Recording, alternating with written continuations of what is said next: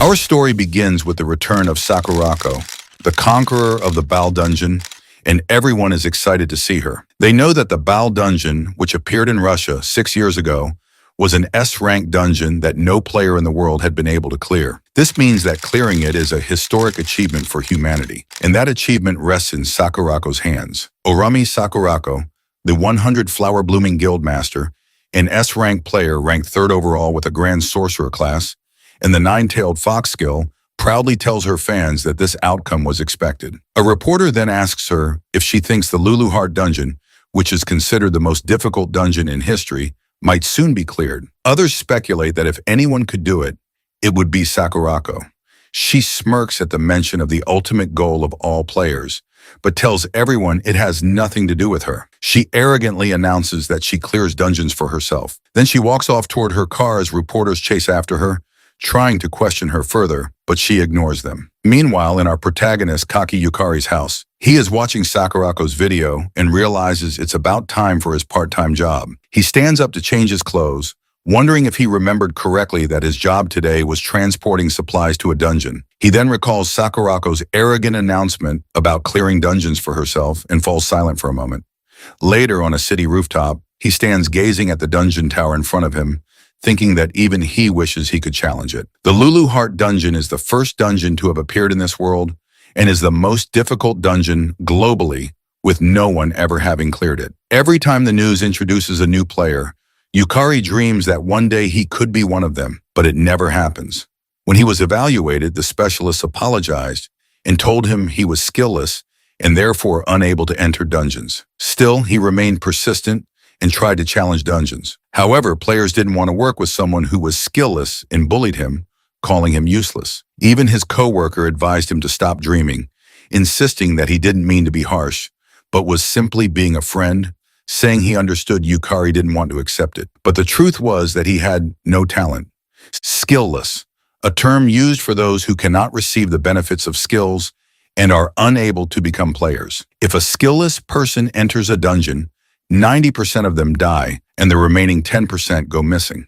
Because of this, people without skills are no longer allowed to be involved with dungeon gates. Yukari knows in his mind that he is skillless and not one of the chosen ones, and yet he still can't give up. So he continues working part-time jobs related to dungeons, thinking how foolish he is for doing so. He looks at his new sword sadly, knowing that even though he bought it, there may never be a day when he gets to use it. Suddenly, the ground shakes and everyone is shocked by a loud growl. The system then issues a warning. A dungeon break has occurred. From the Panam dungeon, the plague that spreads in solitude is descending. The nun who devours the future from the Oryx dungeon and the lamb mistaken for all time from the Forest dungeon also emerge. Yukari and other citizens begin to flee while the system repeatedly warns that a swarm of the lamb mistaken for all time continues to pour out. One of the monsters chases him.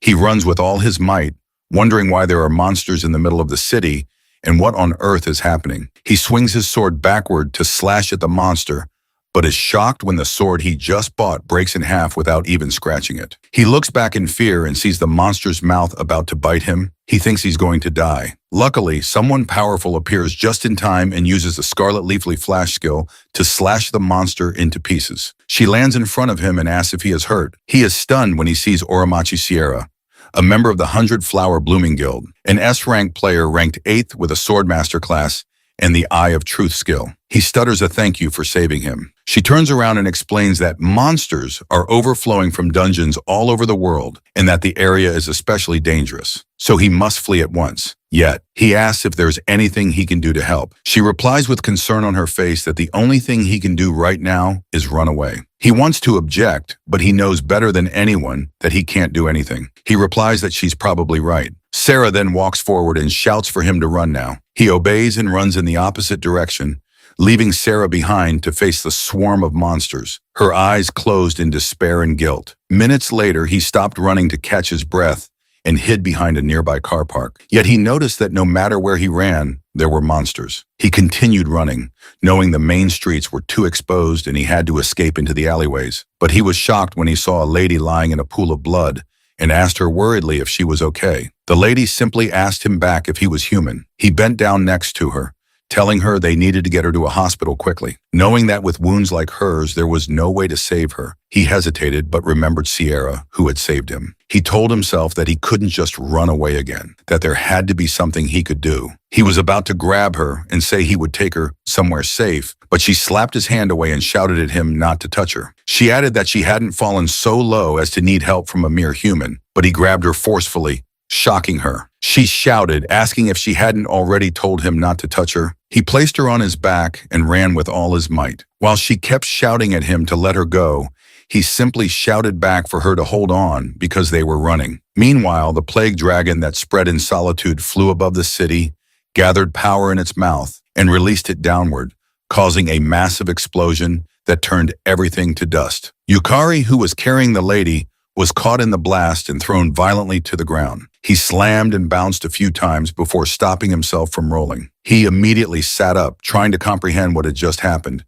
But when he looked back, he was shocked to see the dragon's eyes staring directly at him. He froze in fear, but grew confused when the dragon looked past him and began scanning the area, showing no interest in him. He wondered why it wasn't attacking. Perhaps it was searching for something. Snapping out of it, he realized he needed to help the lady. He frantically searched and found her lying on the ground nearby. He lifted her back onto his back and began running again. She looked at him and calmly asked why he kept resisting so much. She explained that even if they kept running, both of them would die anyway, and asked if that wasn't obvious. But he kept running and replied that she was absolutely right. Yet even so, that wasn't a reason to do nothing. He said he would simply do what he could right now, which surprised her. She then asked him if, in other words, he wanted to change the situation. He replied that he did and added that if he could, he'd even save the world. But he knew he couldn't. That was why, at the very least, he just wanted to save her. This surprised her even more. She calmly responded by saying, "Is that so?" and told him that their interests aligned.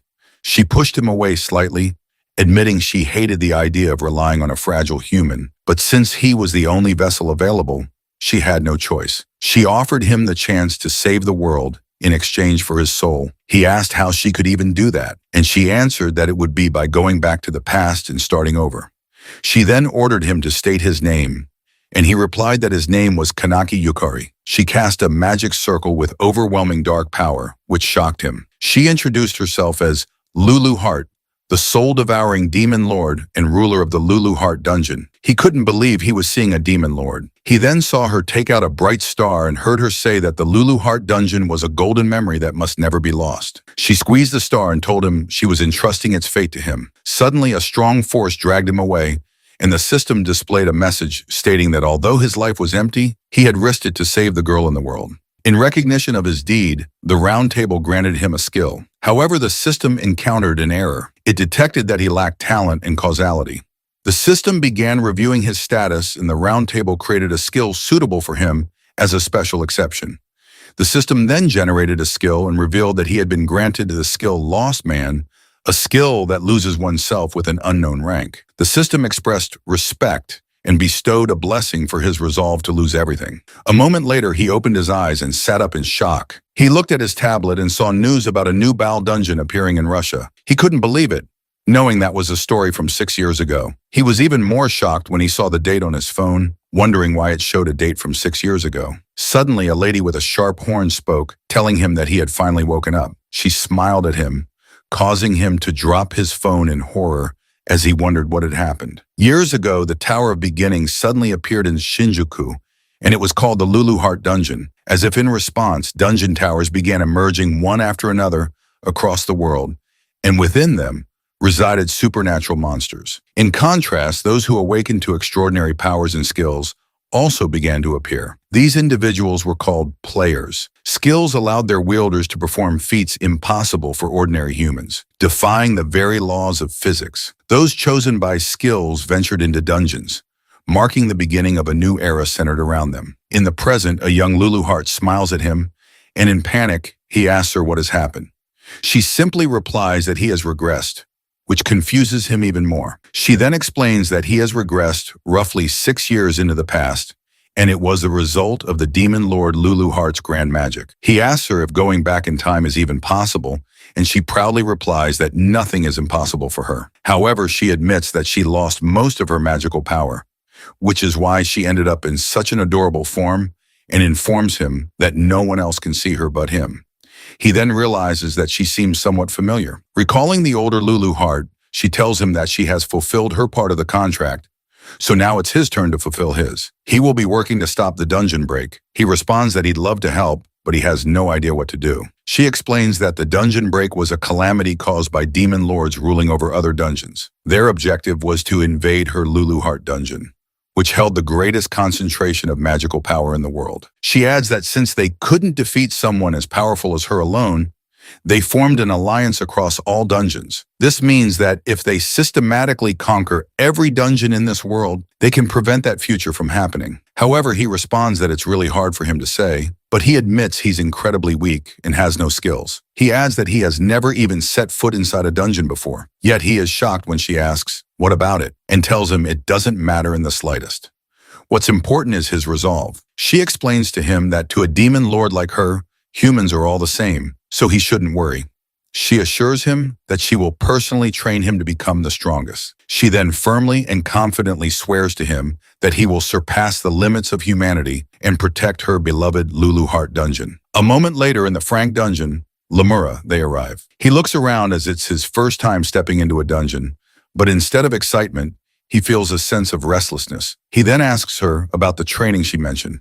She releases her power floating in the air and replies that he'll understand once they start. Seeing her dark magical power, he panics, shouting for her to wait a moment and asking what she's about to do. But she simply reaches out and places her hand on his chest, making him scream in pain. He feels dizzy and wonders what is happening. His head begins to ache so badly it feels like it's splitting. Yet she calmly explains that she infused her magic directly into his magical circuits. Now, even someone as skillless as him should be able to sense magic. He kneels on the ground in pain as her magic spreads through his body, and he wonders what she's talking about. She tells him that it seems by acquiring a skill, he also obtained a magical circuit to handle mana, but he doesn't listen. His body is overwhelmed with pain, burning from the inside. He can't think properly and feels himself slowly losing consciousness. At that moment, he wishes there were no pain. The system detects his desire to lose pain, and because of it, he meets the conditions of his unique skill, Lost Man. Suddenly, he feels the pain vanish. When he looks up, the system shows him that the pain has been lost. However, since the skill is only level 1, the effect duration is limited. He couldn't believe that the pain was gone and felt something circulating throughout his body. He looked at his hand and saw magical power, prompting him to ask if it was mana. He knew that mana was essential for using skills in class magic, and remembered that in the world before his regression, he couldn't even sense it. He clenched his hand, overjoyed to see magical power flowing from his body. Lulu Heart, who saw his system as well, asked him if she was right in saying that his skill was a pretty convenient ability. She remarked that humans had too many unnecessary things. Then she decided to begin their training and instructed him to try gathering the mana flowing through his body into his legs. She infused her mana into his legs while explaining that if he could control mana well enough, he could move beyond human limits. He focused intently and tried his best to gather his mana into his legs. For a second, he managed to channel some mana there, but it quickly spread back through his body. He told her that he couldn't control it properly. Whenever he tried to gather mana into his legs, it dispersed midway. She responded that she hadn't expected him to succeed from the start, which surprised him. He commented that she was kinder than he expected, admitting that he thought she would push him to get it right immediately. However, she smirked and laughingly told him that his will and ability didn't matter in the slightest. Confused, he asked what the hell that was supposed to mean. Then he noticed a sound around them and asked her if she heard it too. Suddenly, a monster appeared, rushing toward him. He froze for a second, then snapped to attention when he realized it was an orc. The orc chased after him as he ran, shouting in panic, asking what was happening and why there was an orc at the entrance. Floating beside him, she reminded him that even weakened, he had absorbed the demon lord. To a monster, that was like the finest delicacy appearing before its eyes. She then excitedly told him that monsters would now come to devour him. Meanwhile, she gracefully floated around with tea and cake while he ran for his life, shouting that he had never fought before. She calmly sat down midair and explained that if he infused mana into his legs and accelerated, he should be able to escape. He shouted back that was exactly what he couldn't do, which was why he was in trouble. She only looked confused at his complaint and asked if she was right in thinking that he should just get better at it. He shouted at her that she was the worst. The orc raised its spiked hammer and swung it down at him. In the emergency situation, he managed to channel mana into his legs and, in a panic, strengthened them. He jumped away just in time, avoiding the hammer that would have crushed him, leaving the orc shocked. A short distance away, he stopped and realized that for a moment, mana had surged into his legs, evident from the deep footprint left behind. He felt his entire body overflowing with power and was thrilled to experience mana manipulation for the first time. Lulu Heart told him it was fine to be amazed, but he would die if he didn't act. Looking up, he saw more massive orcs standing in front of him. One of them swung its hammer down, and he froze in fear, thinking this was the end. The orc struck him and crushed him in one hit. The system displayed that he had died, and the round table would retrieve his skills. But then he heard Lulu Heart's voice saying, "That won't do." She asked why he was dying and leaving her behind, as if she'd ever allow that. A demon hand then appeared, shattering the system's attempt to retrieve his skill. The system errored briefly and displayed a new message. Interference by Demon Lord Lulu Heart had prevented skill retrieval. Due to the contract between him and Lulu Heart, he would now return to 1 hour before. He then woke up and screamed in fear, realizing he was about to be hit by the spiked hammer. Yet Lulu Heart greeted him with a cheerful "good morning" and asked if he had a nice sleep. She then drew out her mana and asked if they should resume. Before he could finish asking what she was doing, she placed her hand on his chest again and sent her mana into his mana circuit once more, causing him to scream in pain. However, he remembered the sensation from before, and just minutes later, the system activated his Lostman skill, which relieved him of the pain. Furious, he asked her what she was doing, but she simply asked him back if he had time to be spouting nonsense. At that moment, he felt a presence behind him. Fortunately, he jumped away in time before he was crushed again. He began to run while shouting that he thought he had died. Lulu Heart confirmed that he had died. He'd been crushed by an orc and turned into mincemeat. He asked her why he was alive again. She explained that there was a death return contract between them. When he dies, he returns to the world 1 hour before. He was confused, but there was no time to think about it. He kept running. Lulu Heart then told him not to worry about unnecessary things because the only thing he needed to know was that until he stops the dungeon break, he can't die permanently. They were in this together, and there was no way she'd allow him to die and leave her behind. She then shouted at him to show her his resolve. The orc caught up to him, but once again, he managed to channel mana into his legs and jumped away to dodge its attack. Lulu Heart praised him, saying his reaction was better than the first time. She admitted that she thought it would take longer for him to control magic, but it seemed dying once had an effect. She then formed a sword using her magical power and told him that if he was going to become strong enough to prevent the dungeon break, he couldn't keep running away forever. He accepted the sword, knowing he hadn't come back just to keep fleeing from orcs. He couldn't stay stuck there. She walked closer to him and told him that she would only say this once, so he should pay attention. She began explaining that the magic circuits inside him, the parts that connect to the magic overflowing in the world, were linked to his soul. In other words, with a strong will, he could control magic. But to do that, he needed a strong desire, which could be a passionate wish to grow stronger, or even the arrogance of wanting to save the world. She then asked him what exactly he desired. He remembered the dragon that had effortlessly destroyed the city and replied that he wanted to stop the dungeon and he wanted to become strong. The orc raised its hammer and swung it at him, but he bent his body low to dodge it. He immediately sat up and dashed toward the orc, driven by his new determination. Raising his sword, he channeled his mana into the blade, which allowed him to slice the orc cleanly in half with a single swing. He then caught his breath in exhaustion, but he was glad he had done it. For the first time, he had defeated a monster. Lulu Heart reminded him that she had told him he could do it if he tried, and admitted that she was planning to have him die about 100 times to get his body used to magic. But thanks to his Lostman skill, it had saved them both some trouble, making him realize once again that Lulu Heart was really the worst. They suddenly heard footsteps rushing toward them and saw a large group of orcs charging forward. Lulu Heart excitedly shouted to him that the next wave was coming. He quickly channeled mana into his legs and jumped above the oncoming orcs, running through the air at high speed as he felt magic coursing through his entire body. Descending towards the orc, he slashed one of the orcs cleanly in half. Dodging another orc's attack, He spun his body and sliced through it with one smooth swing. His body, moving beyond imagination, responded with precision. With growing confidence, he continued slashing through the orcs around him. 1 hour later, Lulu Heart praised him for defeating 10 orcs in a single hour, calling it pretty good for a beginner. He added that if he kept it up, he would grow even stronger. However, she remained silent. Suddenly, they heard someone screaming in the distance. Quietly approaching the sound, they saw a man holding a blood-drenched knife, shouting at someone, calling them an idiot, a real idiot.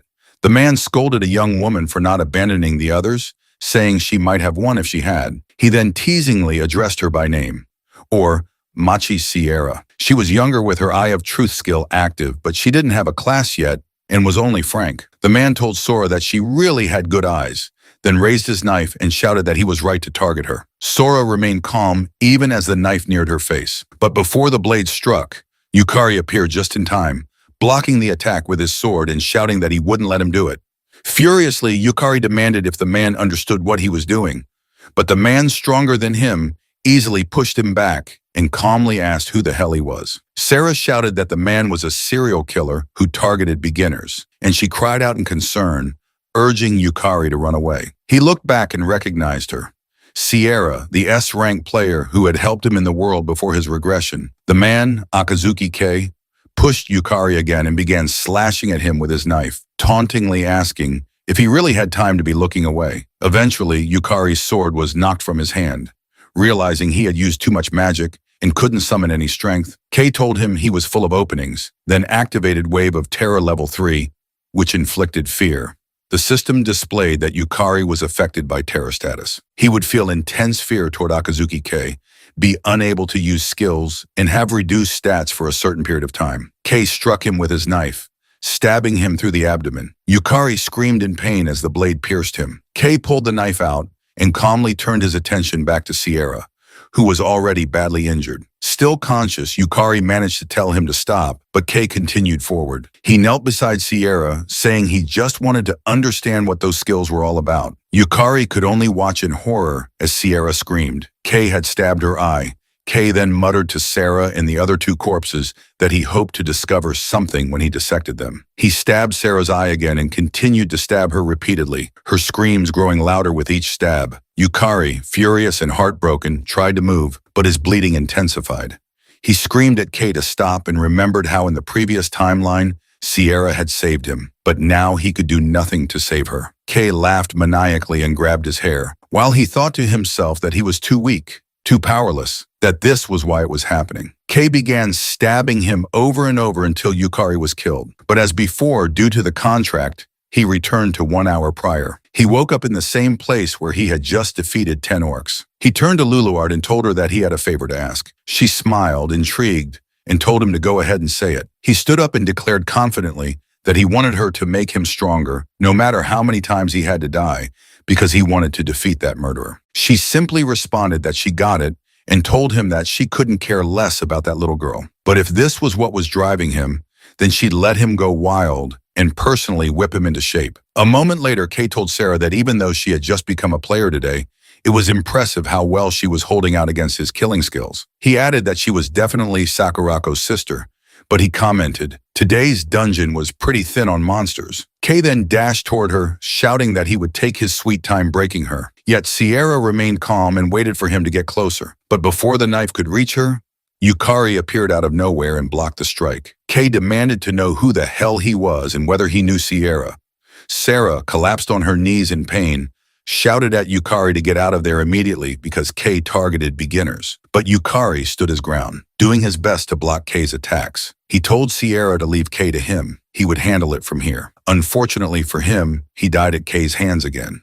He remembered hearing about a beginner killer even before going back in time. But Sarah had never suffered such serious injuries before. He thought it must be his fault since he had lured all the dungeon's orcs away. Kei had free reign to strike. He knew he couldn't change that fact now. Even with Lulu Heart's contract, he couldn't return to a point earlier than his first death. He guessed that if he'd killed the orcs faster, it might not have happened. Once more, he thought everything had happened because he was weak. Then he died again. When he died for the third time, Lulu Heart lectured him, saying his swordplay was too straightforward, that killing Kay required a sneakier approach. On the fourth try, she told him to pay attention to the flow of his movements and to stop separating offense and defense. He needed to connect everything fluidly. On the fifth, she yelled that his mana was disrupted again and warned him never to lose focus no matter what was happening. On the sixth, she taught him to read his opponent's mana and assured him that by doing so, he would naturally anticipate their next move. On the seventh, she told him Kay's strategy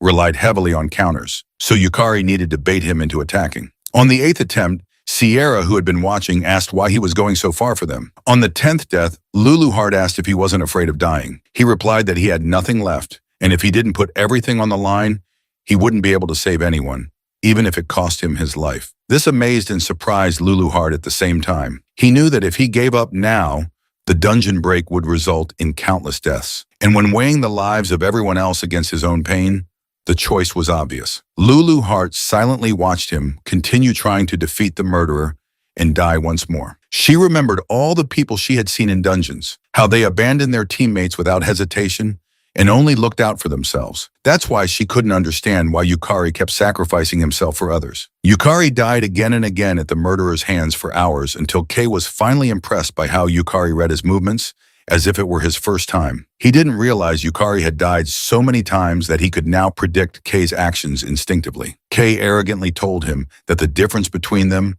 was their commitment to dying, that Yukari didn't have it in him. Yukari was momentarily confused and wondered if even after all this, his resolve still wasn't enough. But then he stood up thinking to himself, even so, and even then, he wouldn't let anyone die. Luluhart was speechless for a moment before shouting to him that she hadn't expected him to come this far. So now she would tell him what was missing, the final piece he needed. She told him the missing piece was recognizing how strong he had already become. Her words shocked and stunned him into silence. He then looked away, not knowing how to respond. Luluhart told him he was still stuck seeing himself as weak. It was true that he had no talent, no skills, and no mana in the past, yet he kept coming back, even after dying over and over. Even though he could have abandoned that little girl and run, he didn't. He was about to argue with her about abandoning Sierra, but she cut him off, stating that he hadn't run.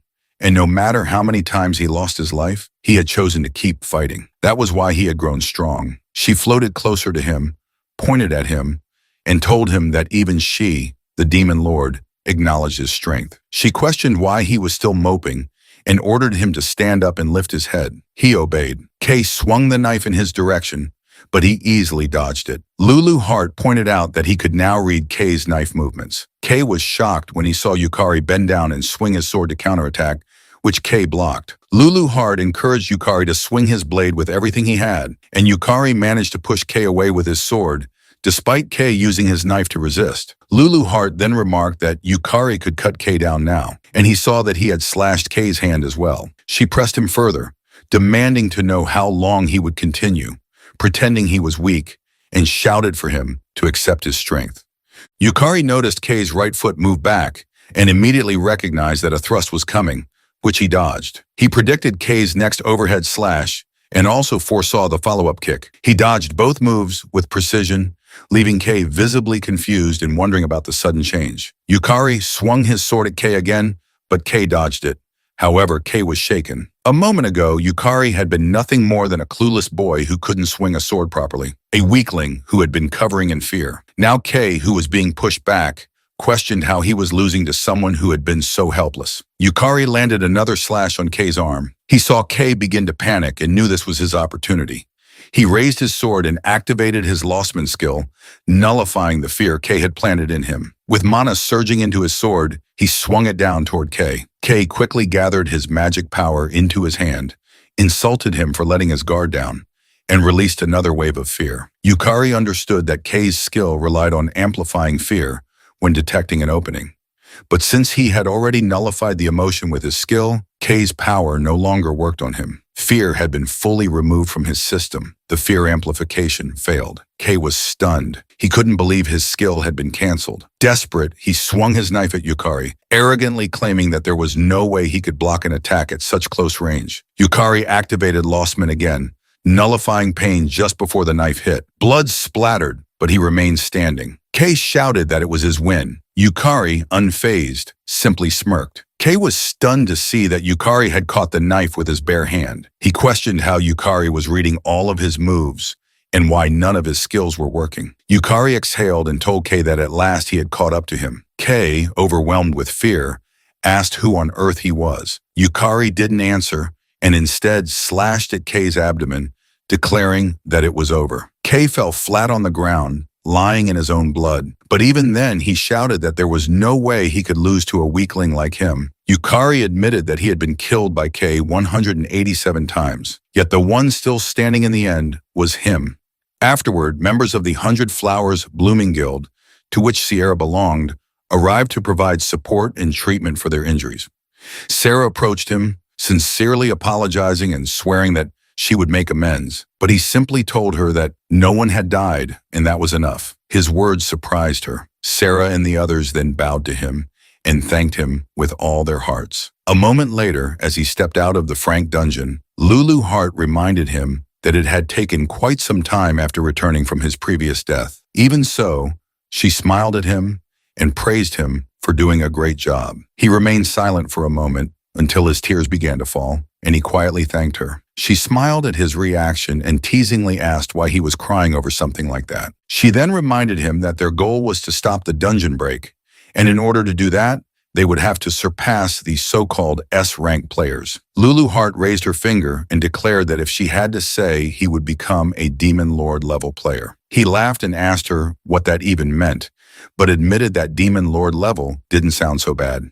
He then swore to her that he would become as strong as she was. Lulu floated into the air excitedly and warned him that her training would be tough. He responded that he would do his best and then he would change that future. The next day, he arrived at the Japan Player Association's Shinjuku branch and followed an employee inside. The staff member informed him that he had just been registered as a player, but with his current battle record, ranking up should be possible very soon. He reached out to touch the large globe in the center and replied that he understood. The woman couldn't believe that he had not only hunted orcs, but also defeated the wanted murderer Kay, and all on his first day of player registration. She wondered if it was really possible, though there were suspicions that Kay had falsely reported his rank to enter beginner dungeons. Kay had still been strong enough to pose a serious threat. The globe activated, and Yukari was shocked when the system displayed that his contribution had exceeded the required threshold.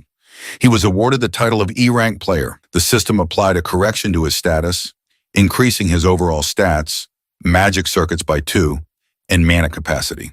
Additionally, his skill Lost leveled up to level 2, which increased the effect duration by 3 and expanded the range of targets that could be lost. He knew that with this, he had finally become an E-rank player. At last, he could choose his class. Later, he was waiting inside a building when a woman entered, thanking him for waiting and apologizing for calling him there on such short notice. He looked back and was surprised to see the elegant Sierra approaching him. She noticed him staring and asked if something was the matter. He awkwardly replied that it was nothing, but in that moment, he realized that he had forgotten because of everything that had happened, that Sierra was the daughter of the Oromachi conglomerate, meaning she was a true high-class lady. He remembered that before his regression, Sarah had become an S-rank player who rose to 8th place in the world. A super genius, she stood beside her sister, Sakurako, another prodigy, and together they reigned at the top of Japan. Sarah wielded a powerful mental type skill, one of the highest tier skills in the pregression world. It was a skill that could see through falsehoods. Not only could it detect lies and deception, but it also exposed feints in battle. Saya thanked him again for what had happened the day before and told him that the reason she was alive was entirely because of him.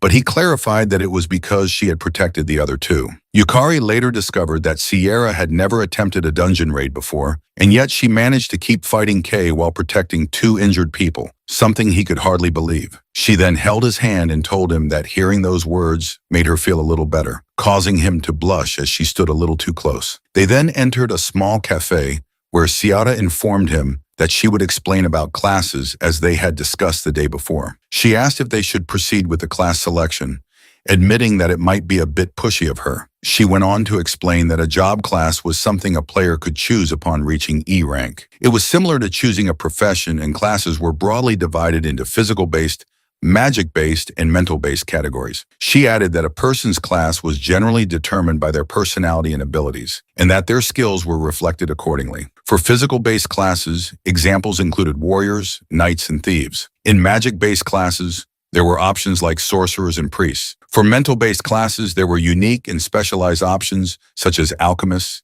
clerics, or summoners. He recalled that before the regression, he had been somewhat of a player geek and had done extensive research on classes. In the pre-gression world, Sarah had chosen the Swordmaster class, which came with a unique ability, counter, paired with her lie-detecting skill. This allowed her to predict her opponent's actions with complete accuracy and land flawless counters. People even referred to it as cheating. Sarah then told him something important to keep in mind, that skills and classes had compatibility factors. She explained that if someone with magic-based skills chose a magic-based class, the synergy between them created enhanced effects that strengthened their power. However, if someone with magic-based skills chose a physical-based class, both their magic and physical abilities would end up average, making them a jack of all trades, but master of none. She added that although she didn't know exactly what his skill did, he should be careful. He thanked her, saying the information was helpful. He then realized that his skill, Lostman, was something he had never heard of before, even in his past life, and had no idea what kind of class options he would receive. Lulu Hart, who was floating nearby, appeared to understand the logic behind people having abilities after hearing Sarah's explanation. Sarah stood up and waved goodbye to him, saying she needed to go first for her class evaluation. Later in the same cafe, Sierra returned and thanked him for waiting. He asked if she had decided on her class. She replied that she had, and told him she had received about 4 options, including Swordmaster and Paladin. He was shocked, knowing that even having that many high-tier options at her level would normally label someone a genius. Sierra then excitedly shared that she had chosen the S-rank classmate. This shocked him even more, knowing that it was indeed an S-rank class that combined elegant magic with cold, calculated combat techniques. He recalled that before the regression, Sarah should have chosen the A-rank Swordmaster class. Yet now she was excited to stand shoulder to shoulder with brave people like him. He was stunned that she had called him a brave person and felt genuinely happy that she thought of him that way. She told him that it was now his turn, prompting him to stand up and head toward the class evaluation. He stopped in front of the globe, remembering that before the regression, he had never even gotten the chance to choose a class. He had no idea what kind of options would appear. Placing his hand on the globe, he watched as it began processing his class aptitude assessment. Suddenly, the system produced an error, startling him. He wondered if it was a malfunction, but then the system displayed that it had detected an unknown reaction within him and had begun redefining his class. This caught Lulu Hart's attention. When the system completed the assessment, he was shocked to see the result. His class was identified as Soul Eater, marked as rank X++. It wielded the power of the soul-devouring demon lord. The system explained that soul eaters could sometimes devour their enemies to absorb their strength, while at other times they commanded the subdued souls to dominate the battlefield. He was completely confused as this class had never even appeared as an option before. Then several class-specific skills unlocked before him: Soul Loss, Soul Trial, Soul Devour, and Soul Harvest. Overwhelmed, he shouted that he had never heard of any of this, not even before the regression, and frantically asked what it all meant.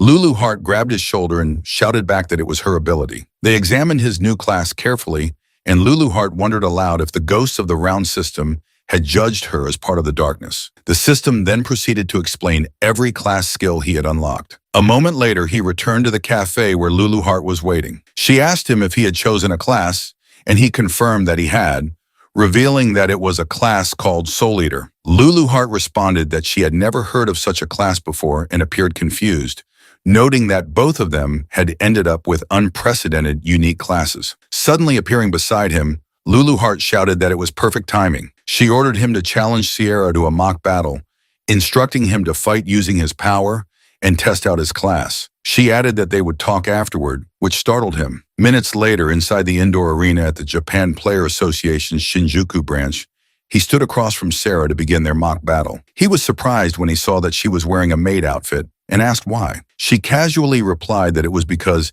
the outfit excited her. News had quickly spread, and players began gathering inside upon hearing that Sierra was about to fight. Her opponent was a rookie who had defeated Kay, the notorious beginner hunter. One of the staff members announced the start of the match and called for the battle to begin as the two faced each other. He reminded himself that Soul Eater was an unknown class, and this would be his first time testing it in actual combat. He activated his Soul Loss skill, which boosted his magic power, but simultaneously debuffed his stamina. He was shocked by the debuff. Before he could fully process what was happening, the system indicated that his Lostman skill had activated and had nullified the emotion of hatred. Lulu Hart then appeared above him, teasingly noting that she had forgotten to mention that her power was incredibly strong, but came with drawbacks. He quickly figured out that she had likely left that part out on purpose. Snapping him back to the moment, Sierra asked if he was finished testing his class. He assured her that he was ready. Sierra smiled briefly at his answer,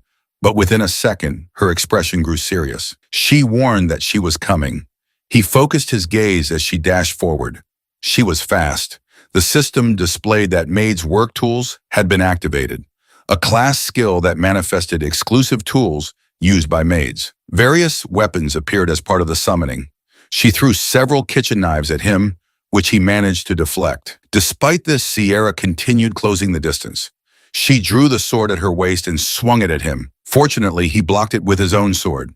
He quickly realized that Sarah's lie detection ability also allowed her to see through combat feints, meaning he had no choice but to confront her head-on. Sarah questioned whether he really had time to think, then threw another knife at him. He bent backward just in time to dodge it. Immediately, he straightened his posture and looked toward her. She was already summoning additional weapons. Knowing she was preparing for another attack, he activated his Lost Man skill again, nullifying fear. She threw several more knives at once, but he blocked, dodged, and evaded them effortlessly as he dashed toward her. She was shocked and asked if what she was seeing was real.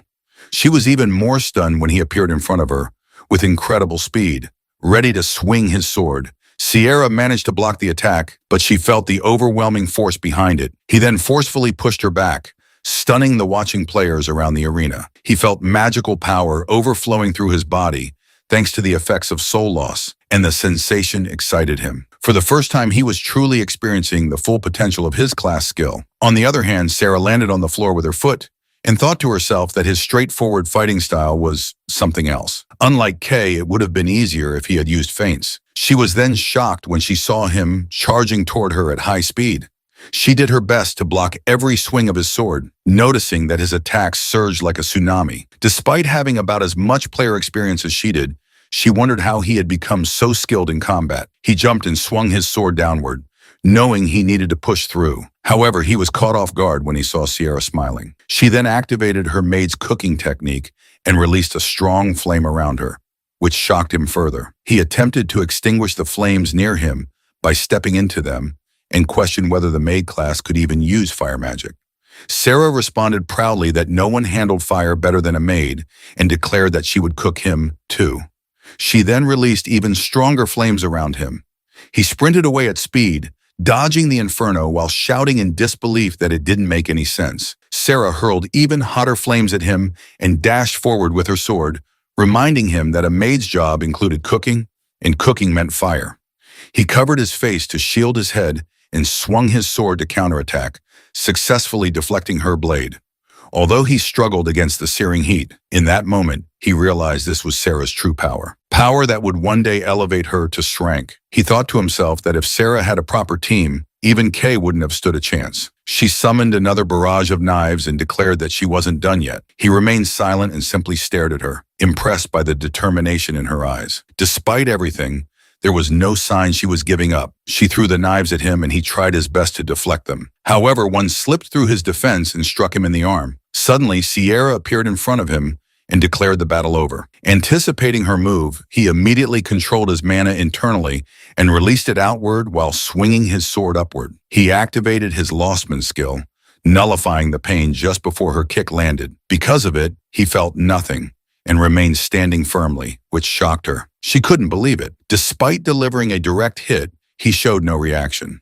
He then swung his sword forward and she managed to block it. The system displayed that his health had dropped below 50%, meeting the activation condition for the soul loss skill. This triggered Abyss Soul, further increasing his magic power.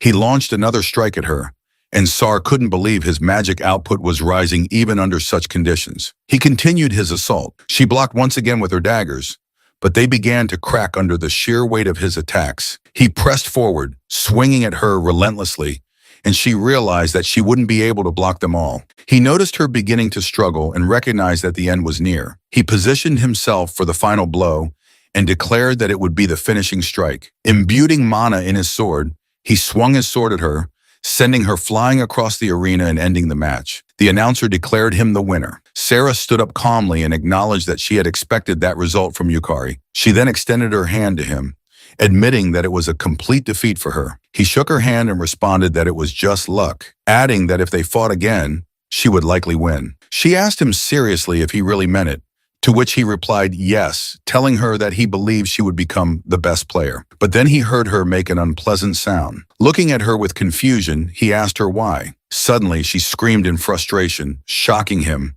She began shouting, demanding to know what that movement was and why he had jumped straight into a barrage of throwing knives. Trembling slightly, she asked if the screws in his head were completely loose. He could only laugh awkwardly in response. He realized then that Sierra was far more expressive than he had initially thought. She yelled that she had been so sure she'd win with that spinning kick, and her own inexperience was absolutely infuriating.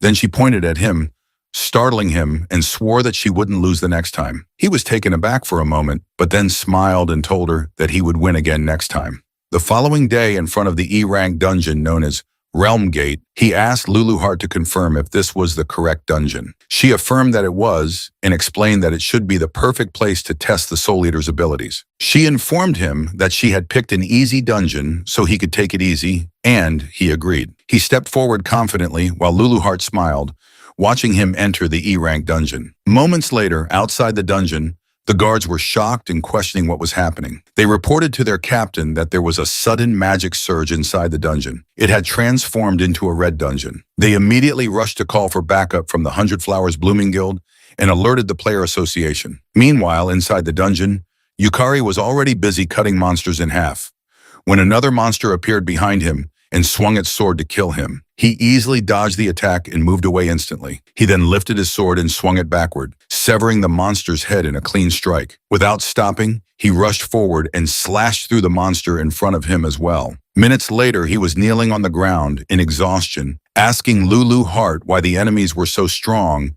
if this was supposed to be an E-rank dungeon. Luluheart remained silent, not because she didn't know, but because she was surprised. Despite it being a red dungeon where monsters entered a berserk rampage and became several times stronger, Yukari had taken them down during his first encounter. Not only that, he had overpowered them without dying even once. She smirked, realizing that Yukari's growth was progressing much faster than she had anticipated. In that moment, she thought to herself that he was truly interesting. Luluheart laughed to herself, thinking that she would have to prepare even harsher training going forward, which immediately terrified him. The system then displayed that his class ability, Soul Eater, had auto-activated. He was surprised when he saw mana pouring from the defeated monsters' bodies and entering his own. He felt his body rapidly filling with energy. The system notified him that his mana capacity and status had increased. Luluheart explained that he had consumed the monsters' souls, which were being converted into mana. She added that the more enemies he defeated, the stronger he would become. This was the first true essence of his ability. He acknowledged her insight and remarked that it was to be expected from the original owner of the class. Luluheart then proudly gathered the soul form of one of the monsters and told him this was the second true essence. She made the soul form float toward him. When he asked what it was, the soul entered his body. The system then initiated the draw for his class ability, Soul Harvest.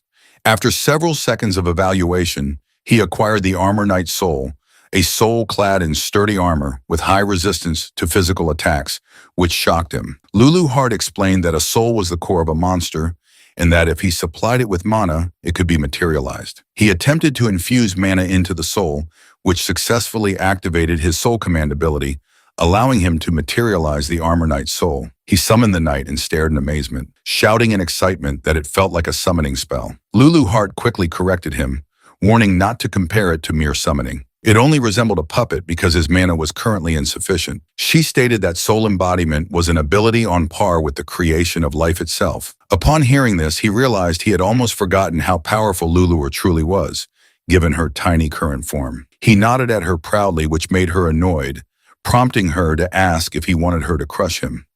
Moments later, his summoned knight was engaged in combat with a monster knight. While they fought, he rushed behind the enemy, leaped into the air, and slashed it in half with a single swing. He then activated Soul Harvest and slowly extracted the soul form from its body, eventually acquiring it. He summoned it using Soul Command and successfully added it to his growing army. Lulu Hart remarked that he was starting to get the hang of it, but he replied that he could only summon the souls for a few minutes at his current level and needed to raise his rank and increase his mana capacity quickly. Lulu Hart smirked, noting that he was finally beginning to develop some ambition. Minutes later, in the dungeon's burning stage, he revealed the soul forms to Lulu Hart and reported that he had recovered 3 souls so far. She told him that it was not bad at all and gave him an approving smirk. Suddenly, a massive knight appeared at the center of the stage. Lulu Hart calmly noted that it was the only one left. Yukari confidently agreed and stared back at the towering figure, stating that this would be his first boss fight. Meanwhile, at the S-Rank 100 Flowers Blooming Guild, inside the Guildmaster's office, a lady secretary rushed in and called out to Sakurako. She informed her that she had received a report. Among the documents she carried was a file containing Yukari's information, immediately capturing the attention of Sakurako, the strongest player in Japan. The secretary reported to Sakurako that a mana overflow had occurred inside the E-Rank Ram Gate, resulting in the emergence of a red dungeon. Sakurako responded calmly, remarking that it was a nuisance. She then ordered the secretary to immediately dispatch B-rank players and have the 4th squad on standby, just in case. The secretary agreed without hesitation. Sakurako then asked if anyone had already entered the dungeon. The secretary replied that they had received a report of an E-rank player named Kaki Yukari entering alone. Upon hearing his name, Sakurako stopped walking.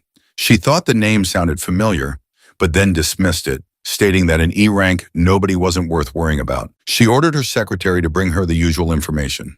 The secretary presented a list of everyone who had approached Sierra the previous day. Sakurako began speedily reviewing the documents, her mood shifting to irritation as she grew furious that unworthy people were getting close to Sarah. In her eyes, they were all equally worthless. She stopped abruptly when she came across a photo of Sarah and Yukari talking in the cafe. When she asked about the photo, the secretary calmly replied that it was taken during lunchtime.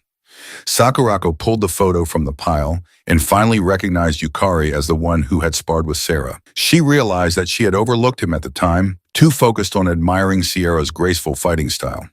Her expression twisted with anger as she pointed at Yukari in the photo, thinking that another worthless insect was trying to latch into her Sierra. Meanwhile, in the E-Rank Dungeon's boss room, Yukari was on his 24th death in regression. Lulu Hart, floating lazily in the air, asked how much longer he planned to keep fighting, admitting that she was getting bored. He was locked in a battle with the boss when he shouted at her to be quiet, insisting the boss was far too strong. Lulu Hart simply smiled, knowing it was not a regular boss. It was a monster supercharged by the dungeon's mana overflow. An easy win was out of the question.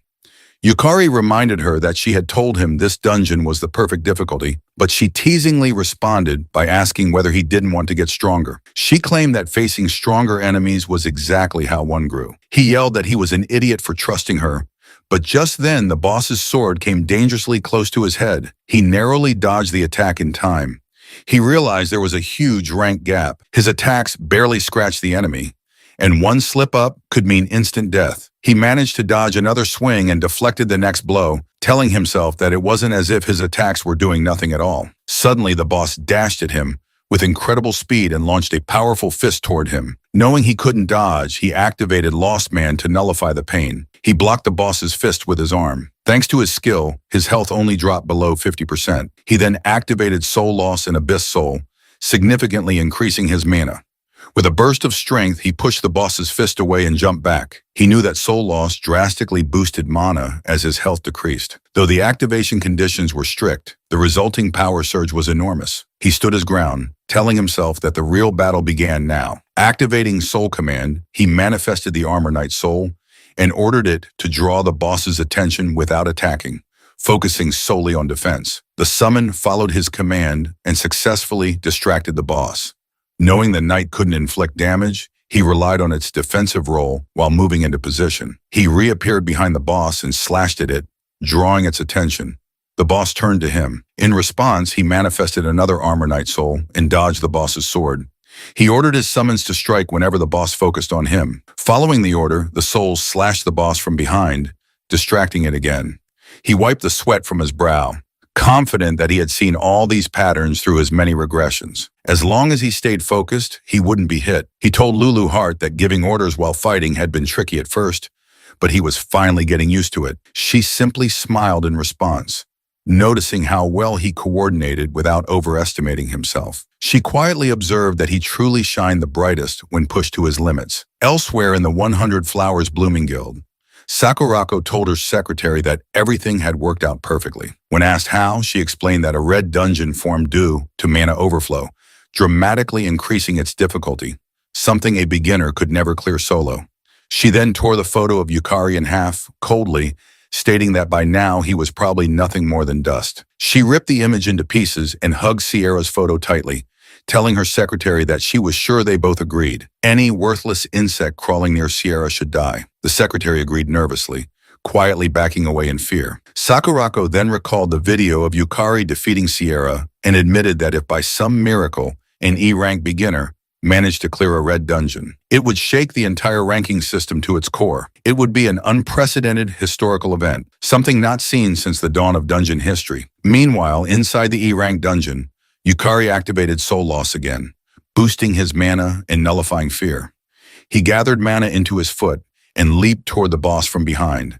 As his health decreased another 10% due to his skills debuff, his abyss soul entered a hyperactive state, dramatically increasing his mana. He brought his sword down with all his might in one decisive strike, landing a blow to the boss's head. Lulu Hart smirked proudly as she watched.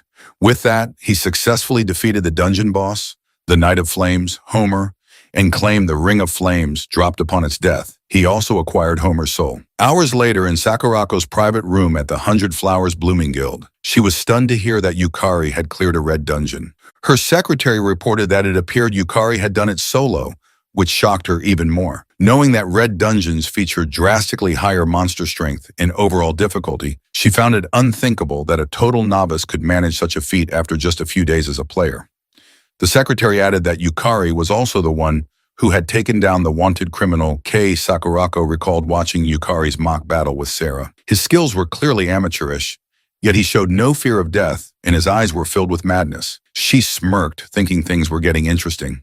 She then ordered the guild to dig up everything they could on Yukari, and declared that if he turned out to be the real deal, they would recruit him into their guild.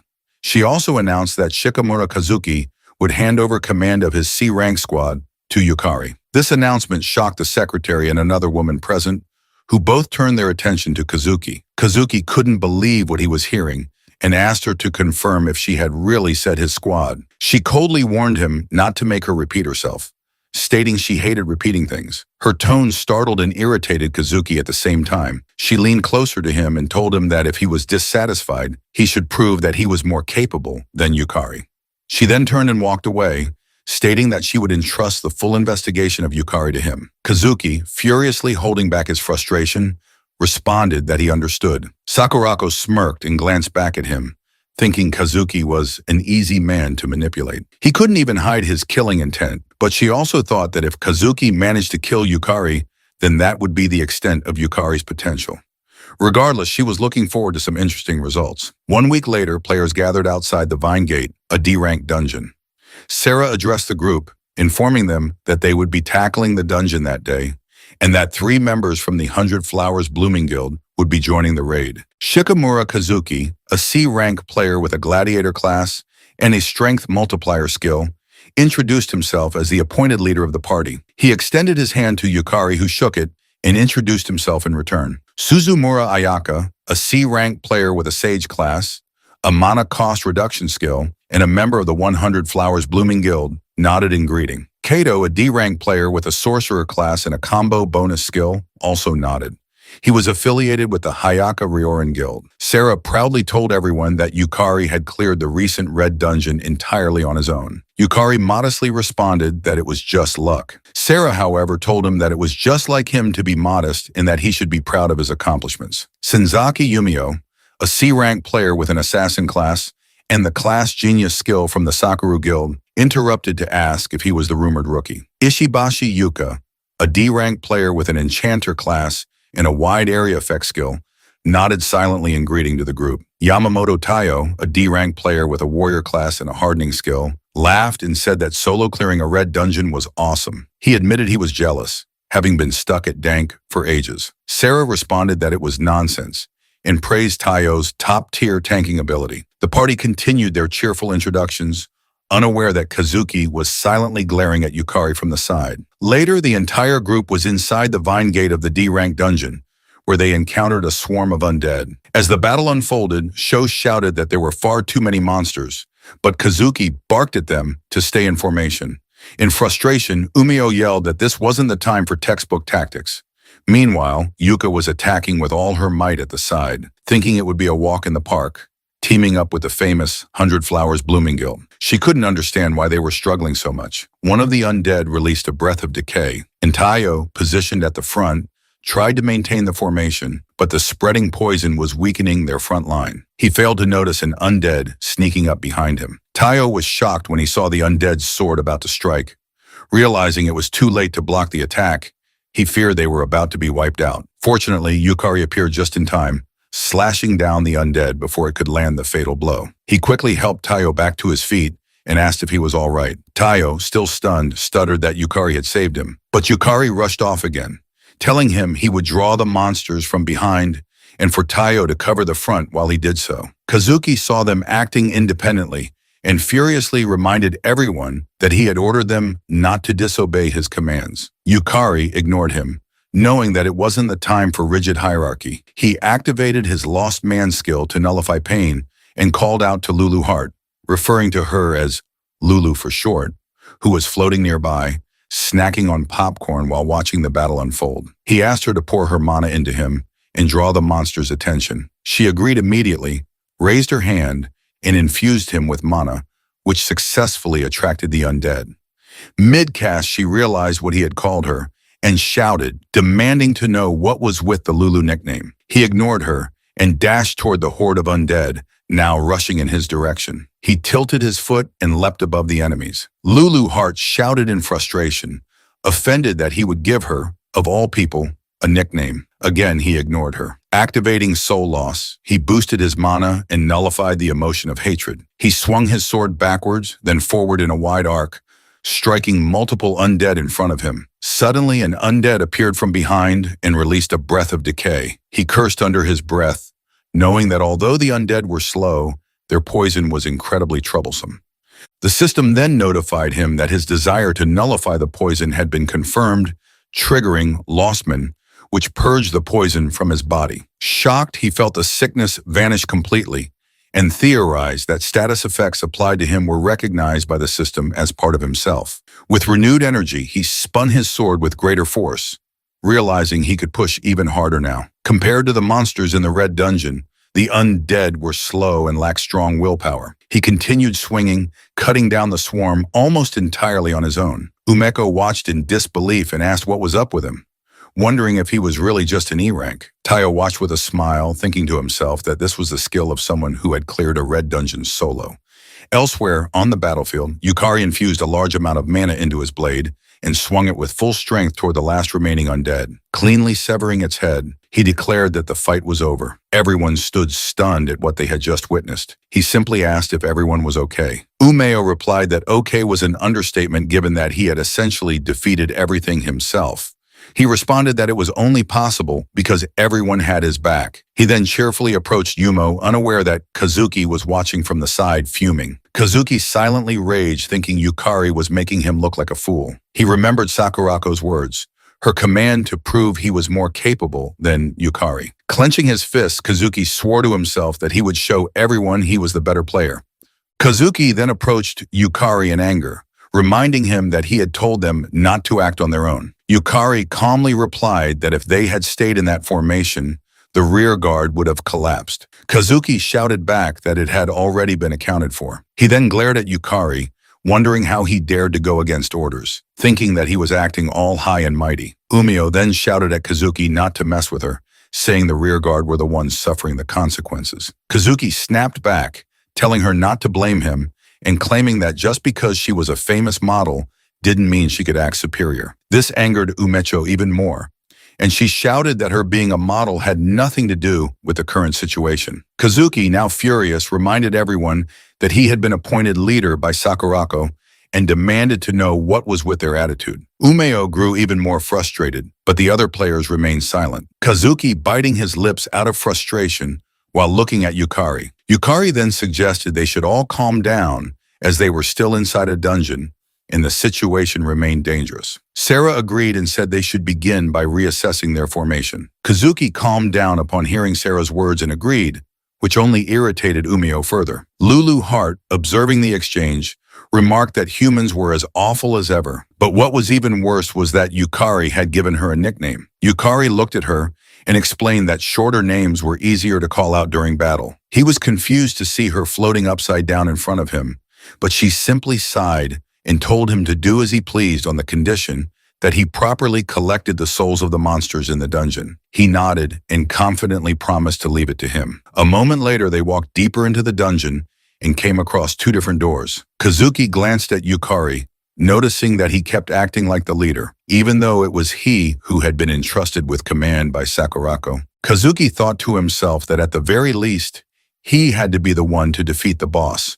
With a smile, Kazuki suggested that they split into two groups, claiming that their exploration efficiency was too low. Umecho agreed, saying it sounded like a good idea, but Yukari disagreed and asked whether it wasn't too dangerous. Kazuki ignored the concern and announced that his team would consist of Ayaka, the buffer Yuka, and the tank Tayo. The others were surprised by the sudden division. Yukari leaned in and quietly asked Tayo if he was sure it was okay to split up. Tayo replied with a bright smile that Kazuki was the leader and assured him he would protect the other team, which only deepened Yukari's concern. Kazuki then called Sho over and whispered to him to join the other party and keep an eye on Yukari. Sho responded that he understood. Looking at Yukari, Sho wondered why Sakurako and Kazuki were so focused on someone who was essentially a nobody. Sho found the whole thing a pain and thought that he just wanted to go home. The group then split into Party A and Party B, each with 4 members. A moment later, Party B was in one of the dungeon rooms swinging their weapons. Yukari called out that enemies were also coming from the right and that he would draw their aggro while the others followed up with attacks. He activated Lostman to nullify the pain and dashed forward at high speed, telling Luluart he was counting on her. Though annoyed, she still poured her mana into him. A group of undead appeared in front of him, but he swiftly swung his sword and pushed them back. Sierra activated her maid's cooking ability and incinerated the knights in her path. Umeo unleashed her sonic blow skill to destroy enemies on her side and excitedly praised the front line's performance. Suddenly, an undead released a breath of decay near Yukari. He quickly activated Lost Man again, nullifying the poison and slashed the creature in half with one blow. Sho, who was positioned in the rear to protect them, couldn't believe what he was seeing. Yukari was undeniably strong. Sho also noticed that the monsters weren't even targeting Yukari, wondering if his aggro control was that perfect. Sho activated his Cold Bolt ability, launching sharp ice spikes that struck the monsters from behind. He observed how wide Yukari's field of vision was and how sharp his decision-making had become. He couldn't understand how Yukari remained so calm under pressure.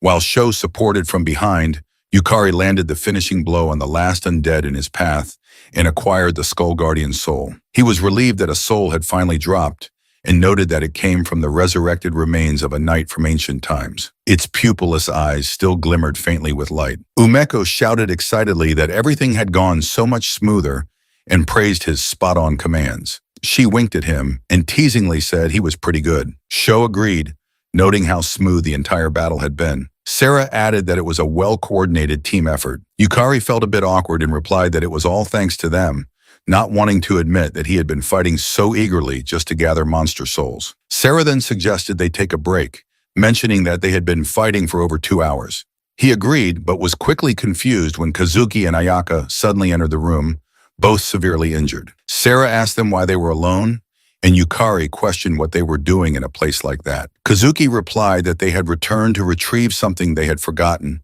but it sounded suspicious. Yukari asked where the other two were. Kazuki looked away and said they had split up temporarily. Yukari didn't buy it. He glanced at Sarah silently, hoping she would use her skill to verify the truth. She shook her head, confirming that they were lying. He then asked Kazuki if he had left them behind. Kazuki replied no and insisted they were perfectly safe, But Sarah saw through him and shouted that Tayo and Yuka were in danger. Without hesitation, Yukari dashed past them, running with all his speed. He couldn't believe Kazuki was capable of something so reckless. As he sprinted through the corridor, he begged in his mind for Tayo and Yuka to be safe. Yukari then asked Luluart if she could tell where Tao and Yuka were. She replied that her magical power was too weak to pinpoint their exact location, but the directions should be ahead of them. He immediately sprinted forward, blaming himself for not being more cautious of Kazuki. As he ran, he encountered two undead blocking his path, but he didn't stop. With a single powerful swing, he cut them down while shouting for them to get out of his way. He obtained another Skull Guardian soul and continued running, desperately hoping that Tayo and Yuka were still safe. Meanwhile, in another room, Tayo was on one knee, laughing bitterly. He never expected to be left behind in the boss room. Just moments earlier, Kazuki had shouted that they could be useful and told them to be careful before fleeing with Ayaka. Kazuki escaped, yelling about how he would become an elite member of the 100 Flowers Blooming Guild, while Ayaka turned her gaze away and followed him, abandoning the two weaker players. Back in the present, Yuka lay severely injured on the floor and apologized to Tayo for being useless. Tayo, struggling to move, replied that he at least wanted to let her escape, but now he couldn't even lift his arm. The boss approached, raising its axe for another strike. Tayo asked himself if this was the end. He clutched a ring in his hand, whispering apologies to his daughters, Sayako and Aoi, for leaving first. Suddenly, the room shook with the impact of an attack, but Tayo felt nothing. He opened his eyes and was shocked to see Yukari standing in front of him, blocking the boss's axe. Yukari apologized for being late and told Tayo to leave the rest to him. Tayo called out for Yukari to be careful before collapsing. Seeing this, Yukari quickly moved to lure the boss away from Tayo and Yuka. Luluart urgently shouted for him to stay focused, noting that while the monsters in the dungeon had seemed weak at first, the boss had been absorbing magical energy from the dungeon and others. All the dungeon's magic was converging into it. Yukari acknowledged her warning and assured her that he wouldn't let his guard down. He then activated Soul Trial, boosting his mana significantly, but at the cost of receiving a confusion status effect. He countered this by activating Lost Man, which immediately nullified the confusion. The boss raised its weapon, and Yukari saw the attack coming. The axe came down at great speed, nearly slicing him in half, but he bent backward in time to dodge it. He quickly stood and launched a counterattack, swinging his sword at the boss. The boss blocked effortlessly. Yukari was stunned. It hadn't even flinched. He could feel the weight of the boss's axe and pushed it back using his mana. Spotting an opening, he swung at its side, but the attack barely left a mark. Before he could react, the boss retaliated, forcing him to catch up with its speed and block every blow. He was shocked. His direct hits were doing nothing. Yukari realized the difference in their stats was far too great. At this rate, he couldn't do any real damage. He enhanced his mana to level 2 using Soul Trial, receiving Fear level 2 in exchange. Once again, Lostman activated and erased the fear. He dashed toward the boss, swinging with stronger mana. Watching from above, Luluart noted how convenient Lostman was. The mental debuffs, the main drawback of Soul Trial, were completely nullified by Yukari's skill. He was literally losing the associated emotions to bypass the cost. Yukari kept attacking, driven by the desire for more mana. He activated Soul Trial again, raising his mana to level 3, which gave him Anxiety level 3. Lostman triggered and erased the anxiety. As he tried to land a clean blow, he finally managed to crack the boss's axe slightly. That small victory filled him with hope. He knew it was working. He pressed closer and launched more attacks, convinced that if he kept increasing his mana enhancement level, he could win. He activated Soul Trial again, raising his mana to level 4. This time he received Deadly Sinsloth level 4. Lostman once more erased the effect, but as he prepared to activate it again, he suddenly froze. A strange feeling ran through his body. The system issued a warning. His proof of humanity was rapidly decreasing. Dizziness overtook him. Luluart was horrified as she watched. The boss swung its axe down, hitting Yukari square in the abdomen and launching him into the wall. He slammed to the ground, unable to move. Luluart cried out his name in panic. She flew down to him and informed him that Lostman was a skill that consumed him. At that moment, he had lost too many of the elements that made him who he was, all just to negate the demerits of Soul Trial. He weakly asked what was wrong and why she looked so desperate. His vision blurred as she explained that if he continued down this path, He wouldn't just fail to overcome the soul trial. He would cease to exist entirely. Luluart realized her voice was no longer reaching him. She knew that if this continued, Yukari would be forced into undergoing the true soul trial. And if he ended up responding, the psychological damage would be irreparable. There was no other choice. Closing her eyes, she cast a magic circle. As it activated, the boss paused in shock at her appearance. She calmly told it to be grateful. It was a special event. With a fierce smile, she declared that she would personally take on its challenge. Then she looked back at Yukari and urged him to overcome the soul trial, at least for now. A moment later, Yukari fell into a deep sleep and began to dream. In the dream, he saw the doctor who once told him he was skillless and couldn't enter dungeons. He saw the players who had bullied him, calling him useless. He heard his co-worker's voice reminding him that he was nothing. He saw the older Sierra worriedly advising him to just run away. Then he heard Kay calling him weak, the reason he had died. Yukari awoke, recognizing these as the worst of his memories. He then noticed his surroundings and wondered where he was. A copy of himself appeared from behind and replied that this was the soul trial. Shocked to see a duplicate of himself, he questioned whether he was hallucinating. He asked the copy if the soul trial was related to the soul leader ability. The copy confirmed it, stating that it was one of Demon Lord Luluhart's abilities. It explained that the true ability of the soul trial was to forcibly amplify one's desires, thereby increasing both soul and magical power. However, Yukari had been neglecting it too much due to the lost man's skill. Thus, he now had to confront it. The copy then grabbed him by the shirt, telling him almost creepily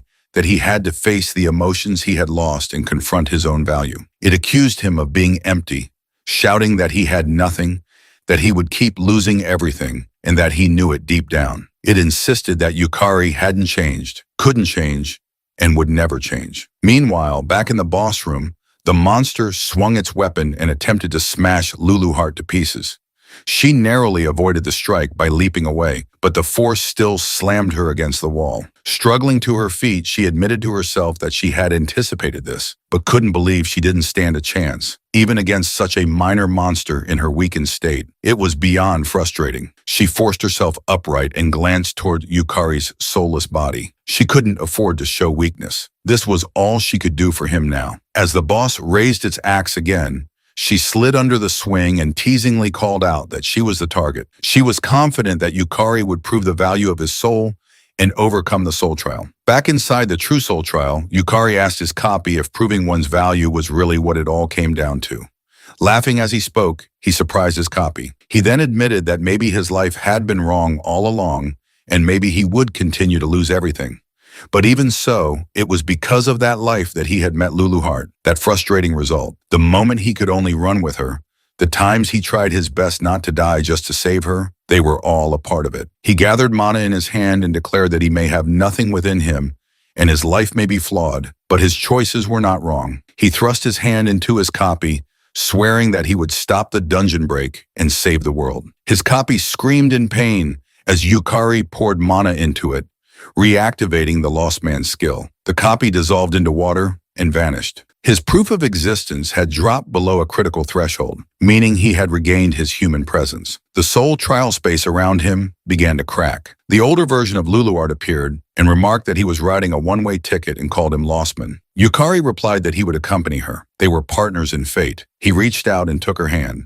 As their hands met, the system displayed that Luluhart's magical essence was being supplied to him. His lacking existence was reconstructed using her power, and his proof of existence was stabilized. In exchange, Luluhart's own proof of existence decreased. The entire soul trial space shattered, and Yukari was freed. Back in the boss room, Luluhart was still facing the monster.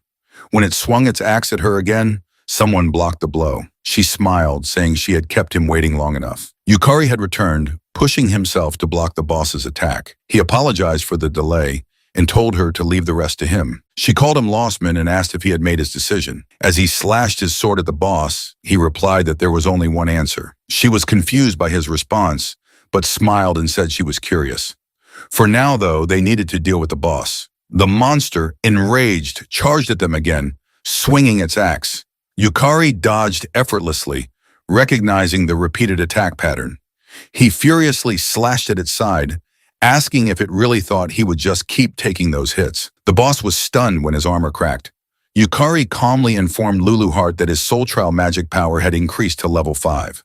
Lulu Heart responded that the cost was great, but the effect was tremendous. Yukari simply agreed, then shouted that it was time for the counterattack. He then swung his sword at the boss with great force, but the boss blocked the attack. Yet he didn't stop. He continued swinging, pressing forward with relentless strikes while the boss struggled to block them. Spotting an opening, he successfully severed the boss's arm, making it scream in pain and grow even more enraged. The boss then dashed toward him at high speed, which shocked him. He immediately activated Lost Man, nullifying his fear. As the axe was about to hit his head, he bent backward just in time to avoid the blow. Turning swiftly, he channeled mana into his leg and kicked the boss, launching it backward. He smiled, grateful that he had taken that kick from Sierra during their mock battle. It had prepared him for this. Suddenly, the boss released a surge of powerful aura and raised its axe again, shocking him. It then summoned a mass of undead, revealing it still had a trump card. Lulu Heart, unbothered, teasingly called out to the undead, referring to them as small fries, while releasing her mana to attract their attention. He was surprised by her action, but she simply told him that the boss's mana was nearly depleted and that he should get ready. He nodded in acknowledgement. Raising his hand toward the boss, he declared that summoning wasn't its exclusive privilege. He activated Soul Command and summoned both the Armor Knight Soul and Skull Guardian Soul, commanding them to assist Lulu Heart in dealing with the undead while he charged at the boss. Their swords clashed in the center of the room as he attacked again. Lulu Heart stopped releasing her mana and told the undead that their time was up. One of them attempted to strike her, but she vanished. From the corner of his eye, he saw his summons battling the undead and realized that Lulu Heart had fought just as hard as he had. There was no way he could afford to lose. As their weapons clash again, the boss's axe cracks. Lulu Heart shouted for him to win, which gave him a surge of confidence. With one final push, he slashed through both the boss and its weapon, cutting it in half. A moment later, Sierra and the others arrived at the room. Sierra rushed to him, asking if he was all right. Lying on the ground, he weakly called out to them. Umeko and Sho couldn't believe what they were seeing and asked if he had really defeated the boss alone. Sierra, however, was only concerned about his battered condition. He asked her to help rescue Tayo and Yuka, saying they should have collapsed over in the corner. She nodded and told him to leave it to her, but before she could move, Kazuki interrupted, stating that it wouldn't be necessary and ordered everyone not to move. Ayaka suddenly grabbed Yuka and held a knife to her neck. Kazuki warned them that Yuka's life was now in his hands. Everyone was shocked. He demanded to know why Kazuki would do something like this. Kazuki, his mana surging, screamed that it was because of him. He shouted that if only Yukari weren't there, he wouldn't have been pushed this far, and that proving he was better than him would make everything better. Sarah tried to reason with him, telling him to stop the foolishness while there was still time. Kazuki replied that the time she spoke of had already passed. He had crossed the point of no return. He then asked if she knew the terrifying power of Sakurako, their guild master Aster. Sarah assured him that she would speak with her sister herself, but Kazuki scoffed and asked if she truly believed Sakurako would ever forgive failure. Sarah couldn't respond. She knew the truth. Kazuki then pointed at Yukari and challenged him to a one-on-one fight. Umeo shouted that Yukari wasn't in any condition to fight, but Yukari accepted the challenge. Sho approached, worried, telling him that it was insane in his state. Yukari thanked Sho for his concern, but stood up and said it had to be him. Kazuki, furious, charged at him, shouting that he would kill him. Yukari blocked his sword, but Kazuki, overwhelmed with anger, swung again and again, believing that if he could just defeat Yukari, Sakurako would acknowledge him. Though Yukari was barely standing, he continued to block each blow. Kazuki reminded himself that he was Kank and believed the gap in their stats was absolute, yet Yukari wouldn't go down. The system displayed that Yukari's health had dropped below 10%. Despite that, he smirked. His Abyss soul had entered hyperactivation mode, increasing his mana drastically and restoring everything he had lost. Recalling Kei, he told Kazuki that he had known someone even crueler and that he didn't fear death anymore. Raising his hand, he activated Soul Command, shocking Kazuki. Yukari then summoned the Skull Lich Lord, and to everyone's disbelief, the soul of the boss responded to the call. Kazuki stood stunned in fear and confusion as the spirit of the boss knelt before Yukari. No one could believe what they were witnessing. Kazuki demanded to know whether Yukari was a summoner or a necromancer. Even Ayaka stood frozen, gripped by fear. Yukari simply aimed his sword at Kazuki and declared that it was time to end it. The Skull-Lich Lord then swung its axe at Kazuki.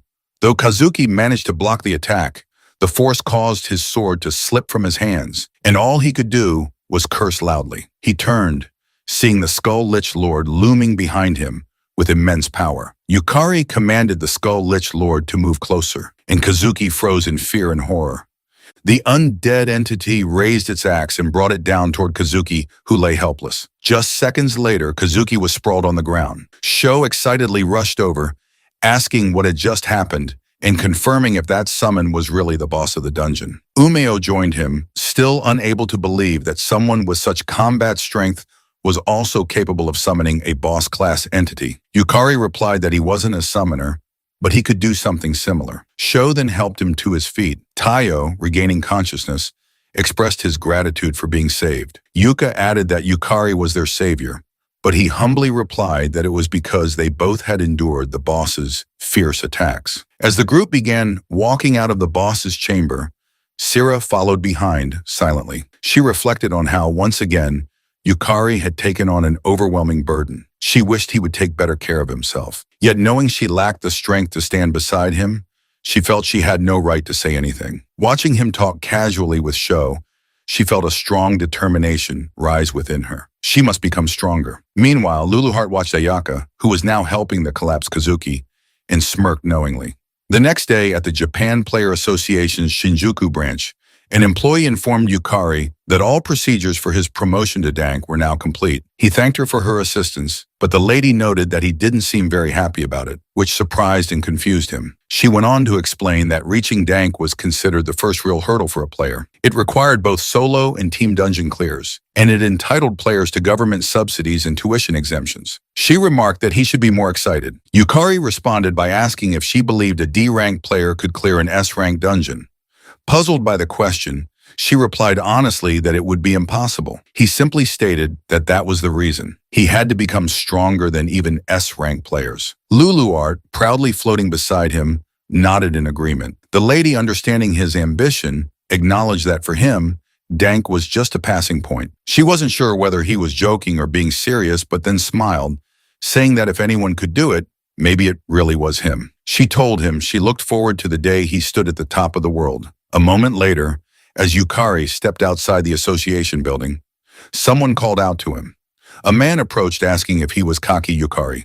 Confused, Yukari confirmed his identity. The man lit up with excitement and handed him a business card, identifying himself as Makoto Fuja, the recruitment manager for the Sakura Guild. Before Fuja could say more, another man rushed forward and shoved him aside, shouting that they had their eyes on Yukari first. Yet another man pushed them both away, yelling that the Konkai Guild Union had been first. Yukari, bewildered, asked why they even knew who he was. One of them replied that there was no way anyone wouldn't know about the rookie who had risen from F rank to Dank in a record-breaking 2 weeks. It finally dawned on him. Though he had experienced what felt like months of trials and deaths through regression, only 2 weeks had passed in the real world. Watching the recruitment managers argue fiercely over him, he told them he'd think about it. Then, taking advantage of the chaos, he sprinted away at lightning speed while the recruiters continued bickering over who would get to sign him. Later in Yukari's apartment, Luluheart told him that she thought he was going to join a guild, asking if she was right that humans like to gather in groups. He replied that he had considered it, then asked if he was also right in thinking he would grow stronger by learning from her,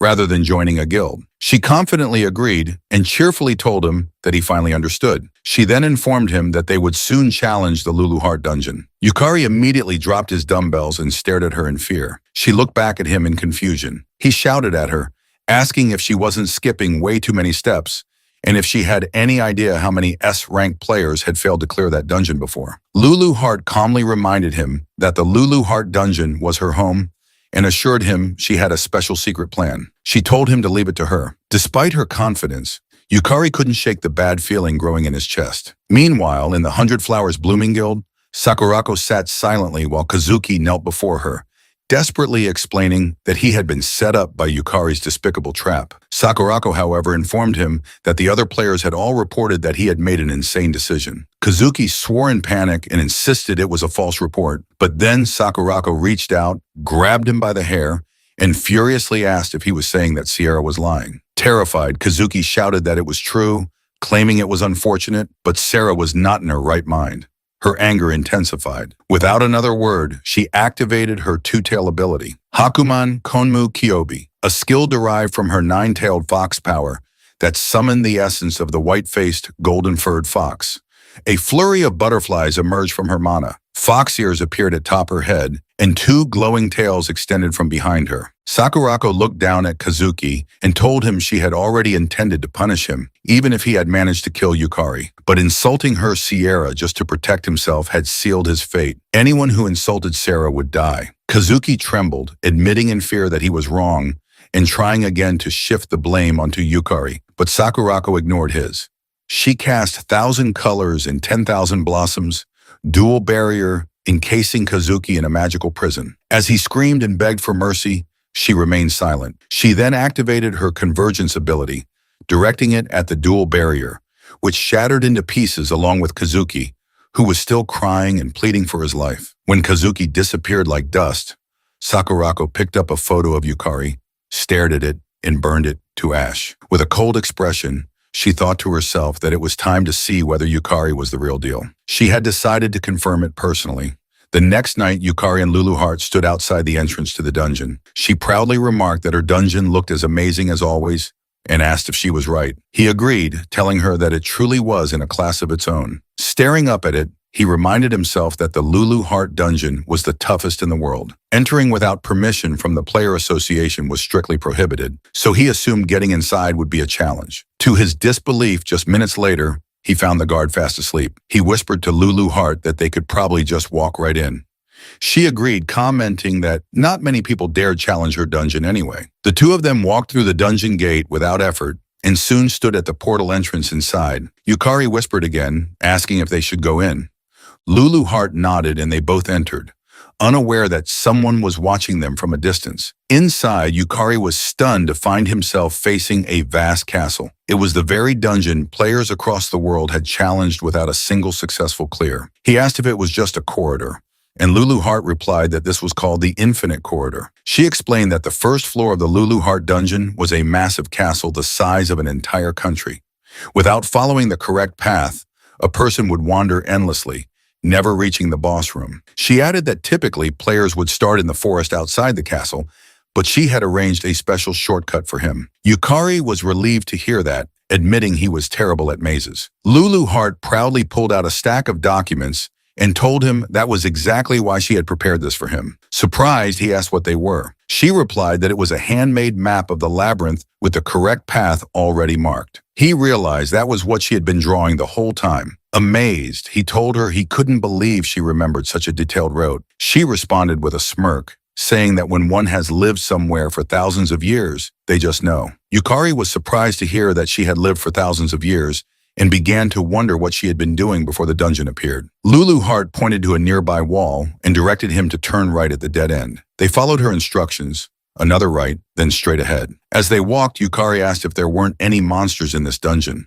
She replied that she was deliberately leading him through monster-free paths, adding that at his current level, he wouldn't stand a chance. Shocked, he asked if that meant he could reach the boss room without fighting. She told him no, he would have plenty of fighting to do soon enough. Exhausted just by the thought, he muttered that he knew it was coming. Eventually, they arrived at the end of the first floor path and peeked around the corner to see the monster guarding the area. Lulu Heart explained that Harble's body was extremely fragile, so he should be able to defeat her easily. Encouraged, Yukari immediately leapt out from hiding and charged toward Harble with his sword. But Lulu Heart called out that from his perspective, Harble was still very strong. Unfortunately, it was too late to retreat. Harble activated her wave of exhaustion ability, sending a blast of energy toward him. Yukari was stunned as the ability inflicted apathy, sapping his motivation and rendering him temporarily unable to move. His body froze in place. Panicking, he realized he couldn't move at all. Harble launched forward, her sharp claws slashing clean through his neck in one swift motion, killing him instantly. Yukari regressed 1 hour back. Trembling, he shouted at Lulu Heart that she could have mentioned that earlier. Calmly, she explained that she was in the middle of explaining when he ran off on his own. Defeated by her logic, Yukari admitted it was his fault and accepted responsibility. He shouted that Harble was insanely strong. Lulu Heart clarified that while Harble's body was fragile, she wielded powerful mental magic. He asked what that meant, and she explained that her magic inflicted level 7 apathy, equivalent to 7th tier magic. Finding someone who could resist it was nearly impossible, not just among humans, but even among monsters. He asked if it was really that impressive. She replied that someone able to use 3rd tier magic would already be called a genius. Even S-rank humans could usually manage up to 6th tier magic at best. He couldn't believe that Harble, who appeared so weak, was as powerful as an S-rank player. Lulu Hart simply responded that it didn't matter to someone with the lost man's skill. They peeked at Harble again, and Lulu Hart instructed him that all he needed to do was remove the emotion of sloth, which was the root of apathy's effect, and he'd be fine. Yukari finally understood what she meant. She then shouted that it was his chance, an opportunity to rapidly gain souls and mana while leveling up. Meanwhile, inside a church, Irugami knelt in prayer. Another nun entered and reported that a new player had entered the Lulu Art dungeon. Irugami stood solemnly, replying that to challenge such a sacred dungeon meant the person carried a sinful soul. Yoro Beatrice Irugami, ranked 1 in the Holy Dungeon Church, was the 6th strongest player in Japan. A Saintess class S-rank player with the Design Desire skill, she turned to her fellow nun and said that the challenger would most likely become an offering to the dungeon. But she added, if by some miracle he returned from that place, they must offer him their blessing. She asked if she was right, without Yukari knowing that yet another powerful force now had its eyes on him. Meanwhile, at the S-rank guild Sakura Dragon headquarters known as Oryu, Umio excitedly told someone that just when she was in trouble, Yukari had come to her rescue. The man she was speaking to smiled and responded that Yukari was a true man. Senzaki Kira, an S-rank player, ranked 15th in Japan with the Martial God class in Phoenix skill, and a member of the Sakura Dragon Guild, told Umechiko that he liked this cocky Yukari. But he added, if the 100 Flowers Blooming Guild was involved, it probably meant that the vixen Sakurako was too. Knowing Sakurako, whose pride was practically a wardrobe, meant Yukari might be heading into some dangerous encounters. Yumo asked her brother if there was anything he could do to help. Smiling, he patted her head and told her to leave it to him. He swore that he would train Yukari thoroughly after beating him to a pulp. Confused, she asked him to just protect Yukari normally, but Kira turned away, laughing as he walked off. She hurried after him, asking where Yukari was now. A moment later, his secretary whispered something into his ear. His expression changed to shock when he heard that Yukari had entered the Lulu Heart dungeon. Meanwhile, on the first floor of the Lulu Heart dungeon, Harble swung her claw at Yukari. He blocked the attack with his sword, but the impact was so powerful he staggered. Despite Harble's metal sealing magic being restricted, she was still immensely strong. Yukari activated his soul command ability and summoned the Armor Knight soul. He quickly coordinated with it, instructing it to attack from the opposite side. The summon obeyed and charged in from the other direction. Harble immediately turned and struck with her claw, instantly vanishing the summoned knight. But Yukari used the opportunity, appearing behind her with a smile and slashing her back. The strike landed cleanly, making Harble scream in pain. He quickly activated Soul Command again and summoned the Skull Guardian. He noticed that Harble's curious nature caused her to chase anything unfamiliar. But after the second trick, she began to grow cautious. She glanced back and forth between the Skull Guardian and Yukari, visibly calculating her next move. He ordered his summon to attack again from the side, catching her attention. With her focus scattered, she left herself wide open. Yukari moved behind her without being noticed. Harble sensed something and swung back at him, but he dodged swiftly and slashed his sword across her neck while shouting that she was too slow. The blow was fatal. Harble's head was severed and she collapsed. Yukari then activated Soul Devour, absorbing her soul and converting it into magic, which he successfully did. He was stunned by the incredible surge of magic power that flowed into his body. Lulu Hart explained that Harble was a monster from the highest difficulty dungeon, so the mana gain would obviously be immense. Excited, Yukari noted that he managed to acquire her soul on the first attempt. He decided to summon Harble's soul immediately and activated Soul Command. When Harble's soul appeared, she had a surprisingly cute smile, which startled him. Looking closer, he admitted that Harble was actually kind of cute. Reaching out to pet her, he was caught off guard when she suddenly bit his hand. He quickly pulled his hand back, stunned that her soul had bitten him. Lulu Hart explained that Harble's soul was currently overpowering for him. Even as a soul, Harble would naturally exhibit resistance. He asked if that meant souls had their own will. She reminded him that of course they did. Souls were at their core will itself. He nodded, realizing it made perfect sense. Lulu Hart then added that the stronger a monster's magic power, the stronger its will. In Harble's case, both her personality and appearance were directly reflected in her manifested soul. So if Yukari wanted to fully control monsters with strong wills, he would first have to grow stronger himself. A moment later, they arrived at a fountain along the path. Yukari drank the water from it, and his magic power was instantly restored. He turned to Lulu Hart and commented that the magic power recovery spring was a lifesaver.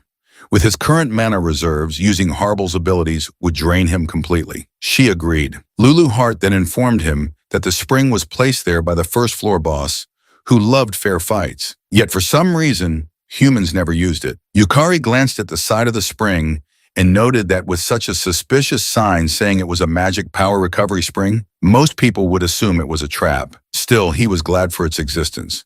It allowed him to keep fighting. Lulu Hart told him that nullifying mental magic, retrieving Harble's soul, summoning her, and defeating the next monster was a special leveling up method that only he could achieve. After a few minutes of rest, Yukari summoned the Armor Knight soul and ordered it to stand still. Another Harble monster soon approached and was distracted by the knight. Yukari then ordered his Harble to use her Wave of Lethargy, a magic attack that inflicted lethargy, freezing the target's ability to use skills and rendering them completely incapacitated.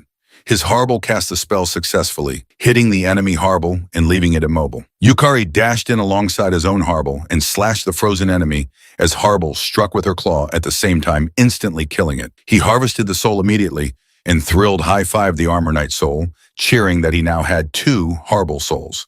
However, Lulu Hart seemed dissatisfied. She criticized him for using one of his souls as a decoy and landing a sneak attack, asking whether he shouldn't be focusing more on improving his personal combat skills. He casually replied that decoy tactics were part of combat prowess too. As he tried to make a heart shape with Harble, she simply gave him a like, leaving Lulu Hart visibly frustrated. Suddenly, a golden key appeared in the air. He reached out and grabbed it, calling out to Lulu Hart that something had dropped. She saw the key and lit up with excitement, telling him that it finally dropped. He asked her what kind of key it was, and she eagerly replied that it was a treasure chest key. Yukari couldn't believe what he just heard, but Lulu Hart confirmed it with a gleam in her eye. She explained that dungeons and treasure chests go hand in hand, and now they could finally collect some world-class items. Meanwhile, in the corridors of the Sakura Dragon Guild, Kira was running at full speed, heading out. Knowing the nature of the Lulu Hart dungeon, where monsters beyond human comprehension resided, he understood just how insane it was to enter alone. As he raced forward, he couldn't help but wonder who exactly was Kanzaki Yukari. A moment later, inside the Lulu Hart dungeon, they arrived at the treasure room. Lulu Hart instructed him to open the screen in front of them. He carefully examined it for a moment before activating it. What appeared before him was a luxurious chamber gleaming with gold. He stared in awe, his body trembling as he approached a golden sword, overwhelmed by the number of powerful-looking weapons. Lulu Hart proudly agreed with his reaction, but quickly warned him that if anyone other than the rightful owner touched any of the weapons, a trap would activate. Horrified, he froze. His hand had been just an inch away from the golden sword. She continued, telling him that while her treasure vault was magnificent and she understood his excitement, their objective was something else. She then walked toward 2 treasure chests placed at the side of the room. Pointing to one, she told him she believed that was the one. However, she warned him sternly not to touch the treasure chest on the right. If he did, the mimic would awaken. He froze in place again. He nervously opened the chest she indicated and asked her if it was really okay. To his shock, the first item that emerged was the last elixir, an S-class rarity item that fully restored health and mana, cured all status ailments and diseases, and temporarily increased both maximum health and mana points. He couldn't believe what he was seeing and shouted, asking Lulu Hart if she was really sure he could take it and if she wasn't planning to come back later and demand it back. She simply asked him what kind of person he took her for. She urged him to continue. The next item was the Monodominial Ring, a world-class artifact, a rune-engraved ring that increased maximum mana capacity by 1.5 times. Then came the Infinitus Vault Pendulum, another world-class item, a magical storage device capable of storing up to 713,925 items. Next was Eterno Alma, an S-class artifact, a piece of equipment that prevented weapon durability from degrading. As long as it was equipped, any weapon would retain its form even after the most grueling battles. After that came the ring de lingua, a world-class ring that enabled communication across all human languages. It allowed the wearer to understand and speak any human language, though it didn't work on creatures without linguistic intelligence. Rare item after rare item poured out from the treasure chest, leaving him overwhelmed. Panic set in as he asked Lulu hard again if he was really allowed to take all of these treasures. She replied casually that she'd love to explore the other treasure vaults too, but no matter what, they'd eventually run into monsters. So it was better to avoid them for now. Hugging his precious haul tightly, he trembled in joy, admitting that he was more worried about whether it was really okay to take all the treasures. Just then, Lulu Heart mentioned that she had almost forgotten something. She turned and walked upstairs. Curious, he followed her until they stood before a display of weapons mounted on the wall. She turned to him and said there was one last thing she needed to do. Reaching for one of the weapons, he asked her what she was doing, but she only laughed and took a weapon off the wall. Smiling mysteriously, she told him he'd find out later. It was a surprise. Hours later, in one of the dungeon's hallways, they were facing a monster imbued with thunder powers. Yukari ordered his equipment, which had taken on a human form, to defend against the monster's attack. The equipment obeyed and cast an aqua-based spell to prepare for impact. The monster then released a powerful burst of thunderlight in their direction, but the water-based magic blocked it effectively. Yukari then summoned Harbel's soul. Harbel instantly used her skill on the monster, immobilizing it. Seeing the opportunity, Yukari rushed forward and cut the monster in half with a single swing. He immediately used his soul harvest ability and obtained the lightning element's soul. Before he could breathe, he sensed another monster approaching from behind. Exhausted, he turned around and shouted its presence. His equipment responded without hesitation. A flame monster released a searing wave of fire, but the equipment countered it with water magic, shielding Yukari from the flames. He dashed forward again and shouted to Harbel that it was time to move. She responded in agreement.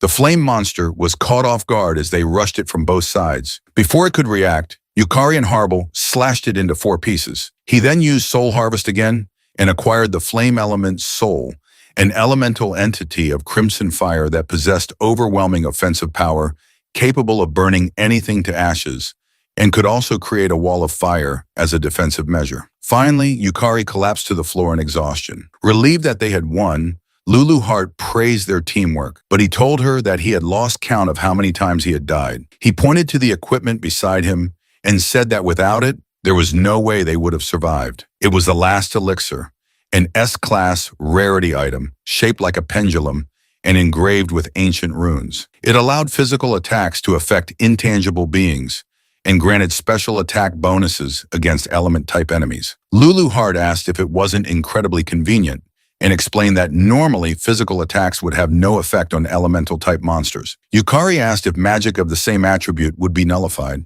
and she confirmed it, elaborating that with the last elixir, he could still land hits on elemental and spirit-type creatures. Yukari thought it would be great if he could use elemental spells too, but even casting a single one had completely drained his mana. Deciding to shift his focus, he told her he would collect as many souls as possible from now on. She questioned what he was talking about and reminded him that they were about to enter a boss fight, which terrified him. He yelled out in frustration, pointing out how hard things had already been just to get to this point. If that was the difficulty of the path, he was sure the boss would be impossible to beat. At the very least, they should level up before continuing, because without ranking up, he couldn't even unlock additional class abilities. Lulu Heart remained silent for a moment. Then she explained seriously that the demon lord who ruled the dungeon, the one they were trying to defeat, was on an entirely different level from any monster they had encountered so far. It possessed absurd strength, terrifying power, and a nightmare-inducing fighting style that could break a person with sheer impossibility. To defeat it, he needed real experience. Experience that couldn't be borrowed or faked. And while she couldn't fight in his place, she could at least prepare him for the battle. She reminded him that up until now, he had obtained more items than he could even carry and absorbed an incredible number of powerful souls. Then she admitted that this was the extent of what she could offer. The rest would be up to him. He was the one who had to save the world. Looking straight into his eyes, she tells him that it was he who needed to push back against the overwhelming absurdity threatening their world. It would have to be him who thought for himself, fought against impossible odds, overcame adversity, and seized victory because he had to become someone who could. Her words left him speechless. He responded with frustration that he had no reply worthy of them, then apologized. She told him there was no need. She had brought him here because she believed he could clear the first floor. Just then, the giant doors to the boss chamber began to open. Yukari stood before them with new determination. Lulu Heart gave him a push and shouted for him to pull himself together. He was going to save the world after all. He stepped forward into the boss room and declared his resolve to defeat the boss with his own strength. As he stood tall and faced the floating boss, he glanced at its peaceful, almost beautiful expression. Then he raised his sword, his heart steady, and with full resolve, he prepared to challenge it.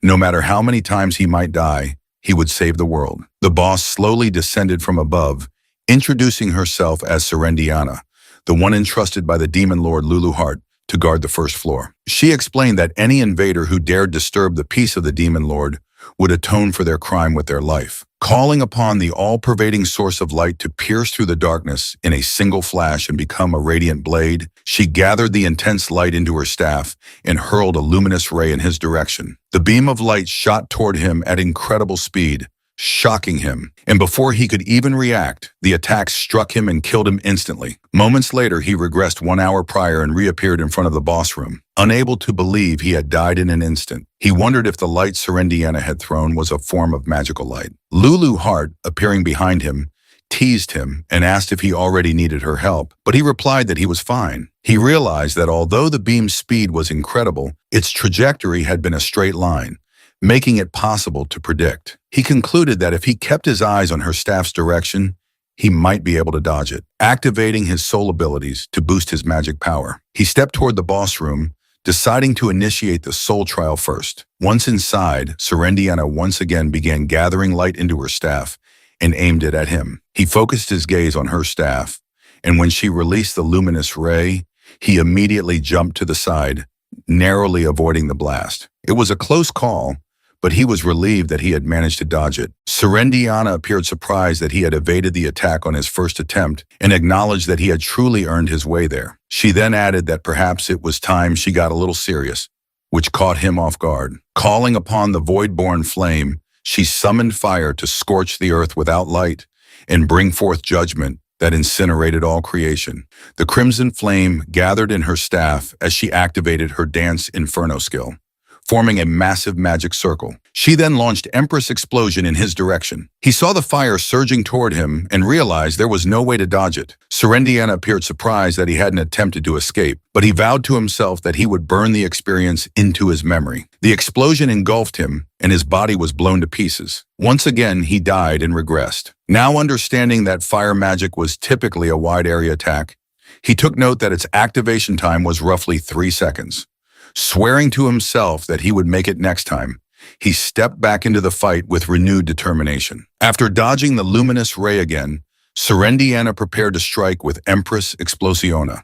As the flames rushed toward him, he immediately activated his soul command and summoned the fire element's soul. The summon created a protective wall of flames that blocked the incoming attack and shielded him from the explosion. Serendiana, observing that he had survived, calmly noted that it was an interesting tactic. She recognized that the fire element he had summoned was born as a natural elemental and therefore possessed the innate ability to nullify magic of the same attribute. She acknowledged that he had used this property to cut through her magic. While she explained he was barely staying upright, his body strained and mana nearly depleted. A light then emerged from Serendiana's forehead as she pointed out that he had full control over the surrounding magical energy. But his mana reserves were clearly exhausted, rendering him no match for her. Flames burst out around her as she told him he should have used his summon more efficiently. He knew the fire would consume him, but he still managed to express gratitude for her advice. Moments later, he was burned alive and died once more. He knew that at the moment, he didn't have enough mana to keep summoning high-rank elementals, so his timing had to be precise. For just an instant, he had perfectly read Serendiana's attack pattern and summoned the elemental only at the precise moment when the spell was unleashed. He reminded himself that until he could reach Serendiana, he had to keep hitting that perfect timing. He then died 3 more times before realizing that he still couldn't catch up to Serendiana. though he told himself that he only needed a little more time to analyze her. When she released a powerful wind spell, he was killed again. After dying 4 more times, he began to notice that Serendiana's spell selection speed was even slower than summoning an elemental. He then pushed himself to avoid her lightning spells, knowing that he had to predict the next element and summon the correct elemental in response. Otherwise, he would have no chance of winning. 6 more deaths followed before he attempted summoning Harble, only to realize her mental magic had no effect either. He was killed repeatedly after that, especially when Serendiana attacked with dark magic. He ran for his life while noticing that her long-range spells had homing properties, and no elemental could block them. Accepting his fate, he died again and again. Eventually, he realized that whenever Serendiana fixed her gaze on him, it signaled a guaranteed water-type spell. He trembled from the cold as he was encased in ice and died a few more times. Serendiana then launched another flame explosion, mocking him as a pitiful, helpless lamb, desperately trying to prolong his fleeting life. Despite his repeated deaths, he kept trying to get closer to her. Thoughts of giving up started to creep in, but when he saw Lulu Hart's gaze filled with belief in him, he found renewed strength. He rushed toward the stairs, dodging another blast of flame, and shouted in defiance that there was no way he couldn't do it. Though he died again, he managed to inch closer to her, which took Serendiana by surprise. Unfortunately, he perished before reaching her completely. Once again, Serendiana hurled a flame explosion at him and silently observed whether he had survived. Fortunately, he did. He stood proudly at the top of the stairs and declared that he had finally made it that far, right to her feet, and had at last reached her. Serendiana calmly sighed before questioning whether he truly believed that was the extent of her power. She mocked him as truly pitiful. He was stunned when she released a radiant light around her. She asked if he realized that what lay ahead was nothing but sheer despair. She then cast the forbidden magic, 9-fold silent chant, releasing 5 different elemental powers around her simultaneously. He couldn't believe what he was witnessing. She was casting 5 elements at once. With her staff pointed directly at him, she unleashed all the spells together, intent on reducing his fragile life to dust. Meanwhile, Kira and Yumko were sprinting down the street. Umeko asked Kira if the Lulu Heart dungeon was really that dangerous, but Kira simply asked her if she remembered the large-scale raid incident at Lulu Heart dungeon. She replied yes and asked if she was right in thinking he had participated in it. She mentioned she had been working as a model back then, so she didn't know the details, but recalled that it was the one where the raid had failed. He responded that it wasn't just a failure, it was a total disaster. He then told her that there had been 6 S ranks and 12 A ranks involved, including both domestic and foreign players, but they were all annihilated. She was stunned to hear that and asked how the raid could have failed with 6 S-rank players. He calmly explained that S-rank dungeons were special. Each one was like an entire world of its own. Specifically, the Lulu Heart dungeon begins in an elven forest where cunning elves and S-rank monsters continuously appear, and the entire forest is a labyrinth. He added that when both their physical and mental limits had been pushed to the edge, a massive castle appeared before them. By that point, their party had been reduced to 1/3 of its original size. She asked him why he didn't retreat, and he simply replied that Sakurako was still inside. She nodded in understanding. He continued, saying that the strongest among them was still standing, and that alone had kept the remaining players going. But by the time they reached the boss room, only 4 remained. Himself, Sakurako, Kagamin Kyoiro, ranked 12th among Shranks, and Jumoku Kaika, the 19 off-ranked S-rank and first guildmaster of the Hayaka Senran Guild. Umio shouted that it sounded like Japan's All-Stars and asked how it was even possible to lose with that lineup. He replied that for a while they had thought it was an even fight, but only because Serendiana hadn't gotten serious yet. She had used quintuple chanting and had concealed her 9-fold silent chant, which allowed her to control all 5 elements simultaneously. At the same time in the Lulu Heart dungeon, after Serendiana unleashed the 5-element magic on him, he was instantly killed. When he revived, he realized that even if he could summon entities capable of wielding one of the 5 elements each, it wouldn't change anything. At best, he could summon 2 at once, but doing so would instantly drain his mana. Lulu Heart called to him from behind to check on him, but he simply replied that he was fine and they should keep going. He then activated his Lost Man skill, which removed the sensations of panic and anxiety. Lulu Heart, watching from behind, understood something. Moments later, Serendiana hurled fire magic at him. He used his fire element soul as a shield and move forward. He noticed he could barely withstand the element, and when she struck again with a different magic, he was killed instantly. He kept trying to approach her, only to be killed repeatedly. Yet he believed there had to be a way to break through. After many attempts and deaths, he felt his consciousness begin to fade. He knew his mana would be exhausted before he could even reach her, meaning he had to be more efficient. But then she cast a water spell that caused him to panic, only for the spell to fly past him. He was shocked.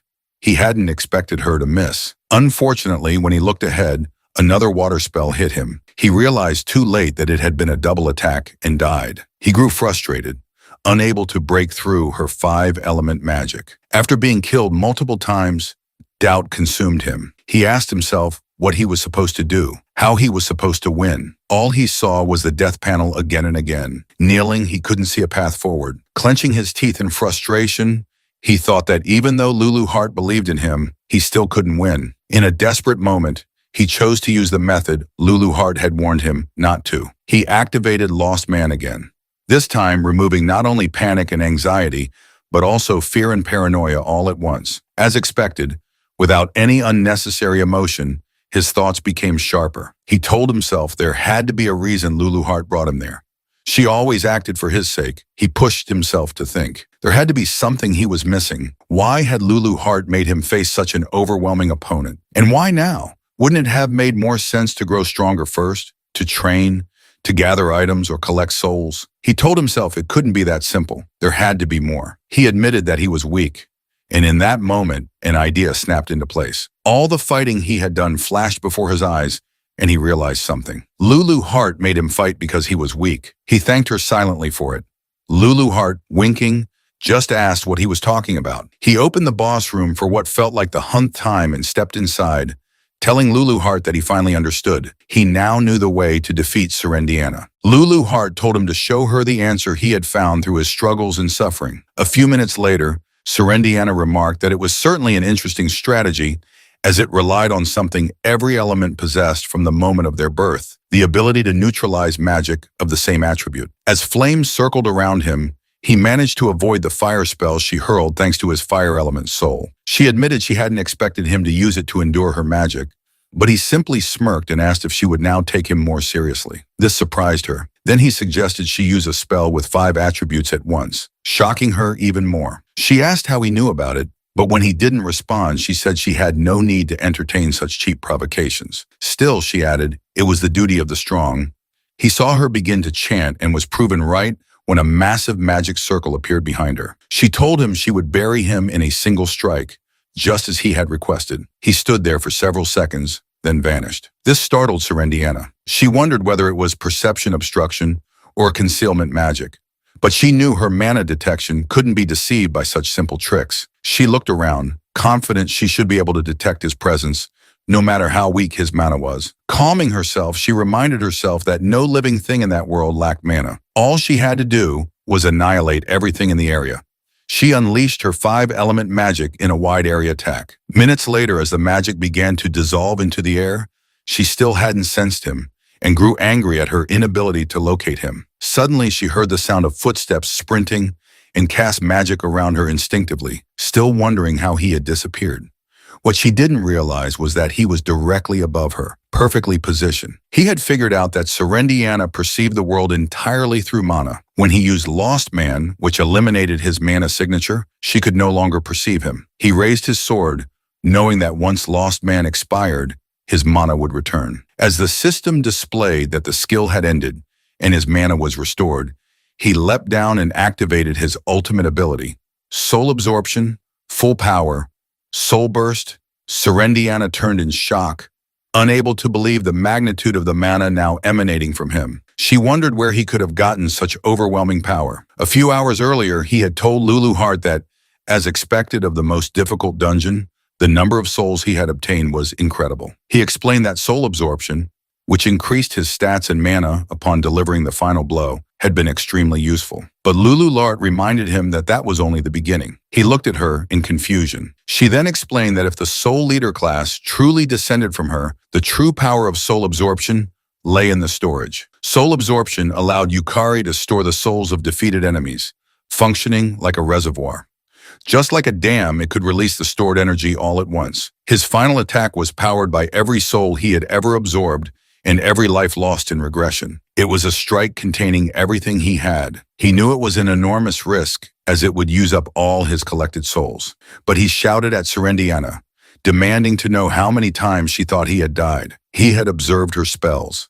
He knew the length of her chance, and at this distance his strike would land no matter what. Serendiana remained calm, acknowledging that he was a splendid human. But she reminded herself that he wasn't the only one with a trump card. She knew that a magician's greatest weakness was chanting time.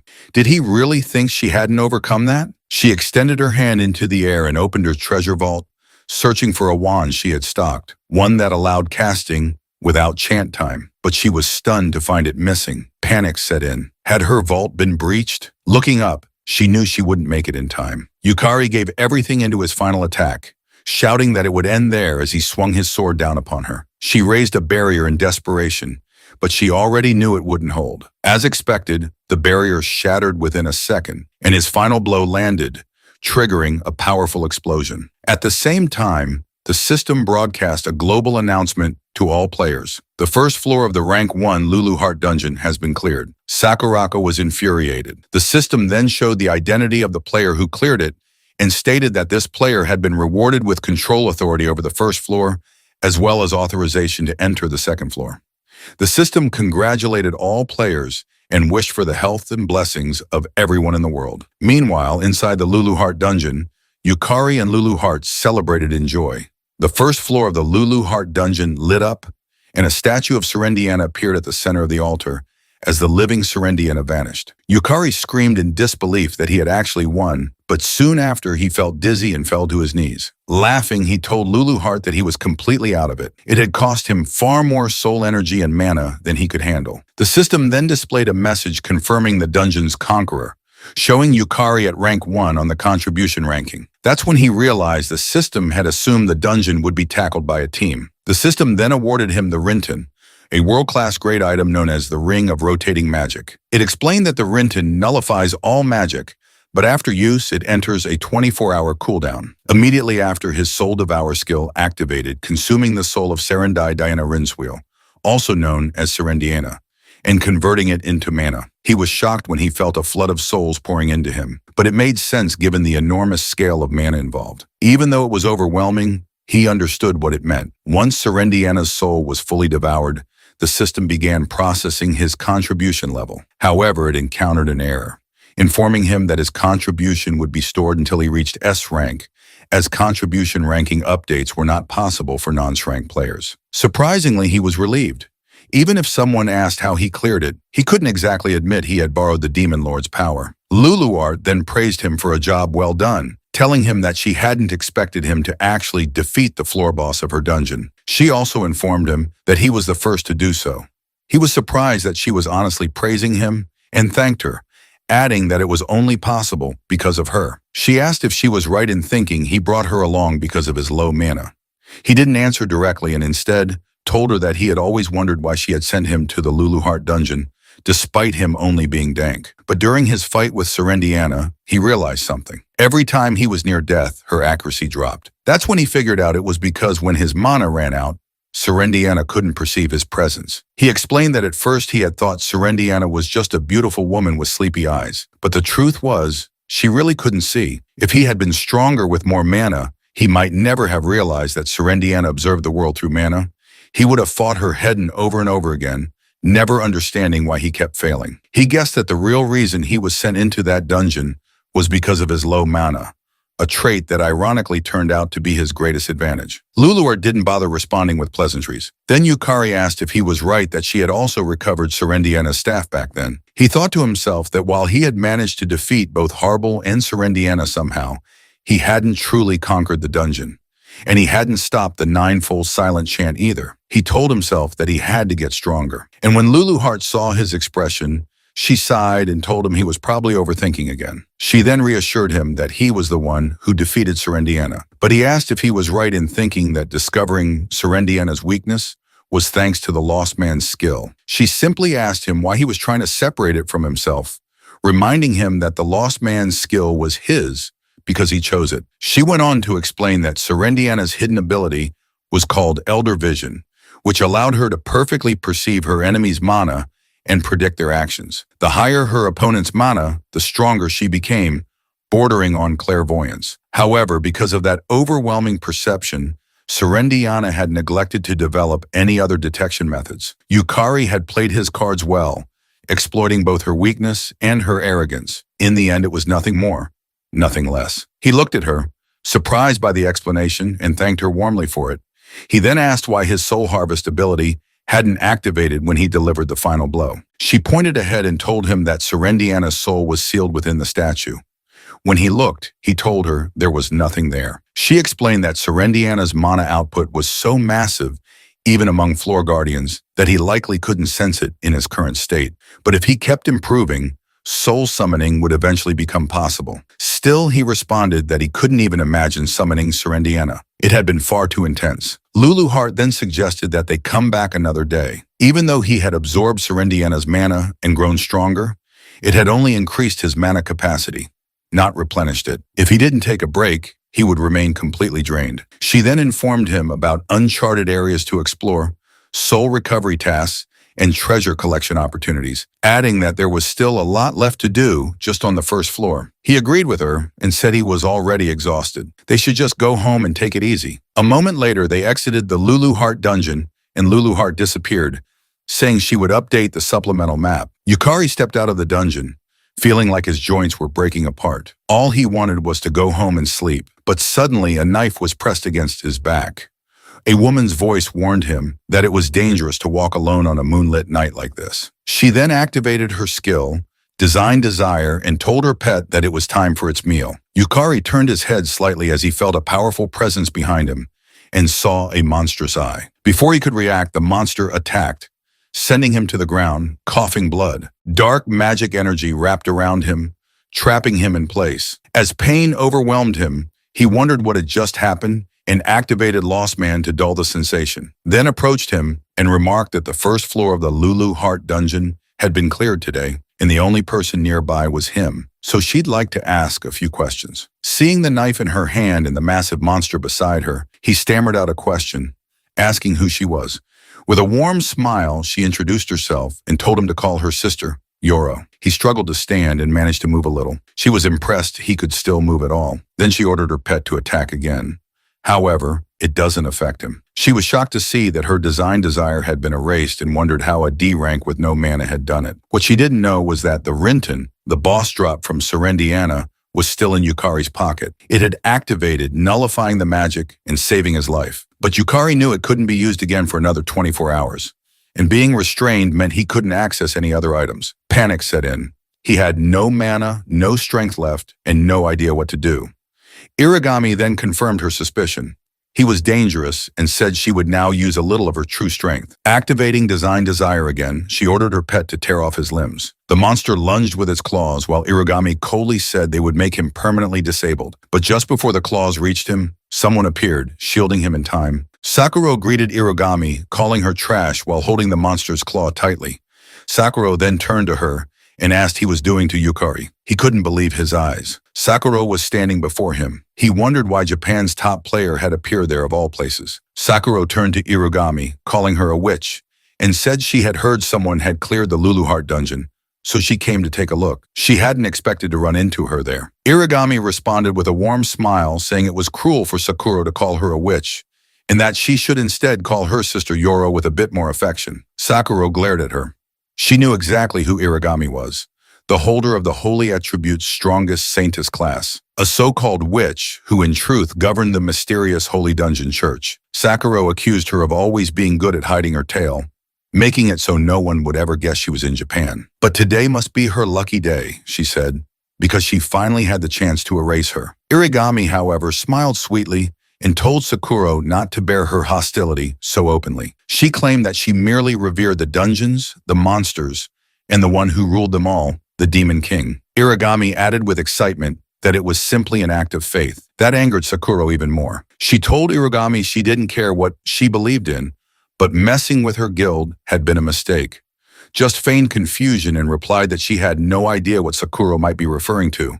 Her only target, she claimed, was Yukari. Uragami then explained that today the first floor of the Lulu Heart dungeon had been cleared, and Yukari was the key individual responsible. Sakura froze for a second, then asked incredulously if Irugami meant Yukari had cleared the Lulu Heart dungeon's first floor, but then she burst out laughing and told to say it again. With a smirk, Sakura told her she'd make an exception and let her repeat herself since it had been ages since she'd laughed that hard. And honestly, Yami was quite amusing. Ayami chuckled too and asked if perhaps she had a hidden talent for making people smile. As the two women exchanged laughs and banter, Yukari sat silently watching them with a mix of fear and confusion. Sakura's tone then shifted.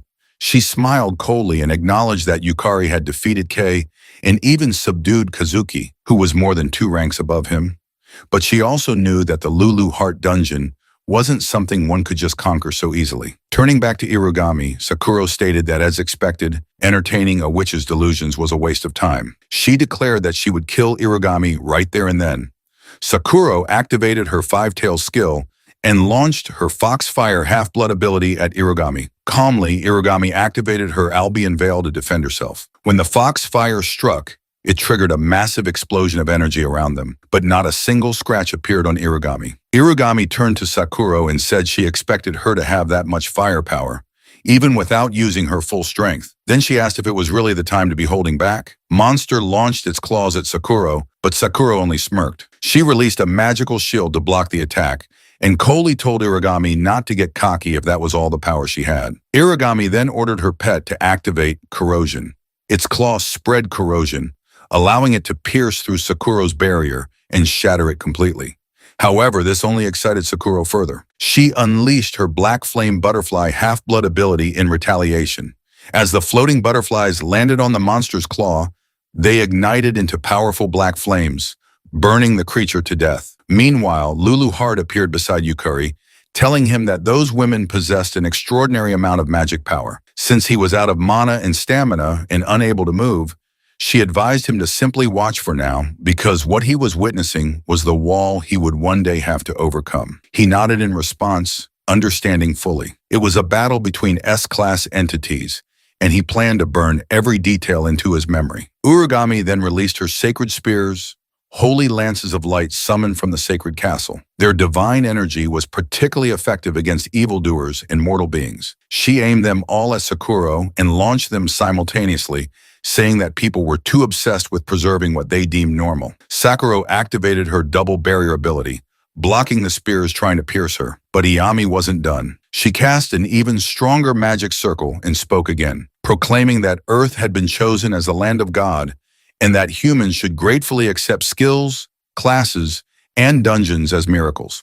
She hurled more sacred spears, provoking Sakura further. Visibly irritated, Sakura shouted back that Irigami's delusions were all over the place and activated her 1,000 bind chains half-bloom ability. She declared that she couldn't care less about Irigami's ridiculous beliefs. Her chains wrapped tightly around the incoming spears, and when she gave the order, they constricted and shattered the spears into fragments. Urugami responded by releasing even more powerful magic. Realizing her previous level wouldn't be enough, she deployed her holy sword, a radiant blade imbued with divine energy, particularly effective against evil and beings that exist between realms. Without hesitation, she swung down the sword at Sakura. Sakura binds it mid-air, wrapping the sword tightly. Urugami teased her, asking if she truly believed her 5 tails could restrain such a holy weapon. Sakura acknowledged it as a cheap provocation, but said she would play along just for a bit. She promised to show Irugami the vast difference between their powers. With that, Sakura released her 6 tails and activated Ritual Foxcry Barrier, Demon Heaven Curse, a technique that filled the area around the battlefield with the curse of the demon fox, rendering any target within its range immobile. A claw from the demon fox emerged from the rift in space. Urugami was stunned and asked if Sakura really intended to summon the demon fox itself. Was she planning to blow away all of Shinjuku? Sakura coldly replied that if it meant erasing Irugami, then sacrificing a city or two was a small price to pay. Yukari was horrified to hear that Sakura was willing to destroy an entire city. He noticed the serious expression on her face and knew he had to act. That's when he saw one of Sakura's bind holding a holy spear, now aimed directly at him. Rugami, meanwhile, released another holy sword and aimed it at Sakura, shouting that the pure and vicious power of magic made her heart race. She declared they should surrender fully to their skill's power and drown in it. She then hurled the holy swords at Sakura. Just then, the system notified Yukari that his health had dropped below 10%, triggering the activation of his abyss soul. It elevated him into an ultra-high state, dramatically increasing his magic output. Reacting immediately, he summoned Horrible Soul, and it binds Irugami hands, stopping the attack in time. Sakura was stunned. She couldn't believe he had managed to restrict Irugami's movements. Even though he was just a D rank, Yukari pushed himself to his feet. He didn't know how much more he could do in that condition, but he knew that right now he was the only one who could act. He swore to stop the fight no matter what it took. Meanwhile, Lulu Heart was watching from behind, amazed that Yukari had thought to stab himself with the Holy Spear to forcibly reduce his health and recover magical power. However, she also recognized that it presented a significant problem. Irugami then laughed loudly and claimed she had received a revelation. She exclaimed with excitement that Yukari was her destiny and activated her luminous sanctum ability, which removed all status ailments, freeing her from Harble's bindings. Yukari was shocked to see Harble's status effects instantly lifted. Without hesitation, Irugami hurled a holy sword at him, shouting that her plans had changed and she would now be taking Yukari for herself. This enraged Sakurako, who unleashed her seven-tail skill, shouting at Irugami not to underestimate her. Sakurako caught the holy sword with one hand and released magic with the other, shouting to Yukari that if he got in her way, she'd kill him first. She then cast Heavenly Thunder Butterfly above him. Yukari was shocked by its speed and knew he couldn't defend himself. He had no mana left. The butterfly exploded upon landing on him, causing a thick fog to spread through the area. From within the fog, a voice called out. It had made it just in time. Kira, who had blocked Sakurako's attack, shouted to both women that enough was enough. They couldn't afford to destroy Shinjuku. Kira told them that if they insisted on continuing the fight, they would give him no choice. Sakurako, calm but defiant, asked if he really thought he could defeat her. Kira replied that he probably couldn't beat her, but he wouldn't lose either. That left Sakurako visibly frustrated, but speechless. Suddenly, Sarah appeared, calling out to her big sister. Sakurako was shocked to see her little sister there. Sarah shouted that Yukari was her benefactor and pleaded for a chance to treat him. Sakurako calmed down, glancing toward Kira. She remarked that she couldn't believe they had brought Sarah with them. Kira explained that they had detected a massive magic reaction on the way and immediately called Sarah, knowing that nothing gets resolved when talking to Sakurako unless Sarah is present. He was also glad that Umeko and Sarah were close friends. Kira then turned to Irugami and asked what she intended to do. Irugami composed herself, realizing that facing two Shranks would be too troublesome at the moment. She approached Yukari and declared that it would be a waste to kill him now.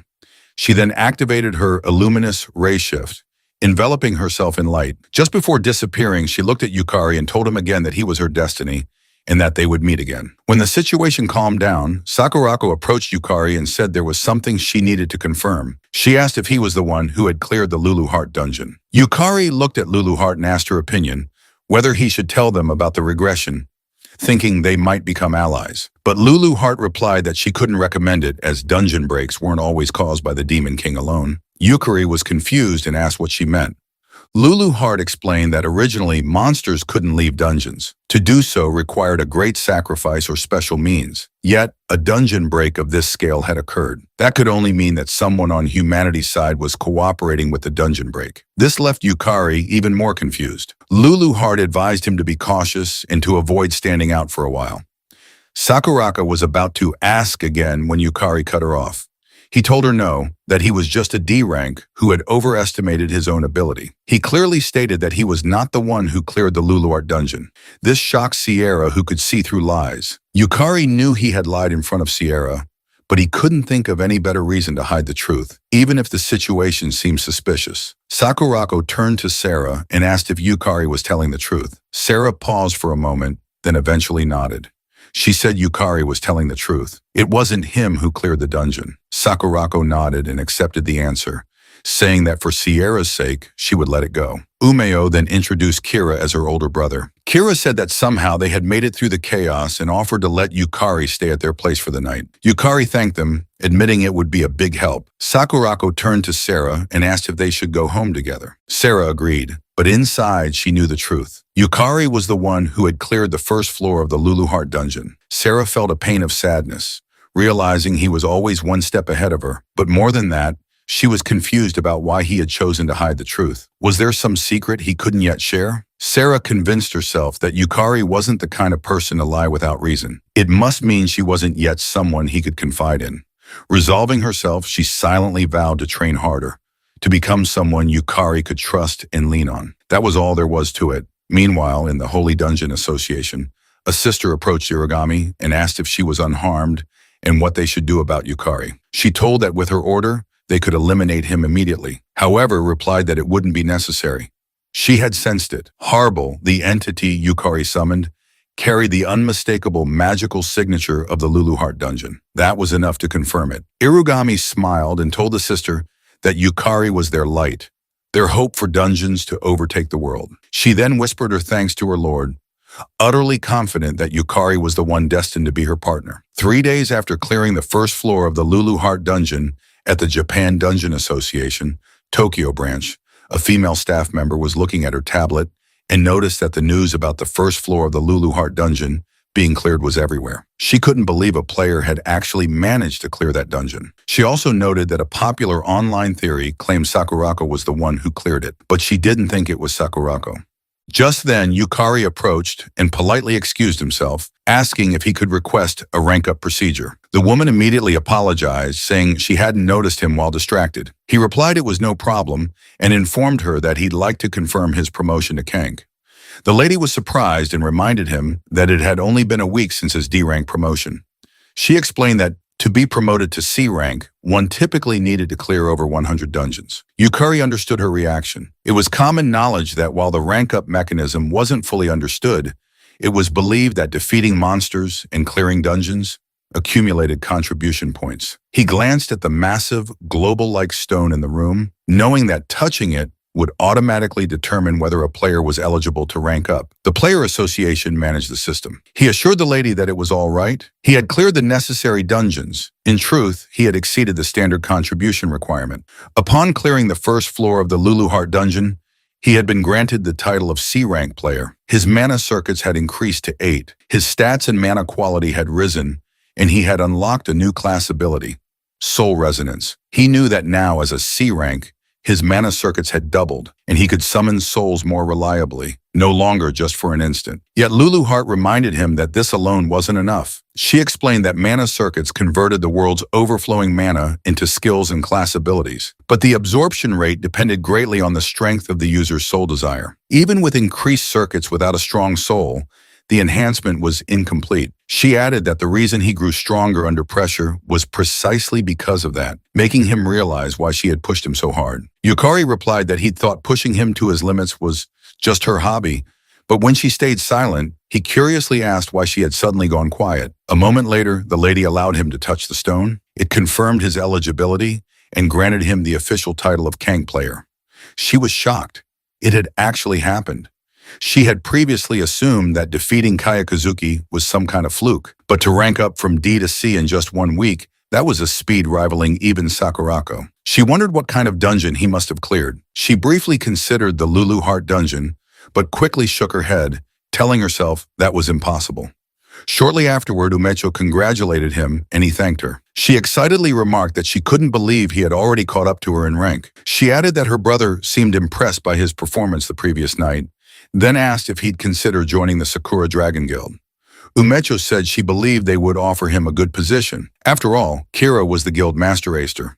But Yukari replied that he was thinking of going solo for a while. He still considered himself inexperienced. Ume nodded and said she wouldn't force him, but added warmly that he'd always be welcome. Later in the National Player University East Building cafeteria, Yukari was eating when he asked Lulu Heart via telepathy if it was really okay for them to be attending university so soon after such a major incident. Lulu Heart replied that the soul would wear out if he just kept pushing it, and that moderate rest, what people call daily life, was important. Yet he responded that he felt guilty relaxing when he knew a dungeon break was bound to happen in the future.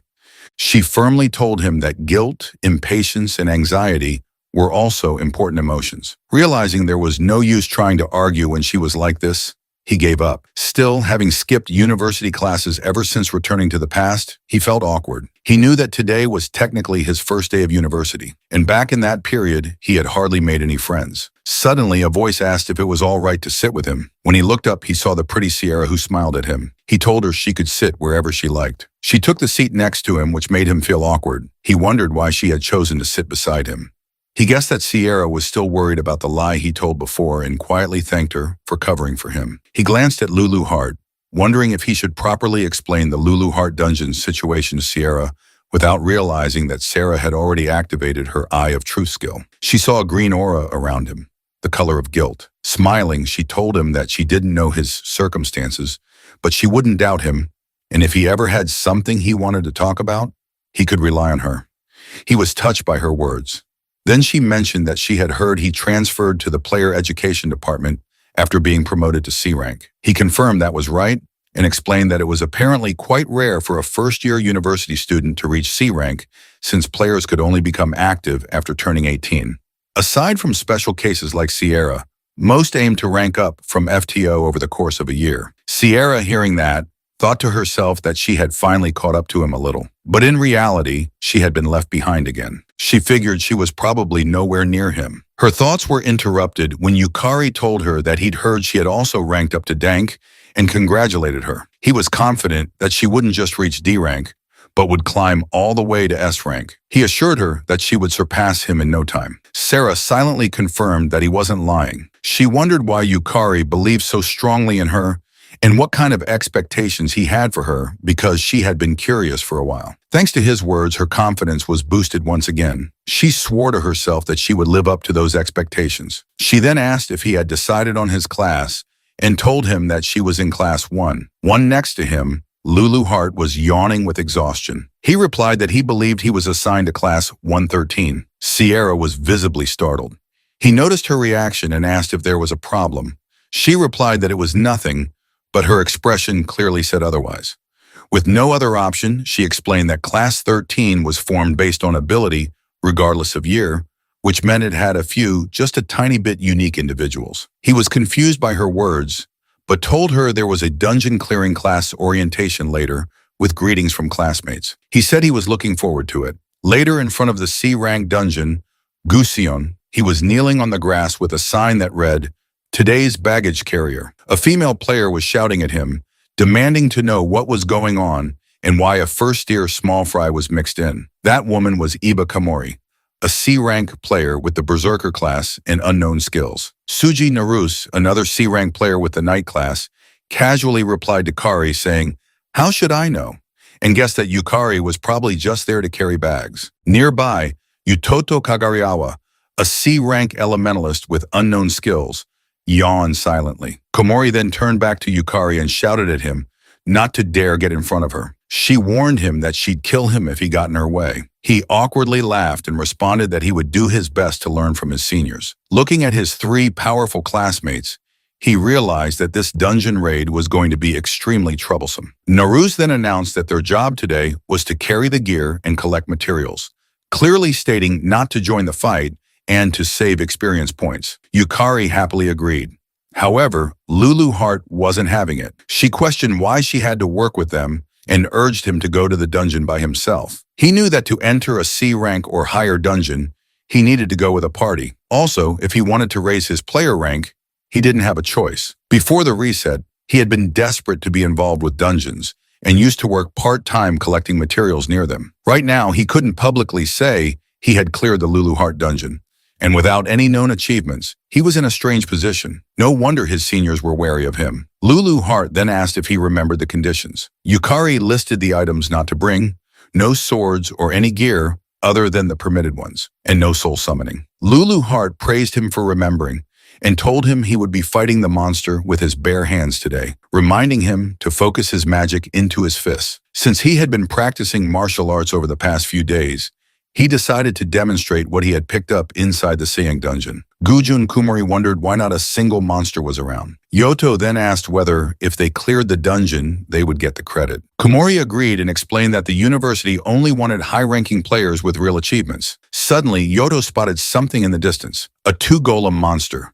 Without hesitation, Kumori sprang into action and tried to chop down the golem, but it only left a small scratch. Naruse, not wanting to fall behind, joined the attack. Yoto followed up with an aqua spear spell, but the attack had no effect.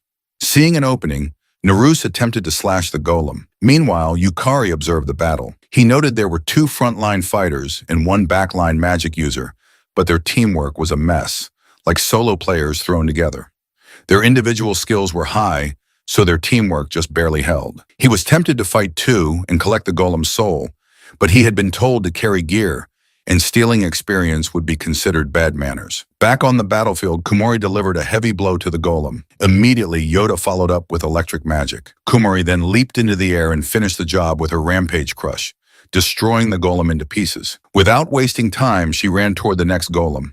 Yukari expected his seniors wouldn't need any help. At that rate, they'd finish the next one in 10 minutes. However, they failed to notice a golem hiding in the corner. Realizing his seniors hadn't seen it and were starting to look worn out, he decided to try it himself. Without hesitation, he dashed toward the golem, channeling magic into his fist and punching it directly in the face. He realized it didn't go down in one hit, but his control over his magic now rivaled using a sword. Deciding to try again, he delivered a second blow that shattered the golem's head into pieces. Realizing the result, he decided to try again later, when another opportunity arose. Just then, Kumori ran up and asked if he was okay, but what she saw shocked her, a golem reduced to pieces. Yukari tried to explain, but her attention had already shifted to the golem materials, and she assumed the monsters had fought over territory. Just as he thought he was safe, Yukari was scolded for wandering off on his own. She ordered him to return, and he quickly complied. Kumori then looked at the broken remains of the golem. Deep down, she knew what she was seeing. Yukari had destroyed the golem with his bare hands. She realized it shouldn't have been possible for someone with a C-class status or even an A-class power. Realizing something didn't add up, she decided to keep an eye on Yukari.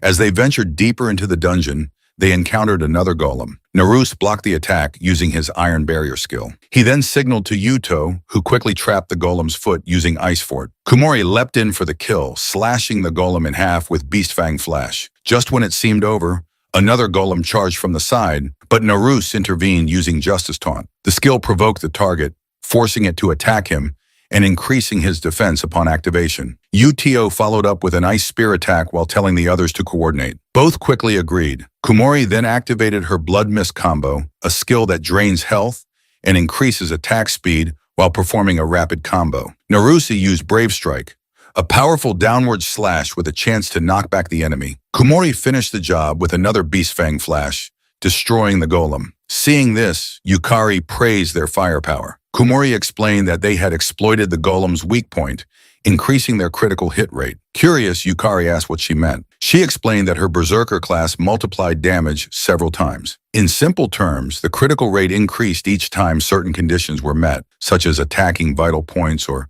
striking an incapacitated enemy. In exchange, her style only allowed for heavy attacks that left her wide open. This was why Naruse, acting as the knight, managed the enemy's attention, while Uto, as the elementalist, provided support and secondary damage. Once they had analyzed the weak points and created an opening, Kumori delivered the finishing blow. Yukari thought that the golem fight would be difficult for his seniors, but he realized they had developed their own rhythm through experience. He had been worrying for nothing. Naruse then inspected the golem's remains and commented that the monsters were tough but not numerous. However, it took too much magical power to defeat even one. He proposed retreating or taking a break. Yu disagreed, pointing out that the dungeon didn't have many enemies and they didn't have time to spare. Yukari, confused, asked what he meant. Naruse explained that they were already in their third year and it was scouting season. Right now they were only C rank, but if they didn't reach at least B rank, they wouldn't be able to join a good guild. Yu added that even if they managed to get in, they'd only be treated as bottom-rung members. This surprised Yukari. From his perspective, just being able to make a living as a player was amazing. Even Sakurako, who was from the same university, had already reached S rank by the time she graduated. Naruse wasn't surprised, having heard rumors that she had cleared the Lulu Heart dungeon. Yukari was shocked and asked for clarification. Naruse explained that it was just a rumor, but when it came to clearing that dungeon, he couldn't think of anyone else. Yukari realized that this was what the public believed, and he didn't want to stand out until he solved the mystery of the dungeon break. In that sense, this misunderstanding worked in his favor. Suddenly, Yuto became serious. He warned Yukari not to interfere in their battles and reminded him that he was only there to observe, not to do anything unnecessary. Yukari was surprised, but agreed. Later, as they walked, Yukari reflected on how he had been soloing monsters for a while. He decided he'd learn by observing how his seniors fought. Though he badly wanted to collect golem souls, he was excited to see a different side of the monsters. Suddenly, he felt an ominous presence. He quickly turned around and shouted for everyone to run, but it was already too late. They were surrounded by golems. His seniors were shocked. They couldn't believe they were surrounded. Yukari had suspected something was wrong. There had been suspiciously few monsters. He now wondered if it was a trap designed to lure them deeper. If so, there might be an intelligent monster behind it. Kumori, realizing that monsters were coming from all directions, decided they had no choice but to push forward. Yukari realized his seniors weren't suited for fighting multiple opponents and told them to leave it to him. He would hold the golems off.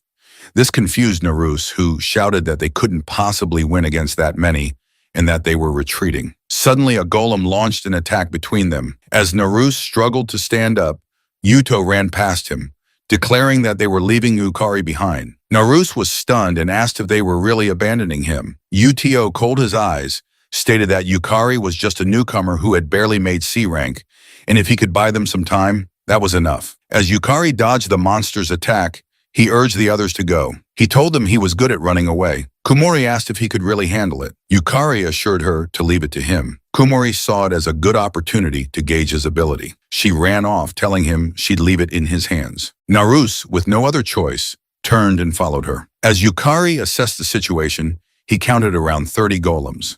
He realized that if he left his backpack on the ground, it would be crushed. So he tossed it into the air and called out to Luluart, asking her to infuse him with magic while he drew the golem's attention. Luluart agreed and remarked that he was as soft-hearted as ever, but Yukari disagreed, saying his body had gone dull from just watching. Then, with a determined expression, he declared that now was the time to collect souls. Several days earlier in the Holy Dungeon Church, Kumori was praying when someone suddenly approached her. It was Irugami, and she greeted her. Kumori was glad to see her. Urugami explained that the reason she had called Kumori was to request a favor. Kumori, as unhinged as ever, told Irugami to command her however she wished. She would fulfill the task, even at the cost of her life. Hearing this, Irugami was pleased. She asked if Kumori still attended the university. Kumori confirmed that she did. Leaning closer, Urugami told her that she wanted her to get close to Yukari. Kumori's expression turned serious as she asked if this was a new elimination target, but Irugami clarified that it wasn't. She explained that Yukari was an important piece in achieving their long-term wish. However, as a vessel, he was still immature with a fragile soul. Therefore, he needed to be honed. With a crazed smile, she instructed Kumori to push Yukari to his limit, strip away all the unnecessary parts, and sublimate him into something perfect. Kumori, confused, asked how she was supposed to do that. Irugami calmly replied that she just needed to drive Yukari to the brink of death. There was no need to hold back, and if Yukari died, then that would simply be the extent of his potential. Back in the present, Yukari was being charged by golems. He dodged an incoming attack, turned quickly, and countered by smashing the golem's head. He was glad he had managed to destroy it with a single hit. However, 2 more golems charged at him. Fortunately, he jumped just in time, and the golems collided, crushing each other. He then powered up his fist and destroyed the head of the first golem. Without wasting a second, he took down another. Leaping through the air toward the next one, he crushed its head with a single stomp. He was now literally punching down every single golem. Luluart, watching from a distance, was amazed by Yukari's growth. Even for a C-ranked dungeon, a golem's defense surpassed that of some B-ranked monsters. She wondered if his rapid growth was fueled by the regret of being helpless in the previous timeline. His dedication to becoming stronger was truly remarkable. At this rate, she considered they might be able to move on to learning tier magic in the next dungeon. After defeating all the golems, Yukari collapsed to the ground in exhaustion. Luluart praised him, noting that taking down a total of 32 golems was impressive. Yukari admitted that it had gone well in the beginning, but in the latter half, his stamina couldn't keep up, and he had needed multiple hits to finish them off. Lulu Hart agreed, pointing out that his magic had wavered midway, and he was putting unnecessary strain on his body. Yukari acknowledged that he understood her point. He explained that with the item he had acquired from the vault, his physical abilities had suddenly increased and he wasn't yet accustomed to them. The item in question was an S-rank Grand Strength Ring,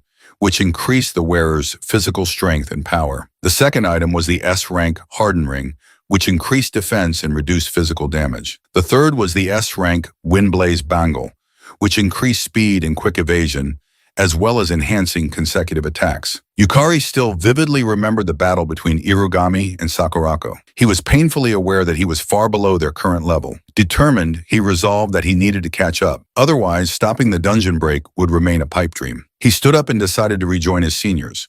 While running, he hoped they were safe. Lulu Hart informed him that she didn't sense any magical power nearby, so they were likely safe as long as they hadn't entered the boss room. Elsewhere, Naruse told his companions that he was going back. Uto asked him if he was sane, pointing out that doing so wouldn't erase the fact that he had abandoned Yukari. Naruse, visibly frustrated, admitted he agreed. He confessed that he was already irredeemable scum for leaving his junior behind, but at the very least he wanted to retrieve Yukari's body. Kumori disagreed. She told them they were heading to the boss room, which confused both Naruse and Yuto. She explained that if they defeated the boss, the dungeon would collapse, and if by some miracle Yukari had survived, they could save him. But if they went back and faced dozens of golems, there was nothing they could do. They were better off defeating one powerful boss. That was how they could prove their worth. In truth, Kumori remembered Irigami's order to push Yukari to the brink of death. Helping him would be inconvenient. Utio agreed with her, telling Naruse that what they needed was results, not sentiment. Dwelling on the dead wouldn't help them. Naruse replied that he understood. As the two walked, he felt a growing sense of cowardice, realizing it was fear that had made him abandon Yukari. He was overwhelmed with guilt. Even so, he told himself that if he could defeat the boss, he could at least bring back Yukari's body. Suddenly, Yukari arrived and asked if they had been waiting for him. He was glad he had caught up. The two were shocked, but Kumori eyed him with suspicion. Naruse was shocked to see that Yukari was still alive. He had assumed Yukari would be dead, but Yukari simply told them that he was good at running and had survived by sheer luck. Not wanting to stand out, he kept quiet about defeating the golems. He also didn't want to believe that one of his seniors might be the traitor responsible for triggering the dungeon break. Still, he knew it was better to stay cautious. Naruse apologized and admitted that he had panicked. Yukari assured him it was fine, adding that he was the one who had given them the idea in the first place. Yu then approached him, warning him not to turn into one of those thieves who run around collecting experience points. He called Yukari a brat who had just gotten lucky. Yukari responded that if all he wanted was experience points, he wouldn't have bothered to fight at all. Meanwhile, Kumori silently watched Yukari.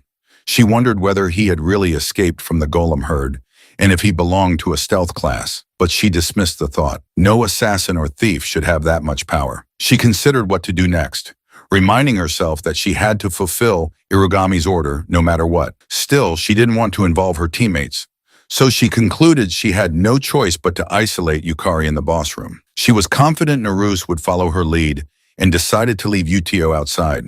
Calmly, she asked how long they planned to keep arguing, then informed them that they should scout the boss room first if they wanted to win. She ordered Yuto to stay behind, claiming he was too on edge. Utio protested, shouting that he could increase the casting speed of his spells, but she reminded him that his magic was already at its limit, rendering him speechless. She then stated that while Yukari still had stamina and backup items, he couldn't fight while protecting two people. She ordered Yuto to take a break and cool his head. Although irritated, Yuto knew she was right and sat down quietly while the others proceeded into the boss room. An hour later, after roaming around, Naruse finally asked where the boss room was. Kumori noted that there hadn't been any monsters around either. Yukari looked toward Lulort, asking if she noticed anything. Lulu Hart replied that there was a huge monster nearby, but the fog was blurring its presence or it was in pieces. She added that it was close. That made Yukari wonder if monsters could move in groups, recalling that one of the golems he fought earlier had shown signs of intelligence. He started piecing the information together and was horrified by what he realized. Elsewhere in the dungeon, Uto spotted a stray golem.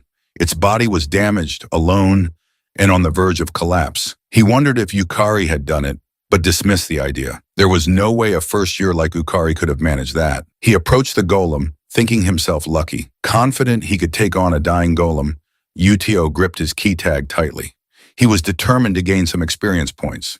He needed the money. A few days earlier in the hospital, Uto had been furious when he saw the bills. The doctor warned him that without treatment, his sister only had 3 more years to live. It terrified him. But when he checked his bank passbook, the money he had saved for her surgery had been withdrawn. He had a strong suspicion who had taken it. He rushed to confront his father, who was lying around lazily. When questioned, his father casually replied that he had borrowed the money. Uto shouted at him, saying the money was for Kaned's surgery, demanding to know what he had done with it. His father teasingly answered that he'd used it to buy alcohol and have a little fun. Enraged, Uto punched the wall and shouted that even if his father had abandoned them, he could protect Kaned by himself. He told him to disappear from their lives, but his father didn't take him seriously. Laughing, he walked away, telling him to just work harder. Back in the present, Uto knew he didn't have time. Killing one golem would be enough to push him to B rank. It wasn't much, but it was enough to qualify for a higher tier guild with perks that could earn him the money he needed for Kaned's treatment. He despised the world, calling it garbage, and decided never to rely on anyone again. He activated his magic power and struck the golem with his hydro spike. It shattered into pieces with a single hit. He calmly approached the remains, confident that as an elementalist, he could take on many attribute classes by exploiting their weaknesses. But he was stunned when he saw the shattered pieces begin to move. A wave of horror swept over him as he felt a powerful presence awaken. Just as he feared, the dungeon boss appeared before him. That's when he realized why the boss had been so difficult to find. Yu immediately tried to retreat, but before he could, the boss swung its massive fist and punched him across the room. He slammed into the wall and couldn't believe the boss's speed. It had grown much faster. He tried to stand, but his leg was severely injured. As the boss approached, he watched helplessly,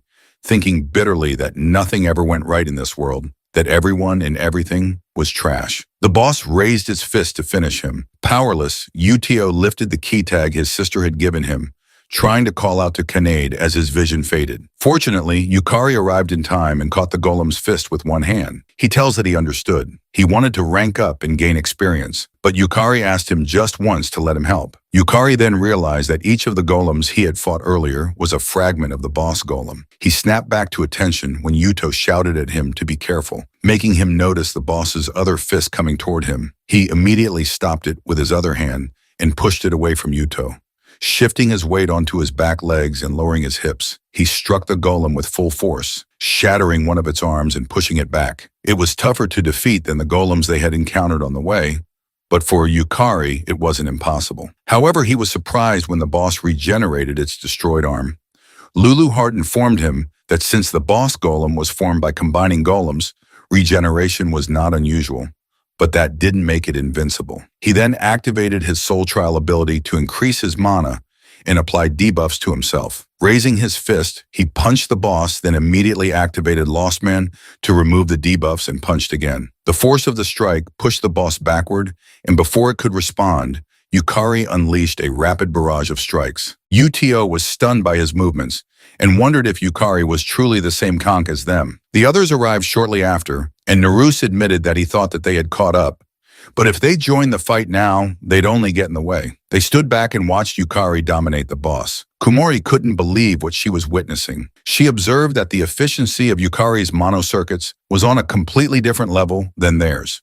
She was amazed at the amount of mana he was releasing and questioned what kind of mana absorption and circulation efficiency could produce such power, especially when the number of mana circuits should be the same among them. The boss growled in frustration and summoned its soldier golems. They realized the boss had mass summoned its golems, and once it finished, ordered them to attack Yukari's seniors. Yukari immediately looked back and summoned Harble, who responded with a wave of apathy, stunning all the golems. Yukari rushed in, destroying them one by one with single blows. Uito couldn't believe that he had summoned a familiar capable of using action-inhibiting magic, an area of effect stun with such long duration. It was overwhelmingly superior to his own magic, leaving him to question whether Yukari was supposed to be a warrior class or a summoner. Meanwhile, Yukari summoned his S-rank summons, Skull Lich Lord and Water Element, and ordered them to protect his seniors. Both summons complied. Kumori was shocked that he could summon multiple spirits at once, and that each of them was stronger than the entire team. While still in battle, Yukari noted that with the mana he had gained from Serendiana, he could summon multiple souls. Although it was still difficult for him to use their unique magic, he was confident his summons could act as effective guards. He asked Lulu Heart if it was all right to summon them for that purpose. She replied that it was fine as long as he wasn't using them offensively, but reminded him that he had to defeat the boss himself. Smiling, he agreed and charged the boss. He punched it in the stomach and noticed that it could be damaged. However, despite the significant damage, the boss regenerated instantly. He began to question whether there was any limit to its regeneration. Still, he believed there had to be a trick to defeating it. He decided to change his approach and look for a weak point. He kicked its legs, punched its belly, and smashed its head. But all of his efforts were in vain. The boss regenerated every single time. He glanced at Lulu Heart, who was silently observing him, and recalled her lecture that he must think for himself, fight, overcome adversity, and achieve victory. He understood now he had to become capable on his own. Calming himself, he pushed through his thoughts. He then ordered Water Element to activate her water prison ability. She responded by casting Aqua Globe containing the prison. While she was busy holding the spell, Yukari rushed toward the boss's arm and gripped it tightly. He pulled with all his strength and managed to tear the arm off. The boss screamed in pain, but he ignored it, knowing that even if he completely shattered the arm, it would only regenerate again. He lifted the detached limb and threw it toward Water Element. He decided that they needed to prevent the pieces from reassembling. Water Element imprisoned the boss's arm in her water prison, and he ordered her to keep the fragments isolated. She winked in confirmation.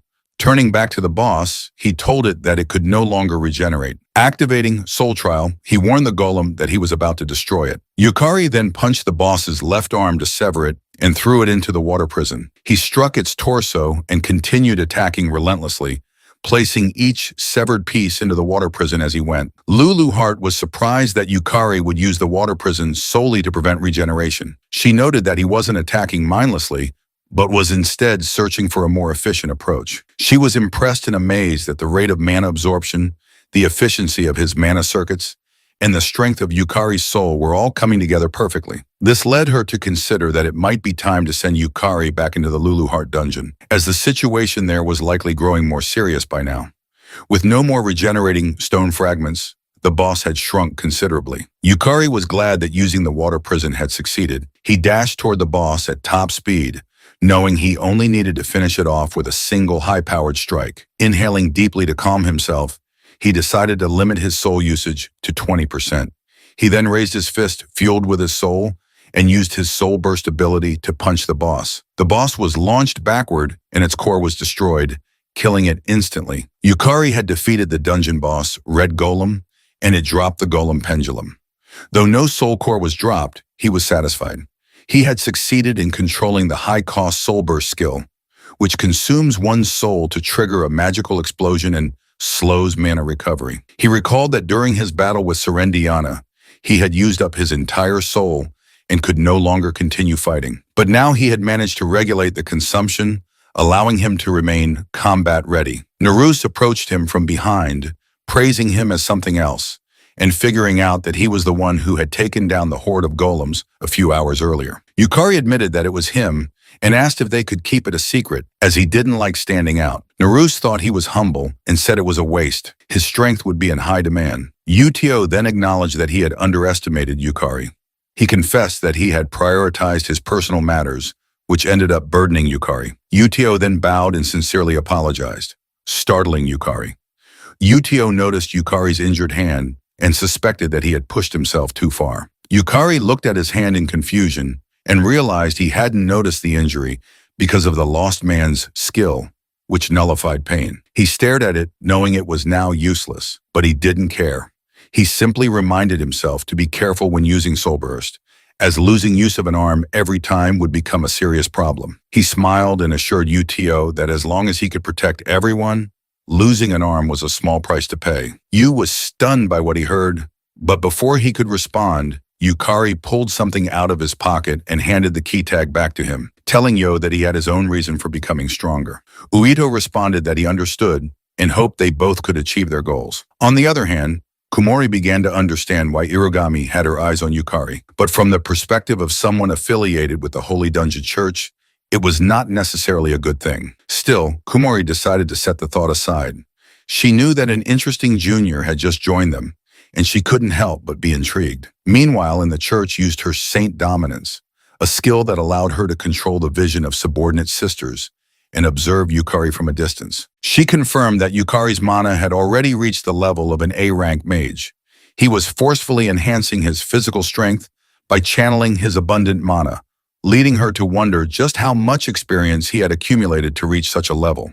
What intrigued her more, however, was that despite having C-rank level mana circuits, Yukari was manipulating A-rank level mana. She knew that with only 8 C-rank circuits, there should be a strict limit to how much mana one could handle. That left her questioning how Yukari was compensating for it. She proudly declared that it was endlessly fascinating. Turning to the man standing in front of her, she asked if he agreed. Kayakuzuki and Frank, with the nightmare skill, agreed in a sinister voice that Yukari was indeed the best. His tone made happy. She said she was glad to see him understand Yukari's value, which made rescuing him worthwhile, even if it meant crossing Hyakuren and earning Sakurako's resentment. She then asked for his opinion and suggested that he abandon his boring habit of newbie hunting and get himself a class. He replied that he didn't hunt newbies for fun. It was just the quickest way to dissect players. What he truly wanted was to understand what skills and classes were and where they originated. Laughed and called him a wonderful philosopher. She told him that with his ambition and talent, it was only a matter of time before he reached S rank. He then asked her if she was really sure about letting him dissect Yukari, even though Yukari was her favorite. Excitedly, she told him to call her when that time came, explaining that she too was curious about what was inside Yukari. He sighed, realizing that Irogami was genuinely looking forward to it. He asked how he could obtain one of those classes, and she assured him she had the perfect method. He only needed to leave it to her. She then enthusiastically explained the method to Akazuki. He smiled, thinking it was a crazy idea, but he also understood why Irogami was feared as a witch. Akazuki knelt in front of her as they sealed their deal and confirmed that he would serve under her. From the day Akazuki had lost to Yukari, he had never forgotten the look in his eyes. He wanted to see him again, to meet him, and to discover what was inside him. Akazuki swore that the one who would dissect Yukari would be him. The next morning, Kuzuki Fujimin, in F-class rank with the Manhwa skill, and Yukari's best friend, greeted him. Fujimini informed him that he had ranked up to C-class and said he never thought someone like him, with no skill, would rise that far. Fujimini was Yukari's one and only best friend.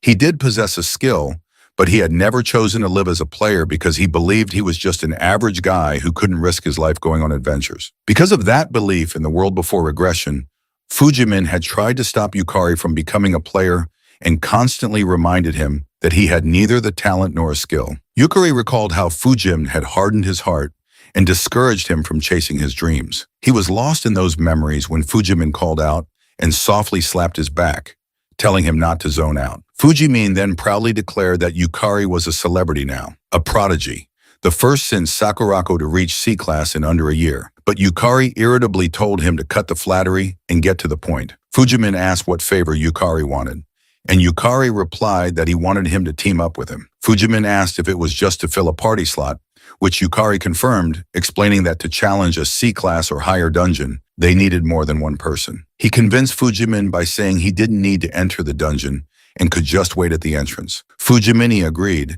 saying he wanted to see if Yukari had really gotten stronger. That thought alone made him excited. Yukari was about to suggest a date when Fujimin interrupted, stating that he would be coming into the dungeon too. Yukari was shocked to hear that from his friend, someone once afraid of becoming a player, and asked why. Fujim replied that he didn't care much about being a player or any of that, but he cared about Yukari and wanted to see him fight as the guy who used to be stuck as a no-skill. Yukari was stunned for a moment, but with no other choice, he agreed.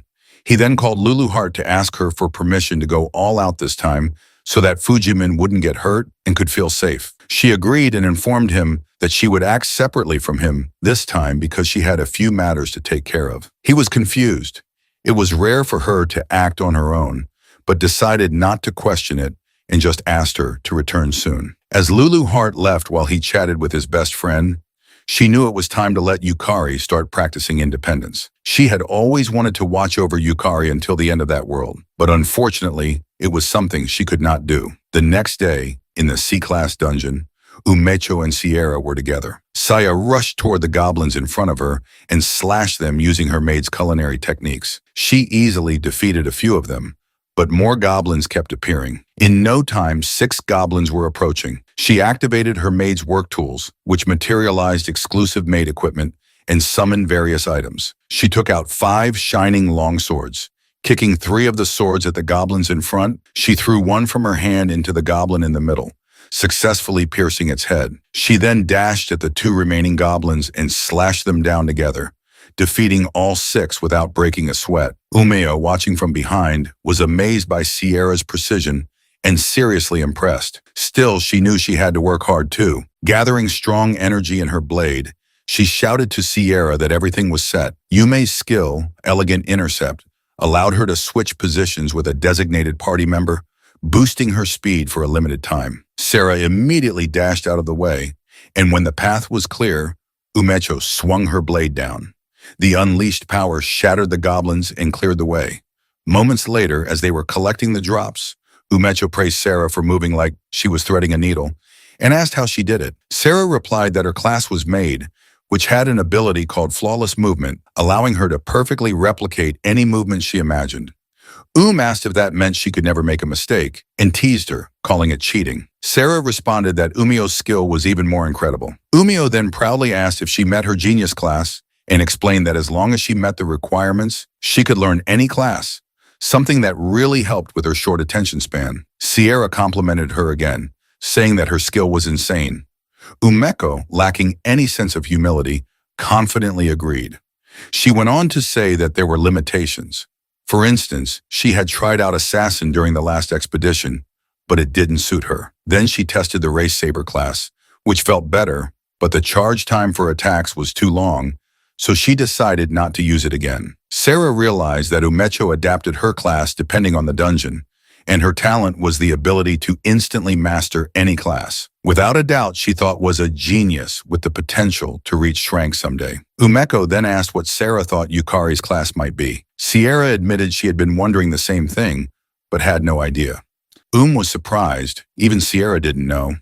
She recalled that just before entering the dungeon at Oryu Guild, Kira had informed her that the first floor of the Lulu Heart dungeon had been cleared. Based on what he sensed, over 20 guilds and factions had gathered there. She was shocked. She hadn't noticed anything at all, but Kira explained that was because they had advanced scouting and stealth abilities. He also informed her that all those forces were closely observing the battle between Sakurako and Irigami, and at the center of that battle was Yukari. She was horrified to hear this, realizing that it meant Yukari was in serious danger. Kira added that the reason so many strong players fought with him, caught in the middle, was because they were interested in him. That alone made Yukari a key figure in their world. Kira also explained that if he, as the master of the Uru Guild, were to approach Yukari any further, it would be like publicly declaring Yukari as someone of importance. Umeo understood what her brother was telling her and realized that this was where she came in. Kira agreed and said he wanted her to officially investigate Yukari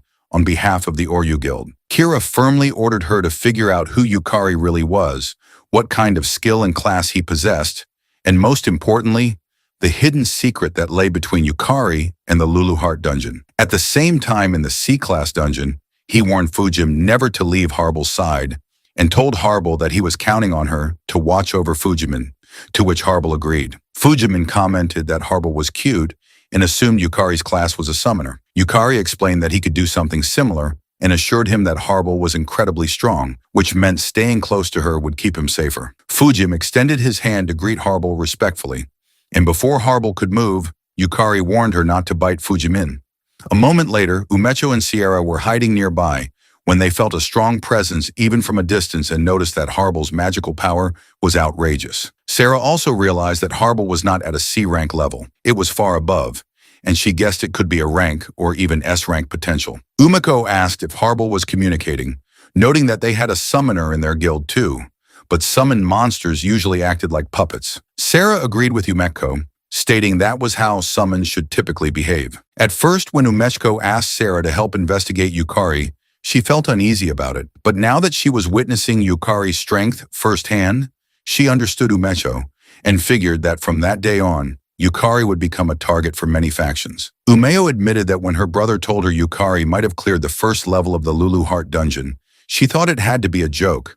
But now she believed it was true and asked if they should head back to report to her brother. However, Sarah disagreed and told Yumameko they should watch just a little longer, as removing the danger surrounding Yukari would require a clearer understanding of his true strength. Sarah knew she had been protected many times during dungeon raids. Even if her strength couldn't match Yukari's now, she still wanted to find a way to protect him and be someone brave enough to defend others as Yukari did. Umeko agreed and informed her that the class she had chosen was Shadow Stalker, which had high stealth capabilities. But with a monster like Harble, who was stronger than both of them, getting any closer would definitely get them noticed. The two girls decided to continue observing from a distance for the time being. Meanwhile, Yukari knew they couldn't afford any mistakes in the dungeon ruin and decided to be extra cautious, prioritizing safety above all. He summoned Soul Servitude, Armored Knight Soul, Skull Guardian Soul, Flame Knight Soul, and Skull Lich, Lord Soul,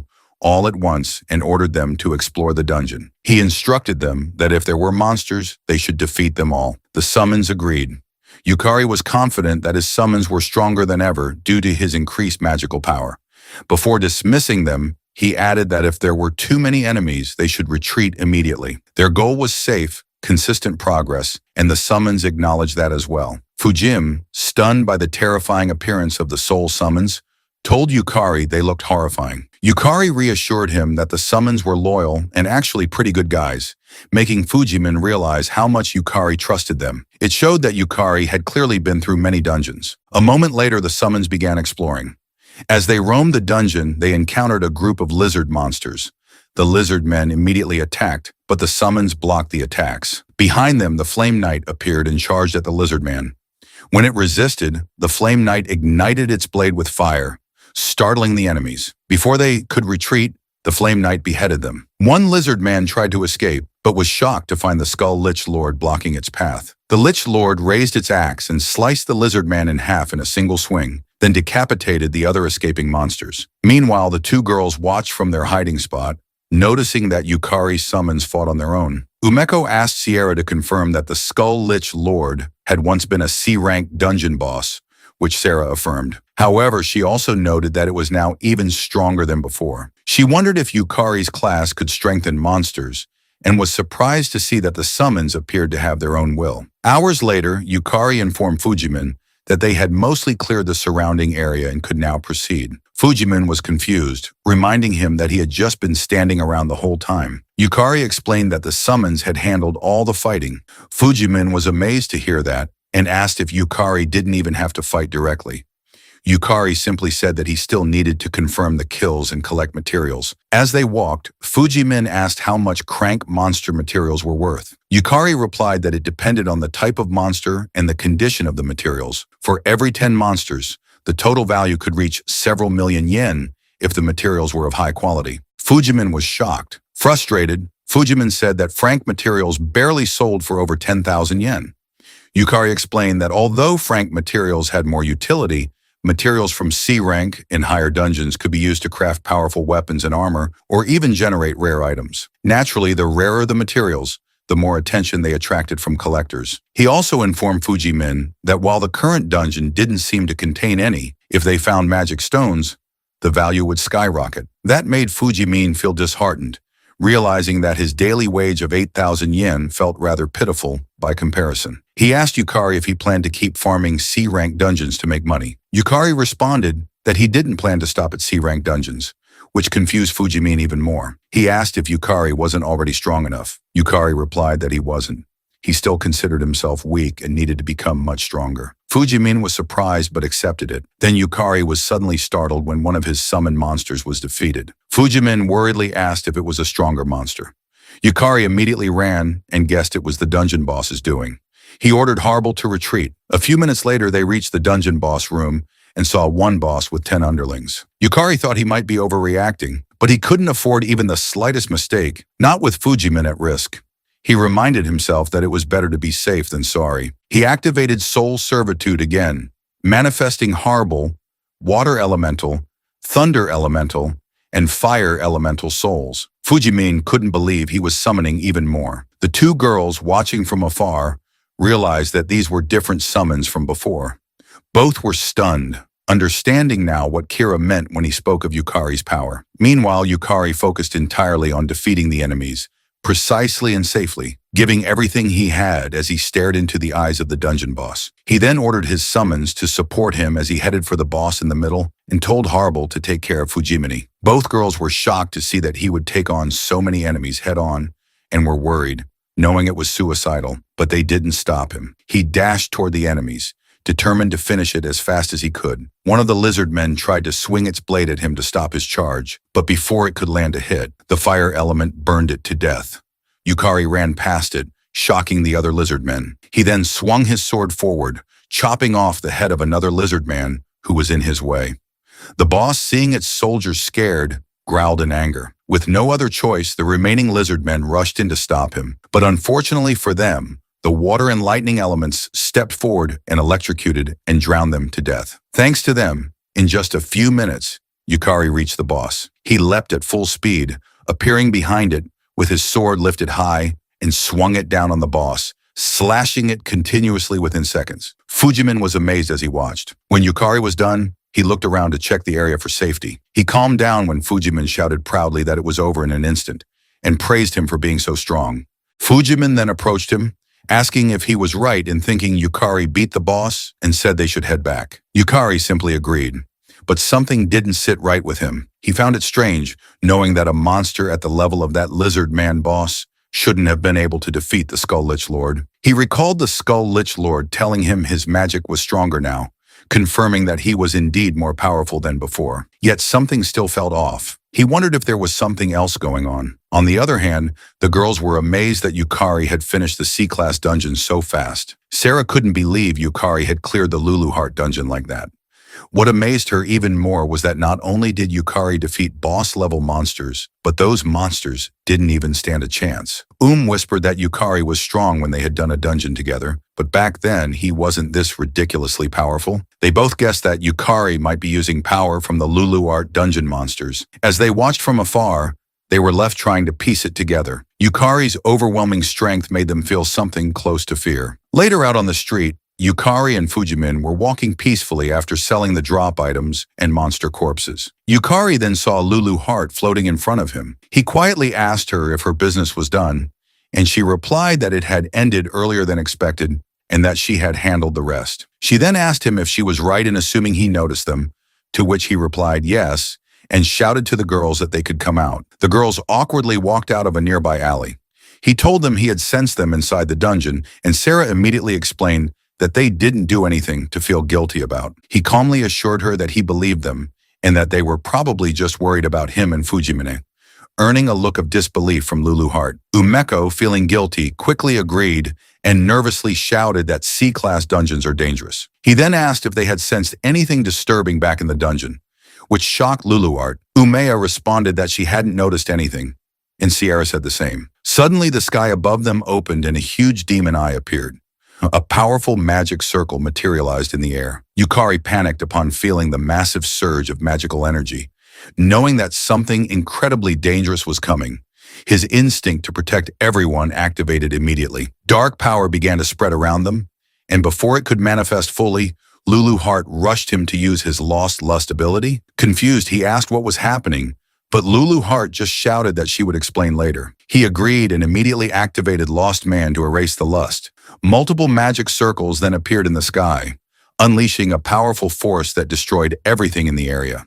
The energy splashed in their direction, and before it could hit the others, Yukari blocked it with all his might. But it was too strong.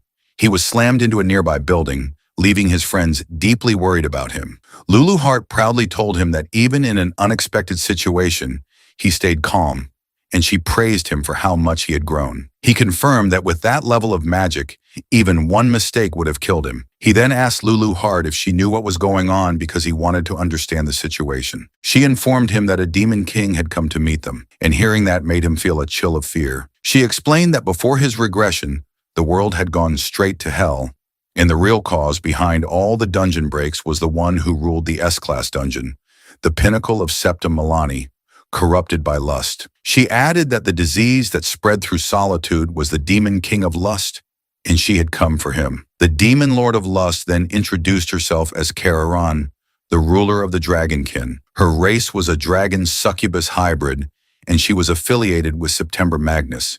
She greeted both Lulu Heart and Yukari. Yukari was surprised that Kararian could see Lulu Heart, but Lulu Heart calmly praised Carmian's flashy entrance and asked if she wanted something from her. Kararian replied that she had come to erase her, asking what other reasons she could possibly have. Yukari realized that Kararian's target was Lulu Heart and asked why she was after her, but Kararian simply asked if she really needed to kindly and politely explain anything to someone about to die. Lulu Heart teasingly asked if she truly believed Yukari would lose to someone like her, which angered Carmian. She snapped that Lulu Heart talked big for someone barely clinging to life. Kararian then taunted them to take her hellfire and assured them that if they survived, she would answer their questions. Lulu Heart informed Yukari that among all the demon lords, the demon of lust was the strongest. However, forcing herself out of the dungeon must have limited her power. She assured Yukari that she would read Kararian's movements and give him directions. She told him to focus on her thoughts and her voice because they would defeat Kararian together. He simply replied that he understood, trusting Lulu Heart more than anyone. He was ready to face Karm, but then she disappeared, startling him. Lulu Heart immediately looked around, but Kararan reappeared on his right side and aimed her fire at him. He panicked but managed to raise his hand in time. Yet Kararian cast her spell faster, releasing a strong fire blast that exploded around them. Sierra called out to him in worry while Umeko tried to evacuate the others. The two girls attempted to attack the barrier, but they couldn't get close. Even their attacks were deflected. Umeko shouted that Karmarian's power was too fast to follow with the naked eye, and Sarah realized the battle in front of her was on a whole other level. She immediately pulled out her phone and contacted someone, knowing she had to at least do what she could. Meanwhile, Karm looked at her hand in confusion and admitted that the magical gap between them was overwhelming. She had struck first, a blow that should have left not even dust behind. Yet Yukari had survived thanks to the fire element. She gave him credit for that. Yukari noticed that even during battle, Carmine was calmly analyzing everything while they were fighting for their lives. Lulu Heart shouted to Kararian that Yukari had withstood her hellfire and ordered her to answer their question. Kararian teased them, asking if they were really that curious, then mocked them for trying to come up with an escape strategy while she spoke. Yukari shot back, asking if she was so weak she couldn't even keep a promise, which angered her further. But she regained her composure and admitted that her real target was Lulu Heart and the Arst rank 1. Lulu Heart dungeon because Lulu Heart was its king. Lulu Heart asked how she found out where she was, and Kararian replied that all dungeons where dragon reside fall under her domain.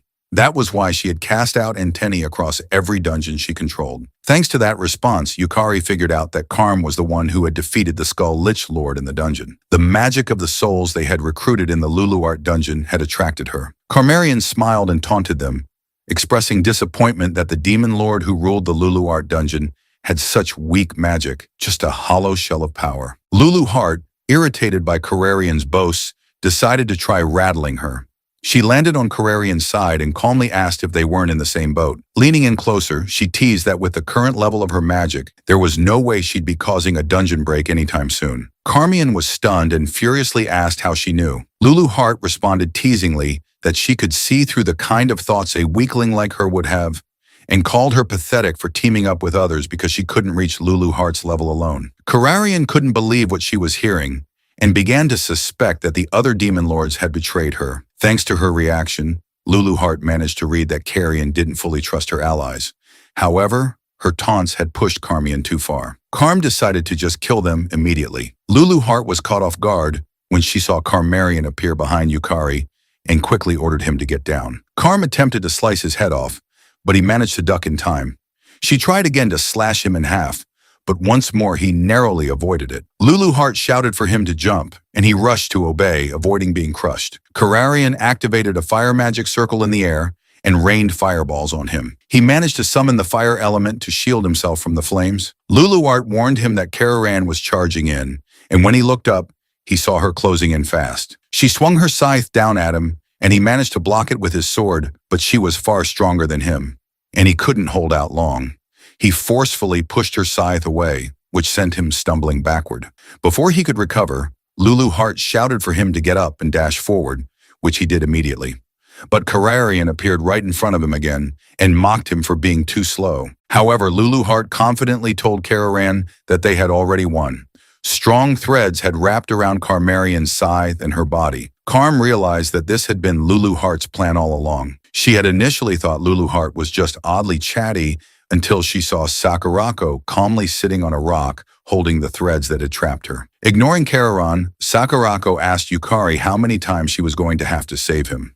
Just then, Kira approached, telling Sakurako not to say it like that. Being alive was already a miracle. Sarah Kagurazaka, an S-rank player with an unknown class and skills who also worked as a player association receptionist, agreed. Sarah reminded Sakurako that Yukari fought well against a Demon Lord class monster and deserved praise.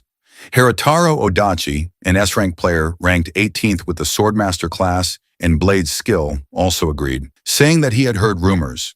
But Yukari exceeded all expectations. Kuchiro then appeared behind them and praised Yukari for moving like a pro against a demon lord. Kira approached Yukari and asked if he could still fight. Yukari confidently replied, "Yes." Karmarian glared at them all in fury, but they remained calm. Together, they prepared to slay a demon lord. Kira was amazed to see the ruler of the S-rank dungeon and the strongest demon lord species. While beside him, Sarah praised Yukari for being impressive earlier, and for deflecting Karmarian's attacks all on his own, something most people couldn't do. However, she told him that they would take over and to leave it to them. Yet Yukari didn't agree and expressed his wish to fight alongside them. He explained to Sarah that Karm uses powerful flame magic and teleportation, and that he has a way to detect her teleportation locations, which means he can be useful. Sarah paused to consider and then replied that she couldn't believe he was just an F rank not long ago. Fortunately, she agreed to let him join the fight. However, she warned him that even a single demon lord is enough to bring the world to ruin, and at the same time, she assured him that luckily they had a gathering of S-rank players present. Sarah then informed everyone of the formation. She and Kia would provide support. Kira and Kiritara would take the front lines. Umeko and Sierra would guide civilians to safety, and Sakurako would prepare the Grand Barrier. Yukari forced himself to stay calm and reminded himself that everyone there was a higher rank than him. He then activated his lost man's skill to suppress the feeling of panic, and once more told himself that the reason he was able to fight in that situation was because he had already seen Karm's attacks. He pushed himself to use his head, predict everyone's movements, and make the best possible move. Meanwhile, Karm realized she had been played. The players had hidden their presence to lure her into that exact situation. Lulu Heart noticed Kararian's reaction and could tell she was howling with her thoughts. She then teasingly showed the invitations and whispered to Kararian that if she let her sneak into a dungeon belonging to lizard men, a distant kin of dragonkind, she knew she'd come running, which is why she had gathered the Shranks in advance. However, instead of being angry, Kararian smiled and responded that the world would belong to her eventually. But for now, she would watch what kind of power native humans held. Kararian threw her scythe away and taunted them, saying she wouldn't use her weapons or the power of dragons. And even then, she would snuff out every last one of them. She added that she would go easy on them and dared them to come at her with everything they had. Kira dashed forward and attacked Karmian with his Crimson Lotus War Dance ability, but she easily blocked it with her arm. Kira shouted to Yukari to sync with him, and Yukari immediately responded by dashing forward and swinging his sword at Karmarian's other side. Kyochiro, observing from a distance, noted that Yukari was even better than the rumors suggested and was keeping up with the movements of Shranks just fine. Sarah then released her Sparkle Starlight to support the front line, but before it could reach Karm, she cast a spell and burst the starlight apart. However, she overlooked Kiyotaro behind her, who slashed her hand. Kararian, at first confident it wouldn't damage her, was shocked when Kiyotaro slashed her hand again and it was cut off. Kararian was amazed that a mere human had severed her arm. Kiyotaro explained that her skill blade whisper can cut through anything, and not even a demon lord is an exception.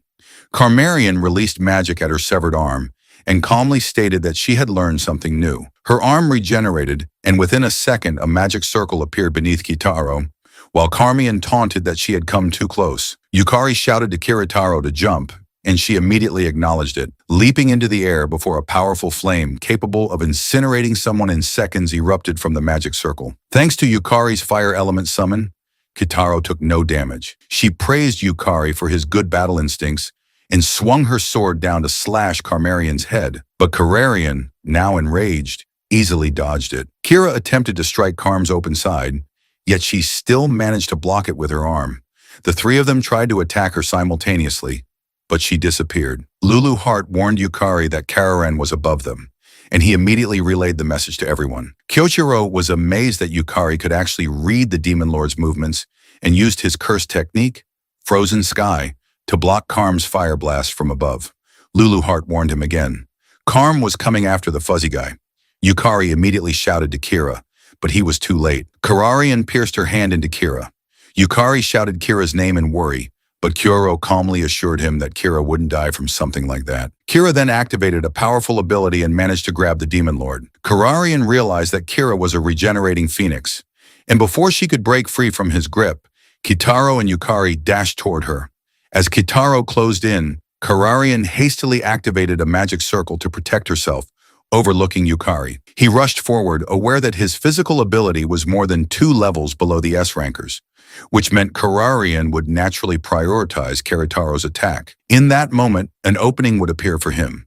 He activated his soul resonance ability, which synchronized with a soul under his control and allowed him to wield its power.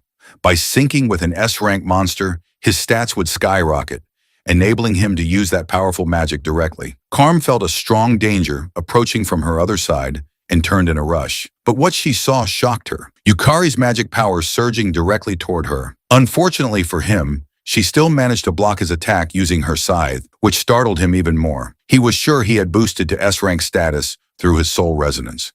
But even with the complex elemental magic memorized from the Serendiana battle, it still wasn't a fatal blow. Lulu Hart assured him that his spell was fine and explained that Kararan was using over 90% of her power just to manifest in that world. Thanks to his defensive spell, they were able to severely drain her mana. Kira was amazed that Yukari could use 2-element magic too, but Yukari was frustrated that he couldn't finish Kararan off and didn't have enough mana left to fight. Kira, however, boosted his confidence by pointing out that he managed to release that much power even with only 8 circuits in his C-ranked man flow, and that he had contributed more than enough. He added that Karm even panicked enough to pull out the weapon she said she wouldn't use. On the other hand, Karm realized she had been completely outplayed and looked at Yukari as unworthy of following in Lulu Hart's footsteps. Karm trembled in anger as she acknowledged she had disgracefully broken the rules she had set for herself by resorting to drawing her scythe. However, she suddenly began laughing uncontrollably,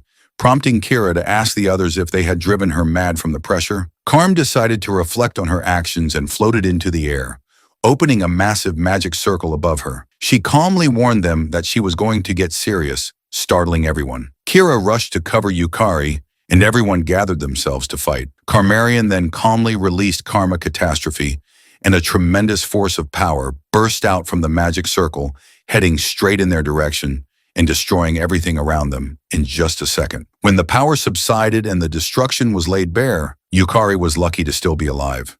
But he was horrified when he saw Kira standing in front of him, having taken the full damage for him. He panicked when Kira collapsed to the ground and could only ask him why he shielded him. Yukari rushed over and was relieved to find that Kira was still breathing. Meanwhile, Kararan, watching from above, was frustrated that even her strongest humanoid form attack couldn't kill him. She realized the dungeon's power to bind monsters was extremely strong.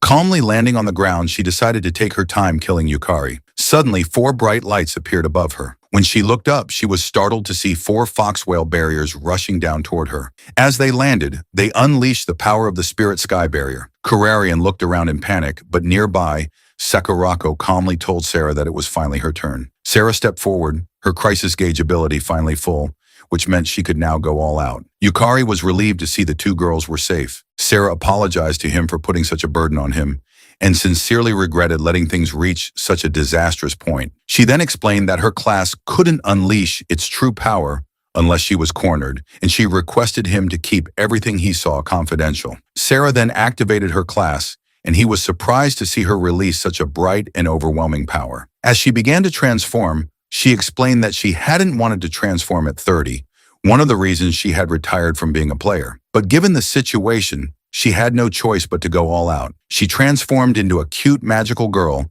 and immediately unleashed her sparkle starlight toward Carmian. Remained calm at first, thinking it was the same attack from before. However, Sarah teased her, asking whether she really thought she could block the attack that easily. When Sarah's starlight hit the barrier Carrion had conjured to protect herself, the sheer power shocked her.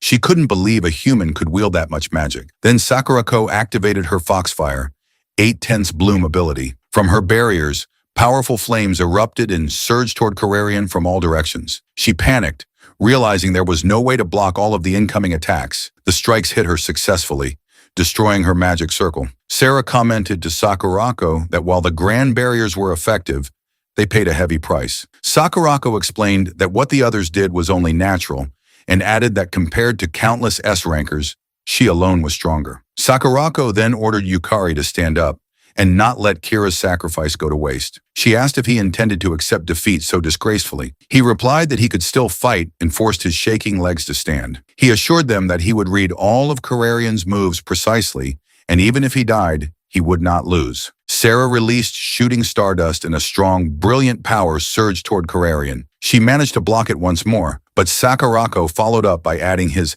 Fox Lightning 8/10 bloom to Sarah's attack, pushing Carrarion back even further.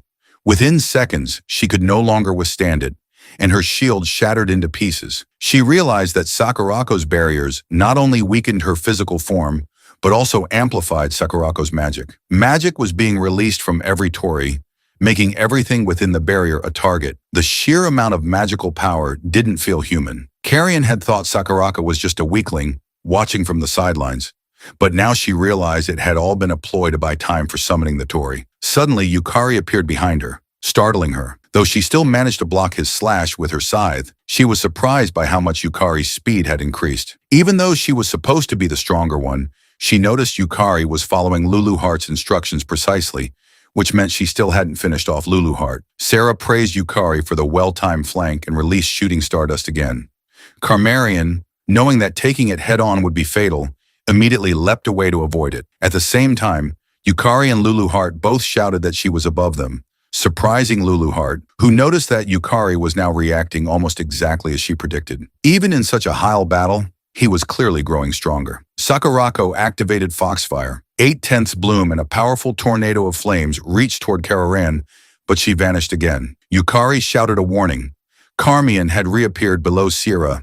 Acting fast, Sierra fired shooting stardust once more. Though Carrarion managed to shield herself, the force of Sierra's magic was too overwhelming and caused a massive explosion. Before she could recover, Yukari appeared behind her. This time, he unleashed his soul resonance attack, landing a direct hit and making Carrarion scream in pain. Carm is frustrated that everything was going completely off script. She wondered when exactly her dungeon break plan had been discovered. Her thoughts were jumbled and she chose to teleport away to create distance, but was shocked to find Yukari and Sarah already there. Having predicted her destination, they attacked her simultaneously. She tried to block with her shield, but the pressure from their combined assault was too much. Her shield finally shattered. From above, tornado flames descended once more. When they hit the ground, the impact caused large-scale destruction. Yukari was stunned that Sakurako could still cast such powerful magic after everything else, and noted that her mana hadn't dropped at all, exactly what he expected from the strongest player in the magic class. He also observed that Sarah's power wasn't limited to magic. Her speed and strength matched those of an S-rank warrior class. With them at his side, he began to feel sure they could win. However, a much larger and more ominous magic circle suddenly appeared in front of them, just as Carrarion vanished.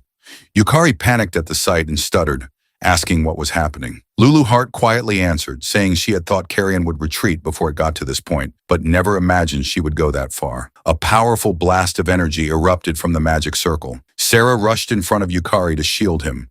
From within the circle, a massive claw began to emerge. A moment later, a piercing eye glared at them as a dragon's arm forced its way out. Yukari trembled in terror. He recognized the dragon from his past life. Just as he feared, the beast began to push its way out from the barrier, growling. Sakurako was in disbelief. Her barrier had cracked. Sarah too was stunned that Carrion still had enough power left to summon the dragon. Despite the fear, Yukari steeled himself and raised his sword, ready to fight once more. Lulu Heart smiled, pleased by his reaction. She had expected him to panic, but Yukari knew this time was different. In his past life, all he had done was run away. But now he had Lulu Heart beside him, and compared to his past, dying and returning over and over, he had become stronger. Kararan, who had borrowed the power of the dragon, rushed at them. And right away, Sarah cast a milky shield to protect him, but it was too heavy for her. It then swung its tail around, trying to destroy the barrier. Sakurako immediately attacked it with her tornado fires, but her attack just triggered it even more, and it rushed at her. Sakurako cast a quadruple barrier around herself, and Kararian tried to destroy it using its claws. Lulu Heart followed Yukari as he dashed away and told him that Sakurako was quite capable. He knew that even if Kararian was weakened to seal her meant Sakurako was allocating a huge amount of resources to maintaining the barrier and was also continuing to protect the humans who were too slow to escape inside it, which meant it was going to be a slow defeat for them. Sarah used her milky shield to back up Sakurako, but she couldn't handle Kararian's claw, and her shield was easily destroyed. Sakurako thought carefully for seconds, while Kararian kept trying to destroy her barrier. Sakurako then informed Sur that she was going to release her Ninetails, but Sira disagreed and warned her that if she released it, she wouldn't get out of it unscathed. However, Sakurako knew that it wasn't the time to be concerned about it, because the only thing that she absolutely could not allow was for any harm to come to her sister Sira. But Yukari interrupted her, saying that he had a plan and asked for their cooperation. Sakurako asked him what it was, and before he could answer, Sakurako ordered him to state the ideal and most optimal conditions, because there was nothing she couldn't do, and warned him that if he was useless, she would just release the Ninetails, to which he confidently replied that he understood. He then informed them that he wanted the Demon King to pay no attention to him, that they should stay in place and give him time to charge a big move, but he would have Sarah lend him her power. After a small briefing, Sarah attacked Carmian with her shooting stardust, but she noticed it and counterattacked with a dragonfire breath. As Sarah and Carmian were busy exchanging blows, Yukari began executing his plan and jumped off Sakurako's torii from above. Yukari was amazed that Sakurako also had a means of spatial movement. He flew down knowing that Soul Burst takes a long time to activate and leaves a big opening, but if he was falling from the sky, it wouldn't be a problem. He was close to reaching Carmian and managed to cast his Soul Burst ability faster. Carmian felt a higher magic power output from above, making her wonder why it was coming at her at that timing. A few moments ago, Yukari realized that he couldn't win as he was now, and he needed to change his stats to ones that could win, and that's where Sarah walked in. He asked her if she could take his hand as they ran away, and when she was about to agree, she stopped in confusion. Soul resonance can link not only with a monster's soul, but also if two hearts truly connect. And Yukari guessed that if Sira could trust him from the bottom of her heart, they could be able to resonate.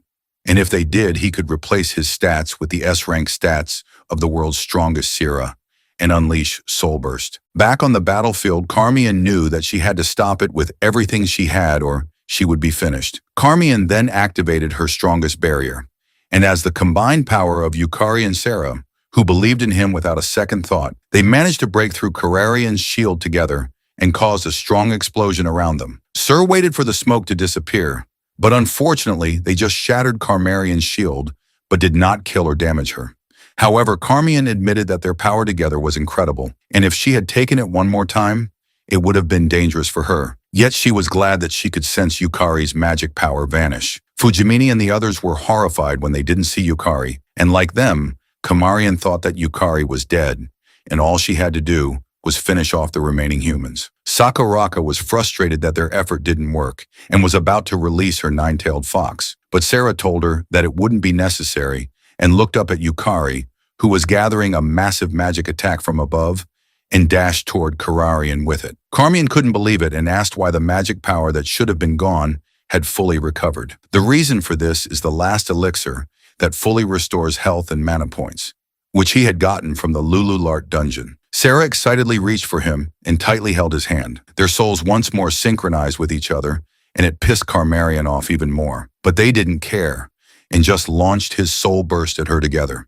They successfully landed the attack on Kararan, and everyone was amazed and couldn't believe what they were seeing with their own eyes. However, the clash caused massive destruction and pushed everyone away. Yukari kneeled to the ground in exhaustion, having used up all his mana and soul. He looked up in worry, but Lulu Heart held his shoulder and assured him that the subjugation was a success. As Kararian had returned to her human form, Kararian's mana was empty, and she knew that Yukari shouldn't have had that much mana, making her even more curious about him. She immediately dashed back, needing to return to her dungeon and replenish her mana. However, Sakurako used her tornado fires to stop her from escaping. Carmine panicked for a second, but then smiled as she called for the witch. Irigami appeared behind her instantly, and everyone was shocked to see her. Yukari couldn't believe it and figured out that the one connected to the dungeon monsters was Irigami. While Sakurako was furious at seeing her nemesis's face at the worst possible time, Kararian ordered Irigami to retreat and was frustrated, thinking that her retreat was an utterly disgraceful route. Irigami reminded Kararian that she had warned her many times that it was a trap. Still, Iami knew nothing could be changed and activated a teleportation spell to escort Kararian back to her dungeon. Sakurako and Sarah both aimed their weapons at them, but Irigami only laughed at their reaction and released her huge blades, reminding them that they were both extremely exhausted, which meant they shouldn't resist, then warned them with a sweet smile that she had no interest in slaughtering the weak, which enraged Sakurako even more. She threw her flames at her. Sakurako was confident that exterminating a couple of trash bugs meant nothing to her. However, Irigami easily blocked her attacks and teasingly asked where her usual firepower had gone. Irigami then reminded her that between maintaining the Great Barrier to imprison Karm, casting advanced spells one after another, and defending the weak, she had finally run out of mana. This pisses off Sakurako, and she swore to Irigami that she would kill her. Sarah shouted to Sakurako not to do it and reminded her that there were civilians nearby. Sakurako then looked down and saw Sarah below them. She forced herself to calm down, but unfortunately, Irigami noticed it and confirmed that Sakurako was soft when it came to her little sister. Irigami then ordered Kararian to target Sierra, and Kararian immediately opened a magic circle in front of Sierra, casting something at her. For a second, Sierra didn't feel anything. Sakurako demanded to know what Iami had done to her sister.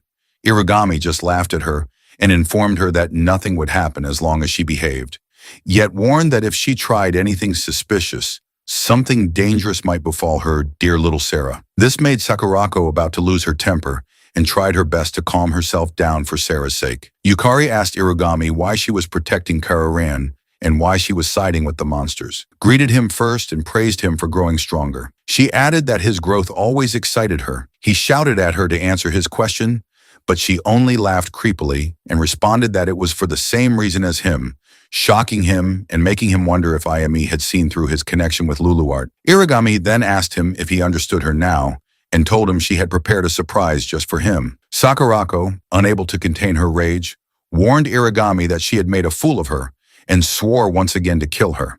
However, Irigami simply pretended to be scared to tease her and replied that she'd love to experience it. She then said her farewells to everyone and vanished with Carmarian, leaving Yukari frustrated that in the end, Carmian still escaped. Lulu Hart told him not to be so pessimistic because Kararian's power had been greatly weakened and that she had achieved what she set out to do. She explained that she had deliberately leaked information, causing discord among those plotting the dungeon break, which was a major step toward stopping it. A moment later, the rescuers arrived and healed everyone who was injured. Kira apologized to Yukari for forcing him to face a demon lord, but he disagreed and reminded Kira that he should be the one thanking him. Without his protection, he wouldn't have been able to fight. Kira was proud that his decision to protect him had been the right one and praised him for fighting well. He then raised his fist, which surprised him, but it made him feel good, and he accepted Kira's fist bump. Yuma Mako appeared, rushing to him and worriedly asking if he was hurt. He was glad was safe as well. She informed him that Sierra had been taken somewhere by Sakurako,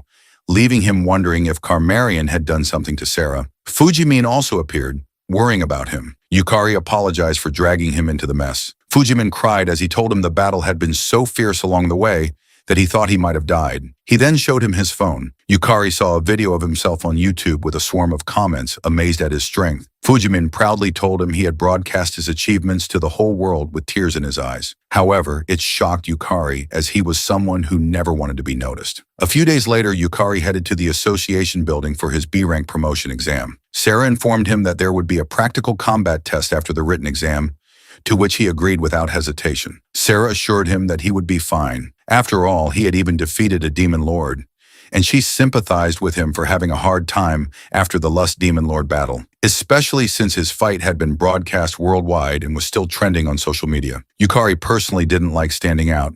Rather, he wasn't good at handling the spotlight, which made him nervous. He just hoped the promotion exam would go peacefully. Yet Sarah informed him that it might be difficult, as she had heard Kira and his group were coming. That reminded him of when Kira and Kiritaro told him they'd be observing. Lulu Hart thought the exam was a hassle and asked if his mana would increase significantly once he reached bank. He replied that from B rank onward, the growth in advanced player stats would be substantial, and that battles in the Lululart dungeon would progress much more efficiently. Luluart agreed without hesitation and ordered him to advance to B rank quickly. He glared at her, annoyed that she ordered him around like it would be easy, when in reality the B rank promotion test was much harder. Sarah then interrupted his thoughts when she suddenly remembered something. She shilly asked him to keep her magical girl class a secret. She explained that being 30 and still transforming was a little embarrassing. He told her that he thought it was cute, which made Sarah blush even more and stumble around in flustered shyness. A moment later in the waiting room,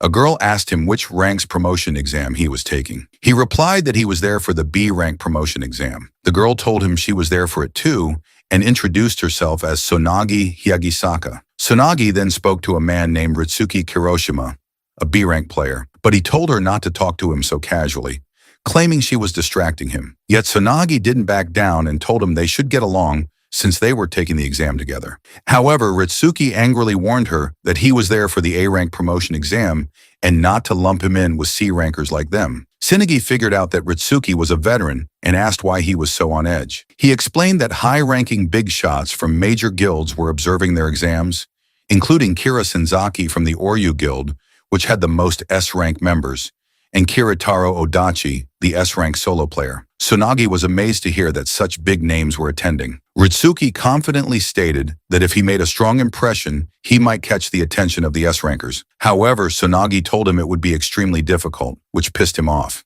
He asked what she meant by that, and she calmly reminded him that the examiner was Arama. The anger on Ritsuki's face immediately turned to fear at the mention of her name. Later, the examiner announced that 8 candidates had failed, including Ritsuki, who had been so confident just moments earlier. Arama Arisa, an A-rank player, gave him feedback, saying that his field of vision was too narrow. His strikes had power, but he focused too much on cutting only what was directly in front of him. She added that he couldn't predict his opponent's movements and recommended he continue training at B rank for a while longer. Ritsuki walked out of the field cursing in frustration. Tsunagi wasn't surprised.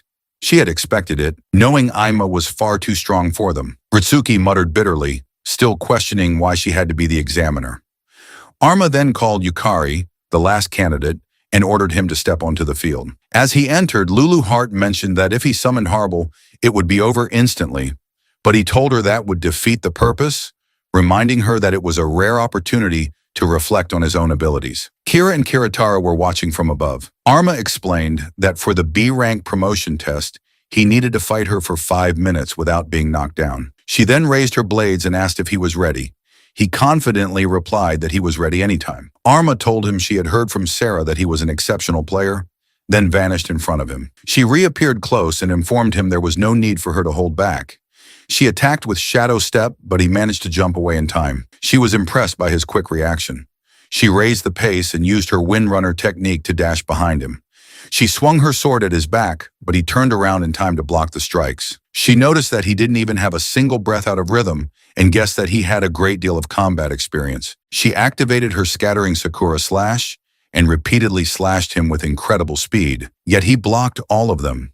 She wasn't fast enough, at least not compared to the Lust Demon Lord. Sonagi was amazed that he parried Aima's entire flurry of attacks, but Ritsuki arrogantly said he could do it too. He claimed that Yukari looked desperate and that there was no way he would block Arma's special technique. On the other hand, Arma saw an opening and assumed Yukari's agility was lower than hers. Yet with overwhelming foresight and adaptability, Yukari evaded everything. She grew frustrated at the tempo and decided to end the exam in a single strike. Leaping into the air, she used her clone technique. Ritsuki, annoyed by the sight, thought it was a cheat ability and wondered if Yukari could handle attacks coming from every direction at top speed. Yukari calmly locked eyes on Arama, surprising her. He stepped backward to dodge her blade, but she was confident he couldn't block the clones. However, Water Element was summoned just in time and dissolved the clones instantly. Arma couldn't believe he had cast a summoning spell while deflecting attacks. She was startled when he suddenly appeared in front of her, but fortunately for her, 5 minutes had passed. The match was over, and his blade stopped just inches from her forehead. He withdrew his sword and thanked her for the match. He added that he learned a lot from her use of misdirection and how she created openings.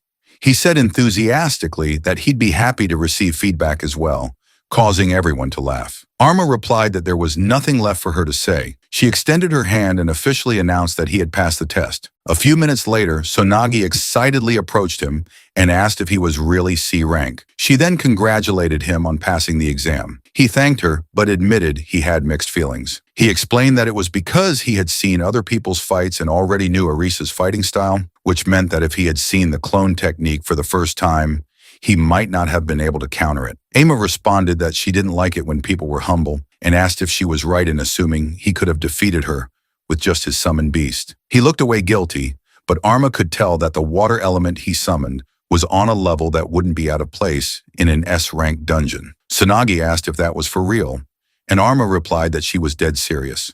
She added that this was why he had passed without any objections and congratulated him, admitting it was her complete defeat in his total victory. On the other hand, Ritsuki couldn't believe what he had just seen. He knew that Arma had taken her match with Yukari more seriously than when she fought him. Yet Yukari had handled her with ease. Ritsuki realized it went beyond just skills or class levels and feared how a C rank could move as if predicting the future. Suddenly, Kira and Kiritara walked toward them, praising Yukari for a good fight. Tsunagi was shocked to see two powerful S-rankers knew Yukari and was about to ask, but then realized that he was Yukari, the real deal. She recalled watching his last battle on YouTube. He explained to her that it was all thanks to the support of S-Class members. However, Kira added fuel to the fire by announcing that Yukari was the player who defeated the Demon Lord, making Yukari even more uncomfortable as he never wanted to stand out. Suddenly, Kira noticed someone mysterious walking out from behind the benches, but laughed when Kyoto told him not to trouble a promising young man of the future. Kyoto praised Yukari as well, and told him that his situational judgment was truly remarkable. She advised him to hone it even further, and said they would be waiting for him in the Shrank. He was surprised to hear it and recalled that in his past, becoming Shrank had been a far-off dream, but thanks to Kayataro's praise, he began to believe he could really reach it. Lulu Heart reminded him that it shouldn't be a guess because he can reach it. She also reminded him that Shrank alone wasn't enough to stop a dungeon break. What he should aim for was beyond that. Someone like a Demon Lord class player. He agreed with her and apologized for having such a narrow perspective. He explained that he had only been focusing on what was right in front of him. She ordered him to get stronger quickly if he understood, because they had a goal to fulfill. He agreed, knowing that their next objective was a rematch in the Lulu Art dungeon. Later, they returned to the Lulu Heart dungeon, and she guessed they would be able to enter smoothly. He assured her that his stats had increased after his promotion to B rank, which meant moving around undetected, even with heightened security, was now easy. Lulu Heart reminded him that they weren't starting from the castle like before. This time, they were beginning at the true starting point of the first stratum, the Eldrian Great Forest. After securing everything, they ran past the gate. He asked if this was for training. She replied that it was part of it, but that moving the dungeon consumed magical power. Yukari often forgot that Lulu Heart was so weak and she had taken the form of a small girl because she always acted so confidently. But in truth, she was just an empty shell with barely a speck of magical power left. He realized that he had to try harder so Lulu Heart wouldn't exhaust herself. When they reached the entrance, he asked if they just needed to head to the second stratum of the Lulu Heart dungeon from there. She agreed, but added that while the second stratum was their goal, there was something he had to do first. He was confused and asked what it was.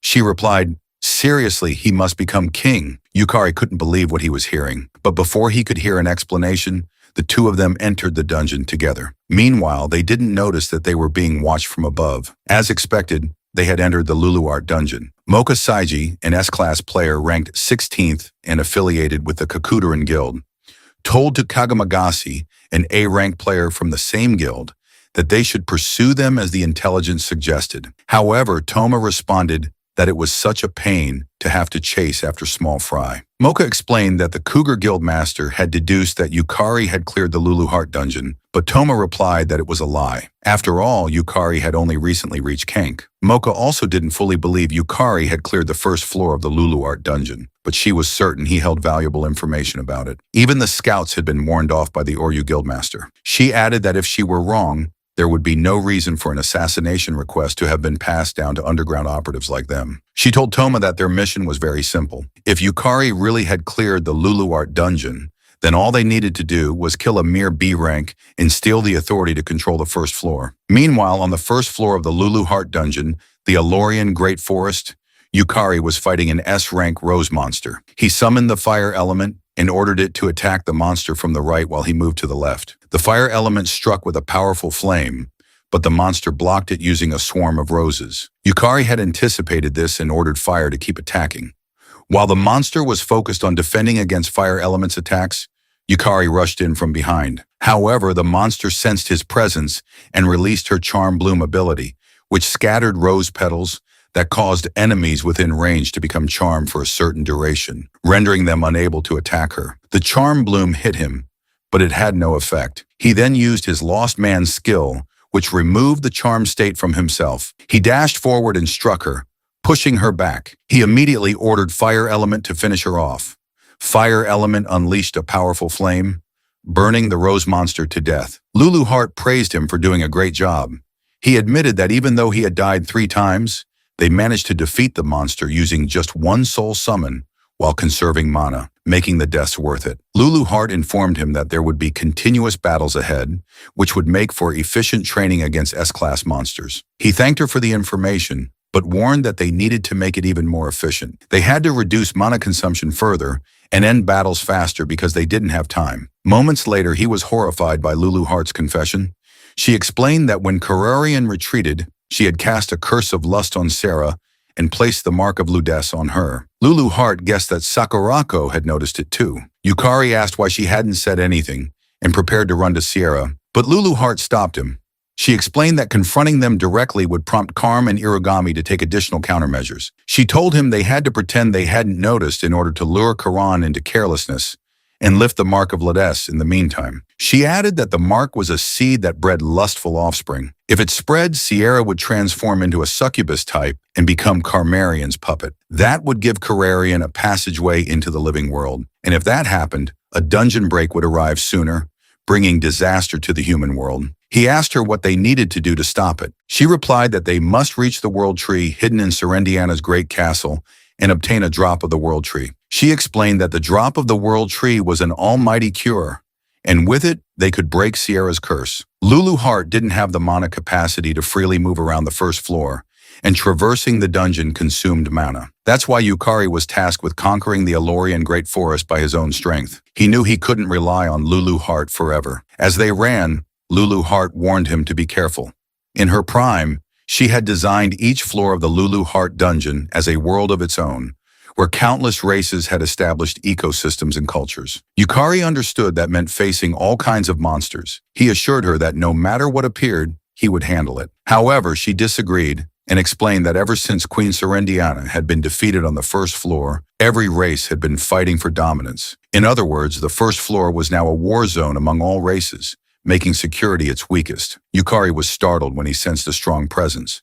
He informed Luluart that he could feel many monsters nearby. Luluart quickly ordered him to attack and advised him to go all out, to which he agreed.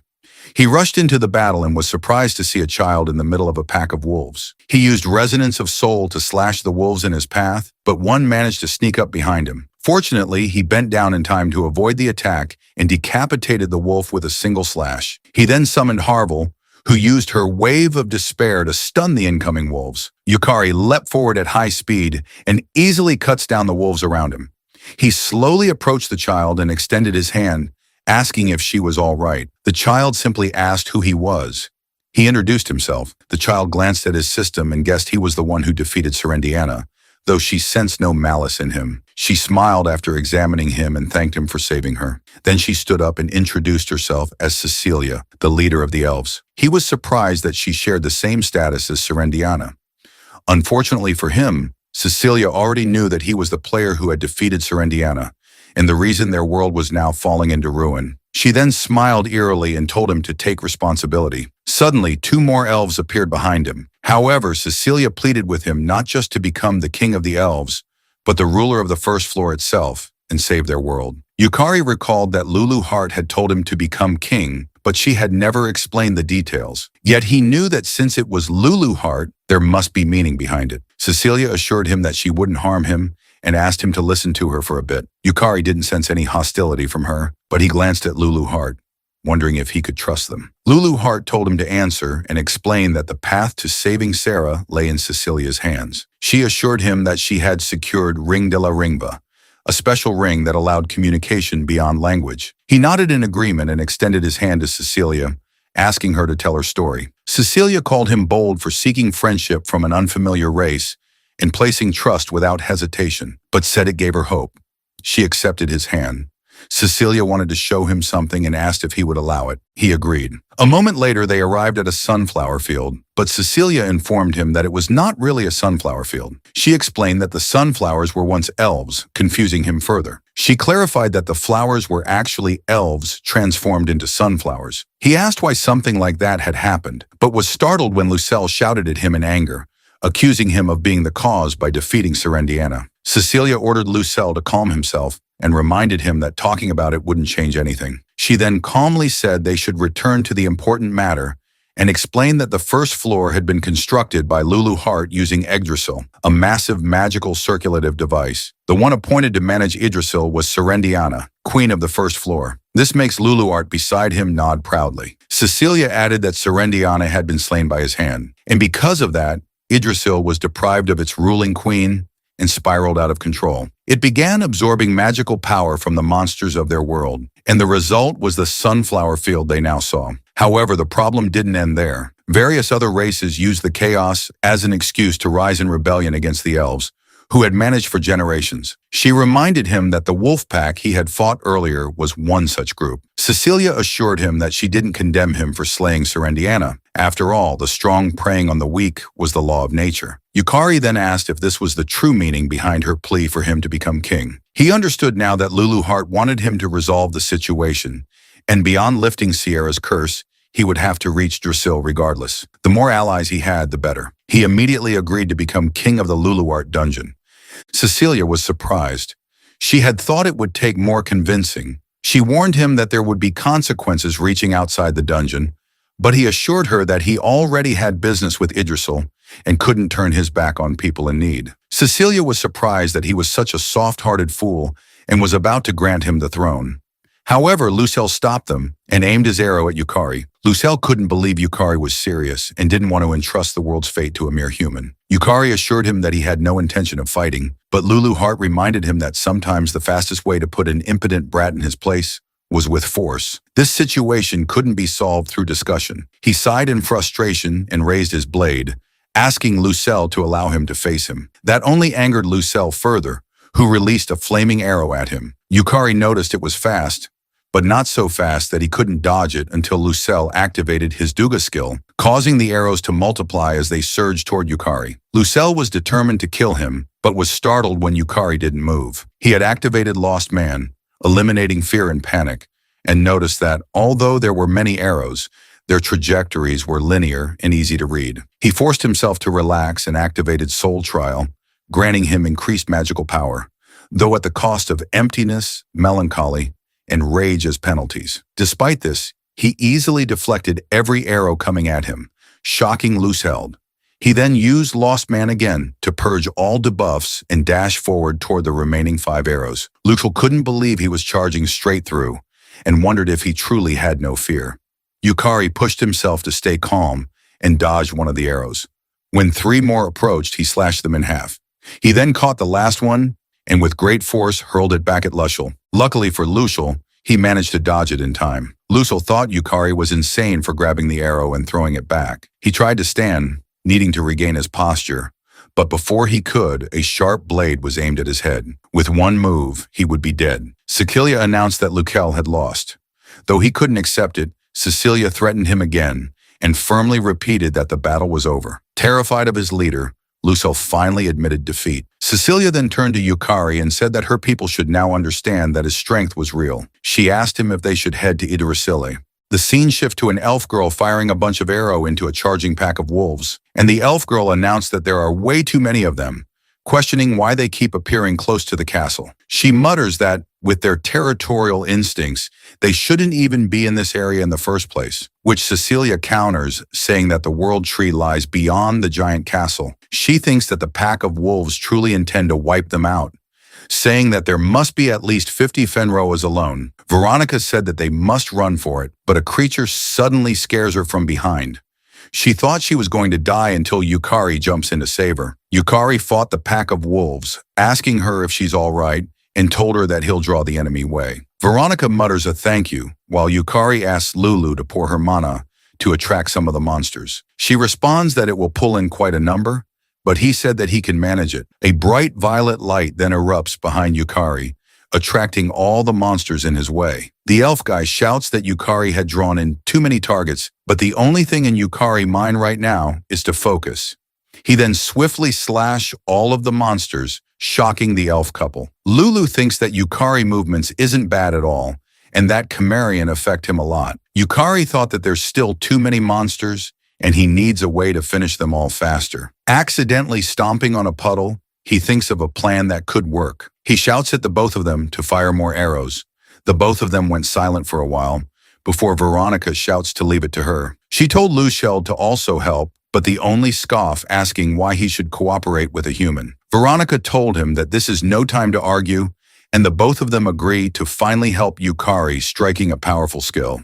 A bunch of arrows strikes the ground as Yukari activates Soul Resonance, charging his lightning element to the maximum output. A powerful ball of lightning appears in the sky, revealing that Yukari's plan is to combine it with a spread of water, creating a massive spell to the sky and a big explosion. Veronica opens one eye, saying that they luckily managed to overcome the crisis, while the land in front of them turns unnoticeable by the destruction. She mutters a soft thank you to Yukari, and he responds that he's glad everyone's safe. Cecilia noticed that the monsters are likely targeting him, saying that they must have sensed that someone with the right of the throne has entered the dungeon. An ominous voice speaks for them to not say such ridiculous things like a human seizing the throne.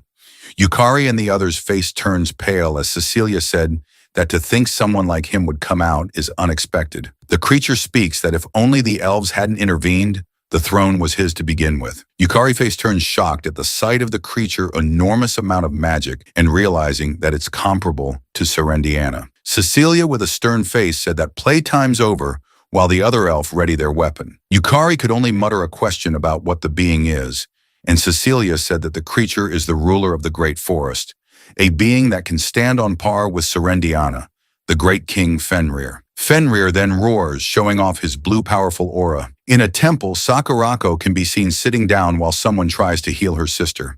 The healer, trembling, said that it's no good, while Sakurako can only thanks her for the effort. The healer then leave, while Sakurako thinks about the powerful curse placed by the Demon King, and that even an S-ranked healer could not heal it. He scoffs internally, hoping to find some other means. Irugami Yoriko then suddenly appears behind her. Sakura, quickly turning back, shouts her name out loud, only for Yoriko to jokingly speaks about her flames that would burn anyone to the bone.